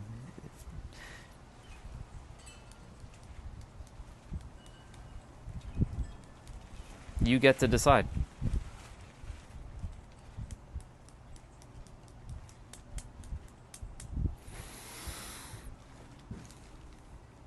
Appreciate the, what is that? The hearts? Yeah, thank you. I'm not using YouTube, I'm using Streamlabs, so I can't see all the emojis.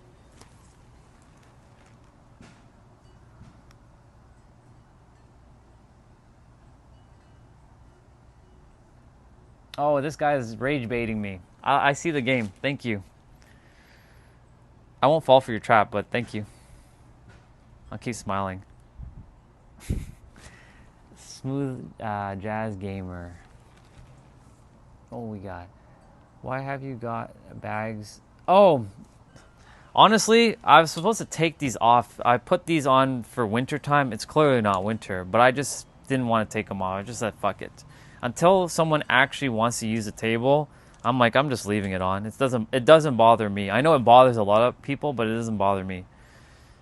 This is why this is a good example of, like, if little things like this bothers people, I'm not saying it does for you, but I'm just saying if this bothers you that this is still on, clearly shows that what are you being triggered by, or what are you getting heated by if plastic is on. I'm not saying you specifically, I'm just saying in general. Tell me more about yourself. Not sports or anything. Like, what's your favorite food? Dennis. I don't really being asked those questions because it's very surface level. But if you want to know, I mean, I like pizza, I like burgers. I like Italian food. I like Mexican food. And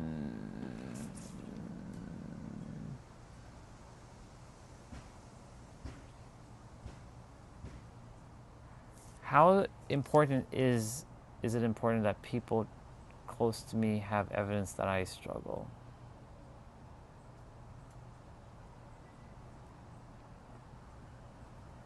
Wonder Kid, I originate from the earth. I'm going to answer Sequoia's question. I do apologize if I do. I'm not purposely ignoring anybody, but this is an important question.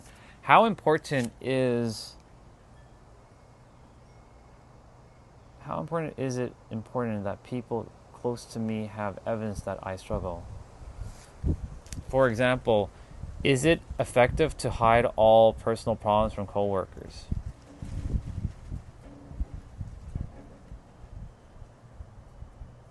No denial of race. I'm a soul. I chose this human body, and no self-hatred. I love myself very, very much. Bros from Mumbai? Okay. Keep talking. I'm going to be just, paying attention to Sequoia for now. Is it effective to hide all personal problems from coworkers? If coworkers are not open to hearing you and they're going to judge you, there's no point talking to them. It's a waste of time.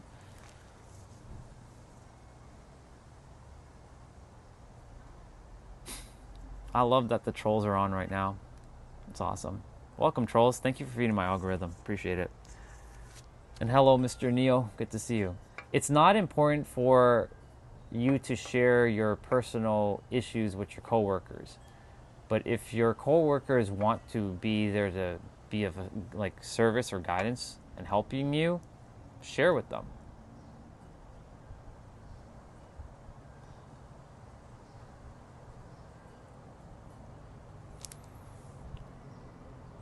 Hey, what's up? Good to see you. But I can show you over. Dennis, are you in, by chance, San Diego?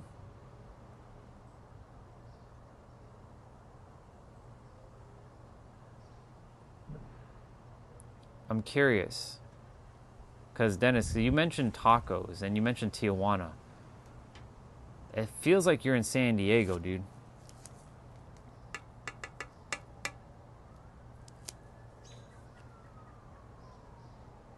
As far as coworkers go, you definitely do not want to waste your time making enemies. Correct.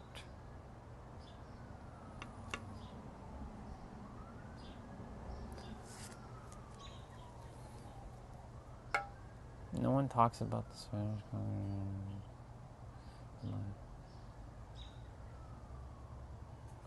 I love how these guys are attempting to rage bait me, but it doesn't work. As much as you guys want, you guys are feeding my algorithm, so thank you.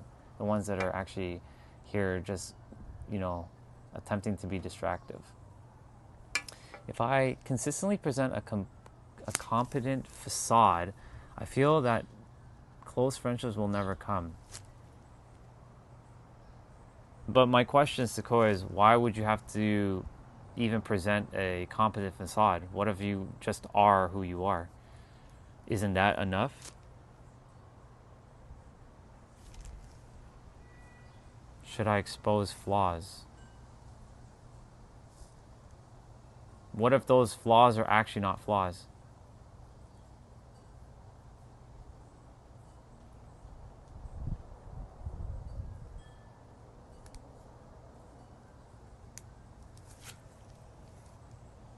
And yes, Kyle, we definitely all play characters.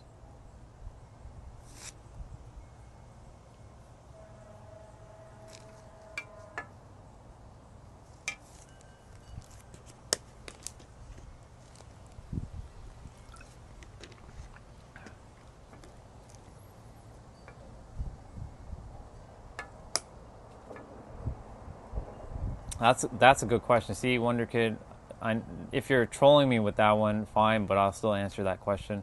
My purpose is to help people to unlock the fullest potential of their mind, which I already do with my clients, so they can live their best life.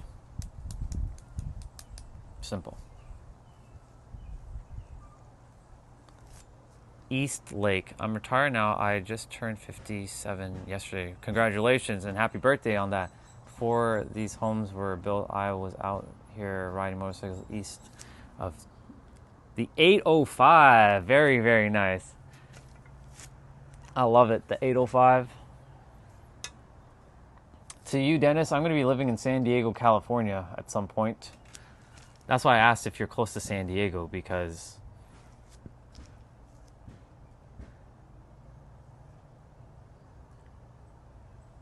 sure, I'll explain quickly. Association, lottery entry, is talking about associating things like your words and what their meanings you're giving things, like, for example, responsibility. So this is just a quick one. For me, the longest time, I hated the word responsibility, and anything that's tied to responsibility, it was being pushed away. So, for example,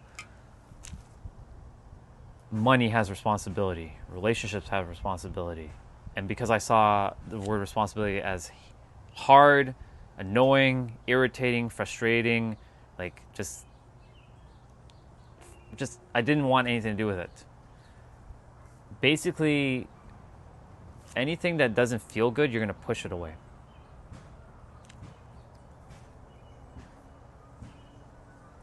Yeah. Have I mentioned your beard is quite impressive? At one case, No, I'm not shaving my beard, bro. No way. No way. Anyways, back to lottery energy, and I do apologize for missing some messages. This is what happens when the chat gets busy. Yes, that's what association is. So I kept pushing. Thank you. Sometimes it's more silver, sometimes it's more black. Whatever I feel. Maybe one day it'll just turn all yellow, turn Super Saiyan. So because I changed my association to the word responsibility, like I actually enjoy responsibility. People see me as a very responsible person. They actually want to give me more responsibility because they see me that I'm capable of handling it.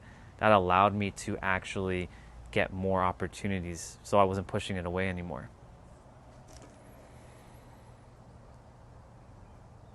At this point in my life, I'm just glad I have hair on my head. It's awesome, Kyle. And good, man, and that's good.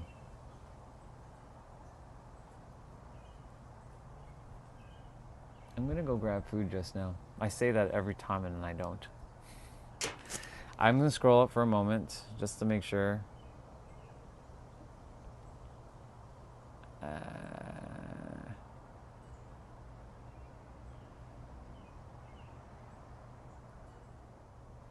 Your souls are evil, filthy. Souls. Is that referring to all of us in the chat? And you're in Concord, California, Talix. Oh, okay, I see why that person said your souls are evil. Got it. So lottery energy, I hope that made sense. Just remember, Sequoia, before you go, you have the power in every present moment to change the story within yourself. What's up, dude? Pizza, and I'm gonna make eggs with it, just so I have more protein. Because today is full body day, so I'm gonna be needing all my proteins. Indeed, you can change the story. Yeah, lottery energy is like dropping resistance, essentially. So another one is like relationships, because I mentioned responsibility. For me, relationships was also another word I hated. Actually, I'll use the word friends. I'll tell you why I hated the word friends. When I was growing up, around age 14, I was already hating people at age 13 because of my experience. So ultimately what happened was I was walking in the hallway in high school, and I turned a corner, and my friends that I called my friends, they were talking mad shit about me. And because they were talking mad shit about me, it felt like a dagger was going right in my back. So from that moment on, I essentially said I will never have friends again. Fuck people, fuck friends, fuck everybody, basically. So I made an association to the word friend as betrayal. People who are backstabbers, people who will never have your back, people who break your trust. So untrustworthy. So ultimately, I said, screw it. I will never have friends again, until I changed my association up until recently, where now I allow friends back into my experience because now I have a whole bunch of friends. Because I've changed my association. Friends are actually trustworthy. They're caring. They're supportive. They're kind. They're considerate. They're empathetic. They're understanding. So I had to change my perspective on the word and the association behind the word friend. So now more friends have shown up. Both physical and more like in the digital realm, in the like on social media and whatnot. So that's why you can say that it is basically resistance. Same with relationships, like with women specifically, because I've been rejected so much. And if Sequoia was still here, this would have been perfect, but they already left.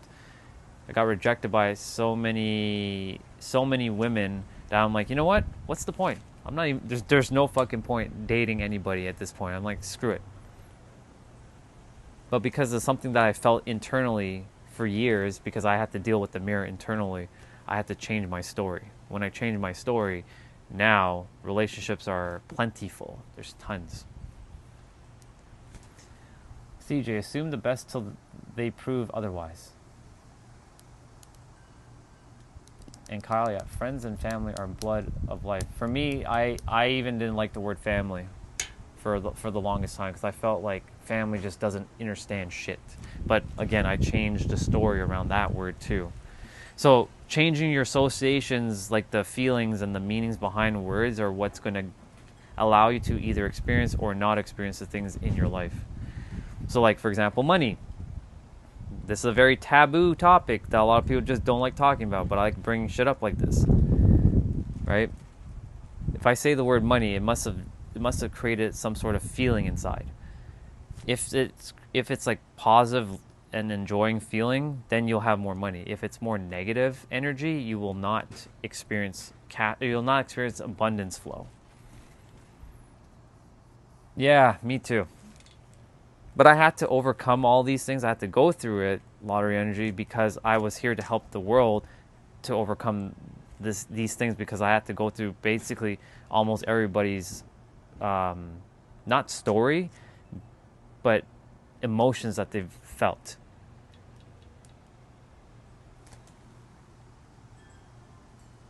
Oh, I remember you, Tony. I'm not going to even answer you. Thank you for feeding my algorithm a couple days ago. I appreciate it. But I remember you, so I'm not going to answer you. I know exactly. That's a trap question.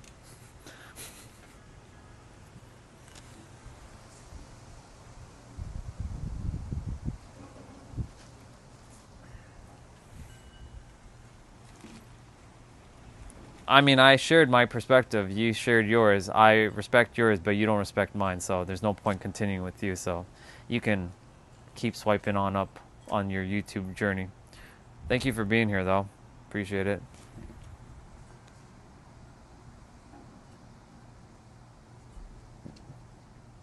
It's a testosterone thing, but true what you just said. Yeah, it is. To some extent. That's if we don't let our biology get in the way. That's telling the mind controlling the body. It is. It does. You when you know who you are, you have a lot more control over your biology.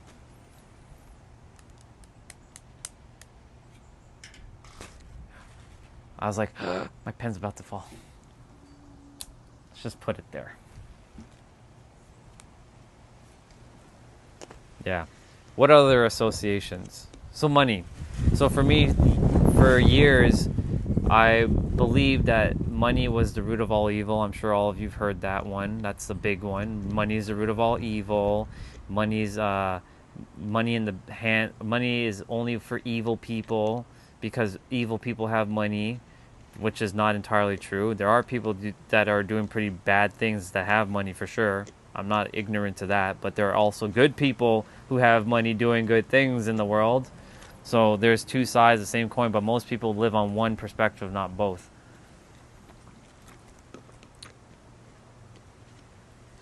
I heard someone say your psychology controls your biology. It's absolutely true. That's basically having control of your mind. That's why I said either you get control over your mind or your mind controls you, and your mind will control your body, which is your biology. You control your mind, you have control over your biology. Because the mind controls the body. Like me, drinking that water, me putting the water down, that's the mind doing that. It's giving the instructions to the body to do, or to speak, or to blink. Which, by the way, I need to blink for a moment. My eyes are a little dry. I wasn't blinking too much, so let me just blink for a moment. Hold on. I've been looking at the screen because, I'm looking at the text and it's like, oh shit, I need to blink for a moment.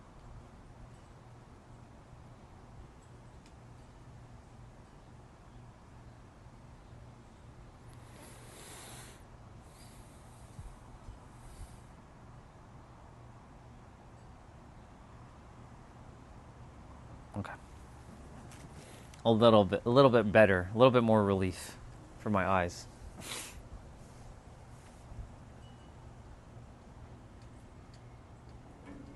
It reminds me of back when I used to be on the computer a lot. I used to spend so much hours on the computer because I worked in the IT field, and I would stare at the screen. So this kind of reminds me of that moment where I'm looking at the screen again.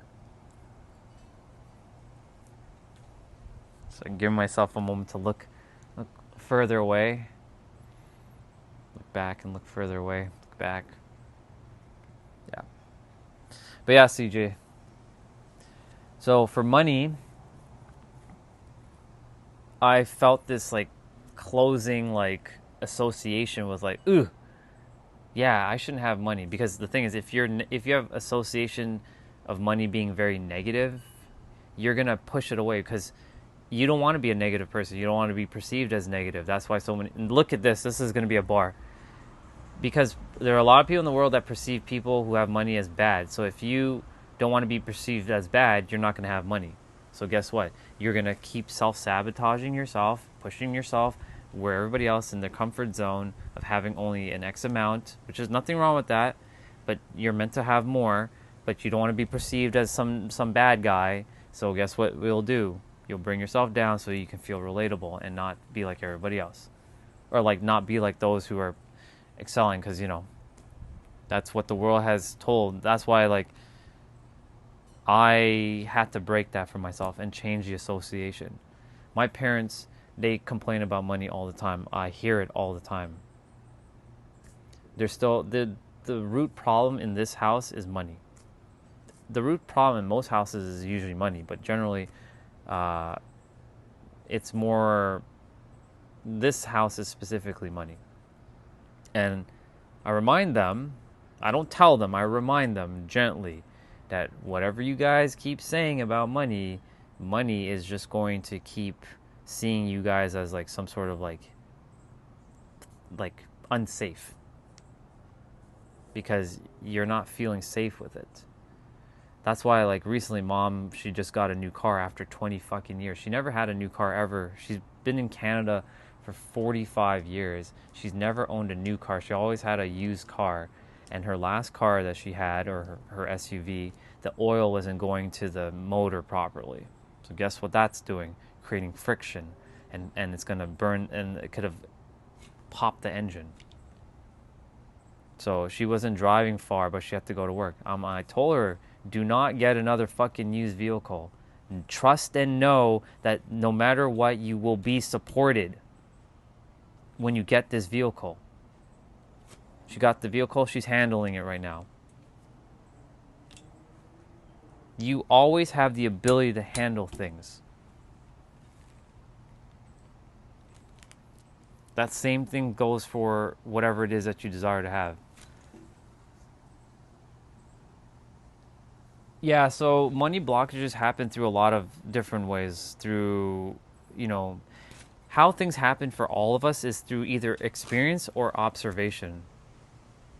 You either experience it for yourself or you observe for someone else and you take on their bullet that was never yours. So like, for example, a lot of us, when we were growing up, especially in like the 80s and the 90s, things were a lot more affordable, but people were still complaining about money back then, that things are too high, right? Everything's known in comparison. Could you imagine people complaining about money back then? People were complaining about money back then, and they still complain about it now. But we always find a way to adapt. We're the ultimate adaptable machine. That's what we are as humans. We're adaptable. Of course, we want things to be less because we know what it's supposed to be costing. But of course, now that people are subscribing to the prices, now it's going to become the norm. Anyways, yes, it becomes through negative association. Hello, Monarch Butterfly. It becomes through negative association. Like, my parents told me that, like, if you have money, you're a bad person. That was their perception. But that's the very thing that we need to use. But money is not bad. It's just a tool. It's not negative or positive. It's just neutral, a tool. Money in the hands of good people do great things. Money in the hands of bad people do bad things. You get to decide what that looks like.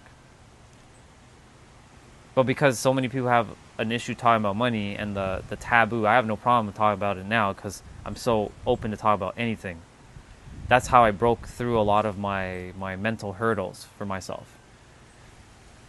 When I started talking about like money, not in like a narcissistic like greed type of way, but more of like, you're meant to have it, all of you. You're meant to have whatever it is that you truly are meant to have. Name whatever number, that's what you're supposed to have. The problem is the mind's going to create all kinds of stories saying that it's not possible. You're not meant to have it because of the stories that were told in the past from childhood, that money is the root of all evil, and that if you have money, that you'll be perceived as bad, and if you're bad, then no one's going to like you, and if no one likes you, guess what? You become the enemy by default. And if you become an enemy, people are going to come after you. You see, the stories is one after the other after the other. I got to start working my dogs. Thank you, Dennis. I appreciate you for jumping on. Thank you for being here, and thank you for your Californian energy.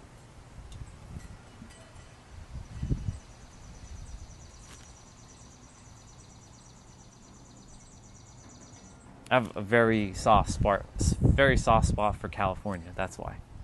So whenever I hear anything California, like 805, the 505, that's the freeway. Thank you. I appreciate it. I fully receive. Have a wonderful day. So the more I kept dealing with like the stories of money, more came to me. But I know I kind of went on a tangent there. When we're told the story over and over that money is bad, evil, blah blah blah, you don't want to be perceived that, because if you're perceived that, oh, you are? Nice. Very nice. California. Very nice. I have a very soft spot for California, which is so funny because I hated California once upon a time. Amazing. I used to hate California 10 years ago. I'm like, California? Who the fuck wants to live in California? Like, fuck that. That's my perception. You see, now I'm eating my words. Just because you say something now or then doesn't mean it's going to be true in the future. I've come to realize that whatever I say in any moment can also be changed in any moment. Except for one thing. Just is. Not justice, but just is. Living in the just is phase. Which means all things are just is. Neutral. I live as if it's like day one Earth. What does that mean? Day one Earth. What is day one Earth? Well, I mean, when there was no humans. How about that? Where there was no concepts, no beliefs, no ideologies, no nothing. No thoughts. Be interesting, actually. I can obviously physically feel it, but it would be awesome if I were to teleport back to the past where there's no humans and see what Earth actually felt like. How the air would have been, right? There's no creatures as well. There's nothing. Just water. The lands are just forming. It would have been interesting just to live on day one Earth.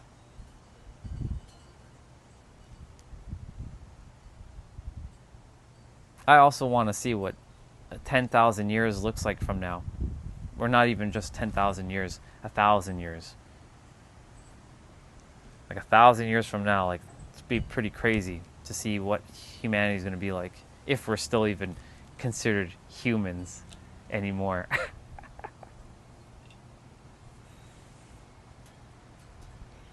Anyways, yeah, so for money, I had to change the story behind it. For me, I don't care if I have trillions of dollars. If I'm perceived an enemy, I'm perceived an enemy.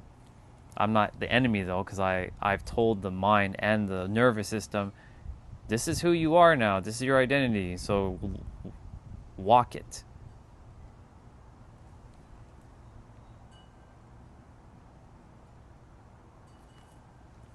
And if people perceive me as some sort of evil, maniacal person with lots of money, that's their perception based on how far they currently are of themselves. I'm here, they're here, they can't go further than where they currently perceive. There's all of this. Speaking of which, just need to check if anybody left anything for me. Nope. It's funny how there's a person who left me a message.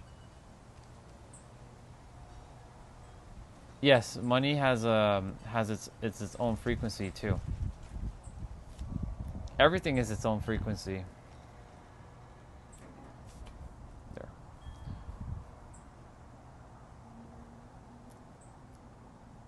Mm-hmm. Hello. I'm just checking something quickly.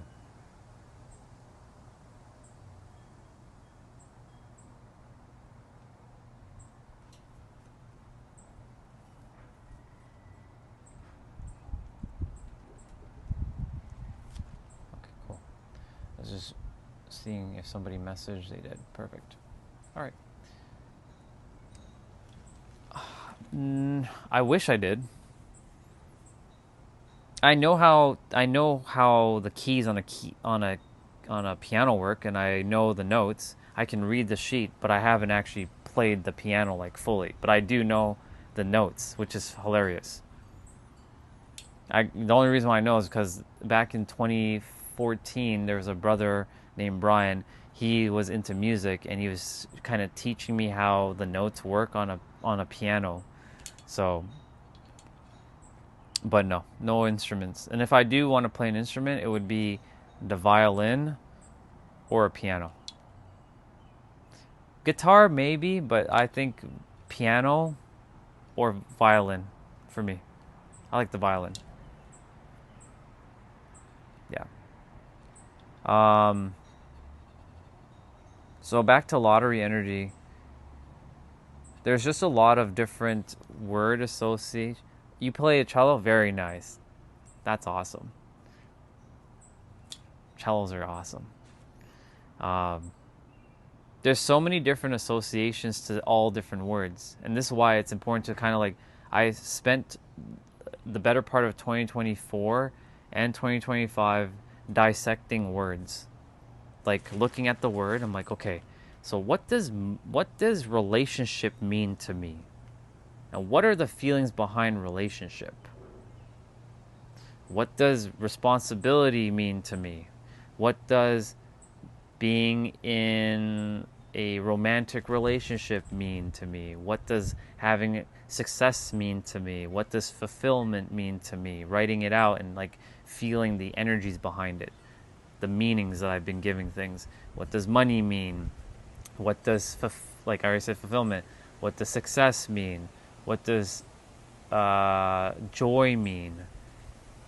Like these types of things. What does being even in the now mean? Right? What is the now? Right here, right now. Nothing more. But what does that entail? Well, it can entail anything, because that's what the now is. Everything. It's all things and anything you choose for it to be. But you see, I have to like sit and just like dissect my words. One by one. The ones that were very important. But I started dissecting other words. Like, what does and mean? And or. These are like filler words, but why do we say these words? And but, and however. Like when we say something, we're like, da-da-da, but it just negated everything that I just said. Whereas saying yes and or however doesn't negate what you just said, generally speaking.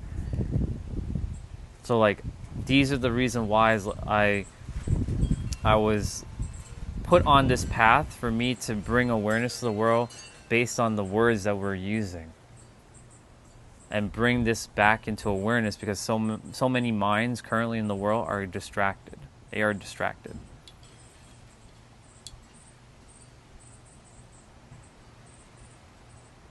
And when I say dissect my words, my own personal experience, not Webster's dictionary or anything like that. Like, what is my definitions?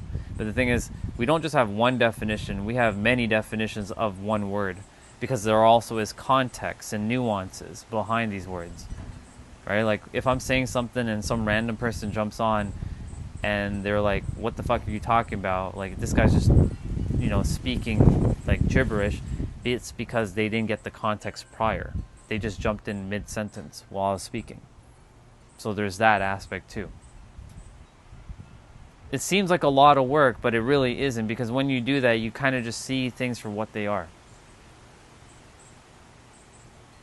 My phone battery is at 11%. I'll probably end the stream shortly, because I'm going to go eat and spend the rest of my day just chilling. So I'll wait till the battery gets to like 5%, maybe, or just end it just in a moment. So these are the associations I'm referring to, and that the mind usually associates with negative things by default. If you notice, more people are more negative than they're positive. It's for me, it's not hard to find positive people, because I've been in the role of the positive realm. But in the world, Most are still very pessimistic. Even though they want to be positive, they want to be positive, they're playing the facade because they're following everybody else. Do as others are doing.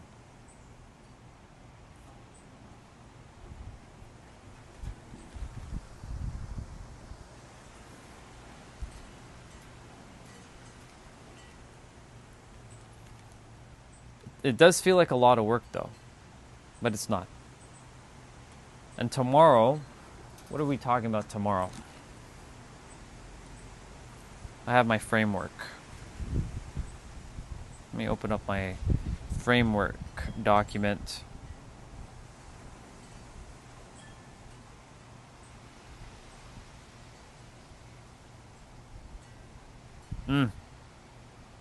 Allowance. It's either allowance or acceptance. That's going to be big. Because allowance or acceptance, either or, I can go either or with them. They can go in any direction. Allowance, will you allow yourself to finally be in love? Will you allow yourself to finally have that amount of wealth that you're supposed to have? Will you allow yourself to be successful? This was for like Sequoia earlier. Will you allow yourself to experience what you're supposed to experience, or will you block yourself, right? And then acceptance is, can you accept yourself as whole, perfect, and complete? Can you accept yourself as that you're meant to be so-and-so? Can you accept that you're able to change? Things like that. That you're not fixed for one direction, one-way thinking. So tomorrow and Sunday will be allowance and acceptance. And then from there, I can continue on.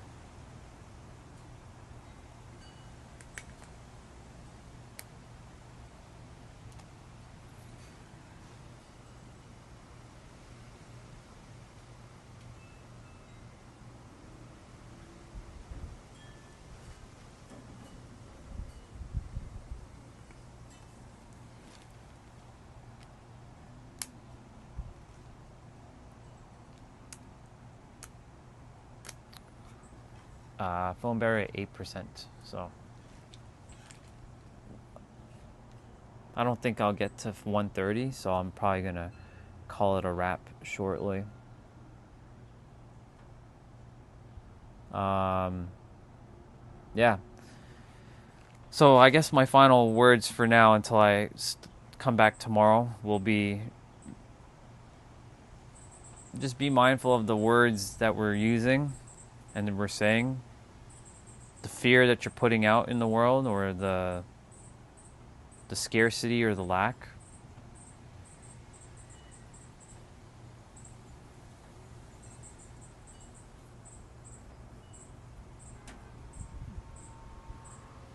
I really do feel for people who use words that enslave themselves, because I've been there, and trapped themselves.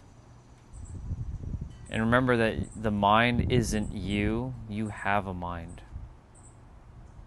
You aren't the mind, you have a mind. And the mind isn't always on your side, but it's not an enemy. It's just not on your side sometimes, because it's always striving for safety. If it sees something as safe though, it will surrender it over and allow you to experience it. If it's not safe, then it will block it in every present moment. Well, I'm glad my stream didn't end up being, what's the word? I thought it was not working properly earlier, but it's working fine. So, it's good. To Lottery Energy and CJ and anyone else who's been here for the last little bit, thank you for coming on today. I'll be jumping off now, probably.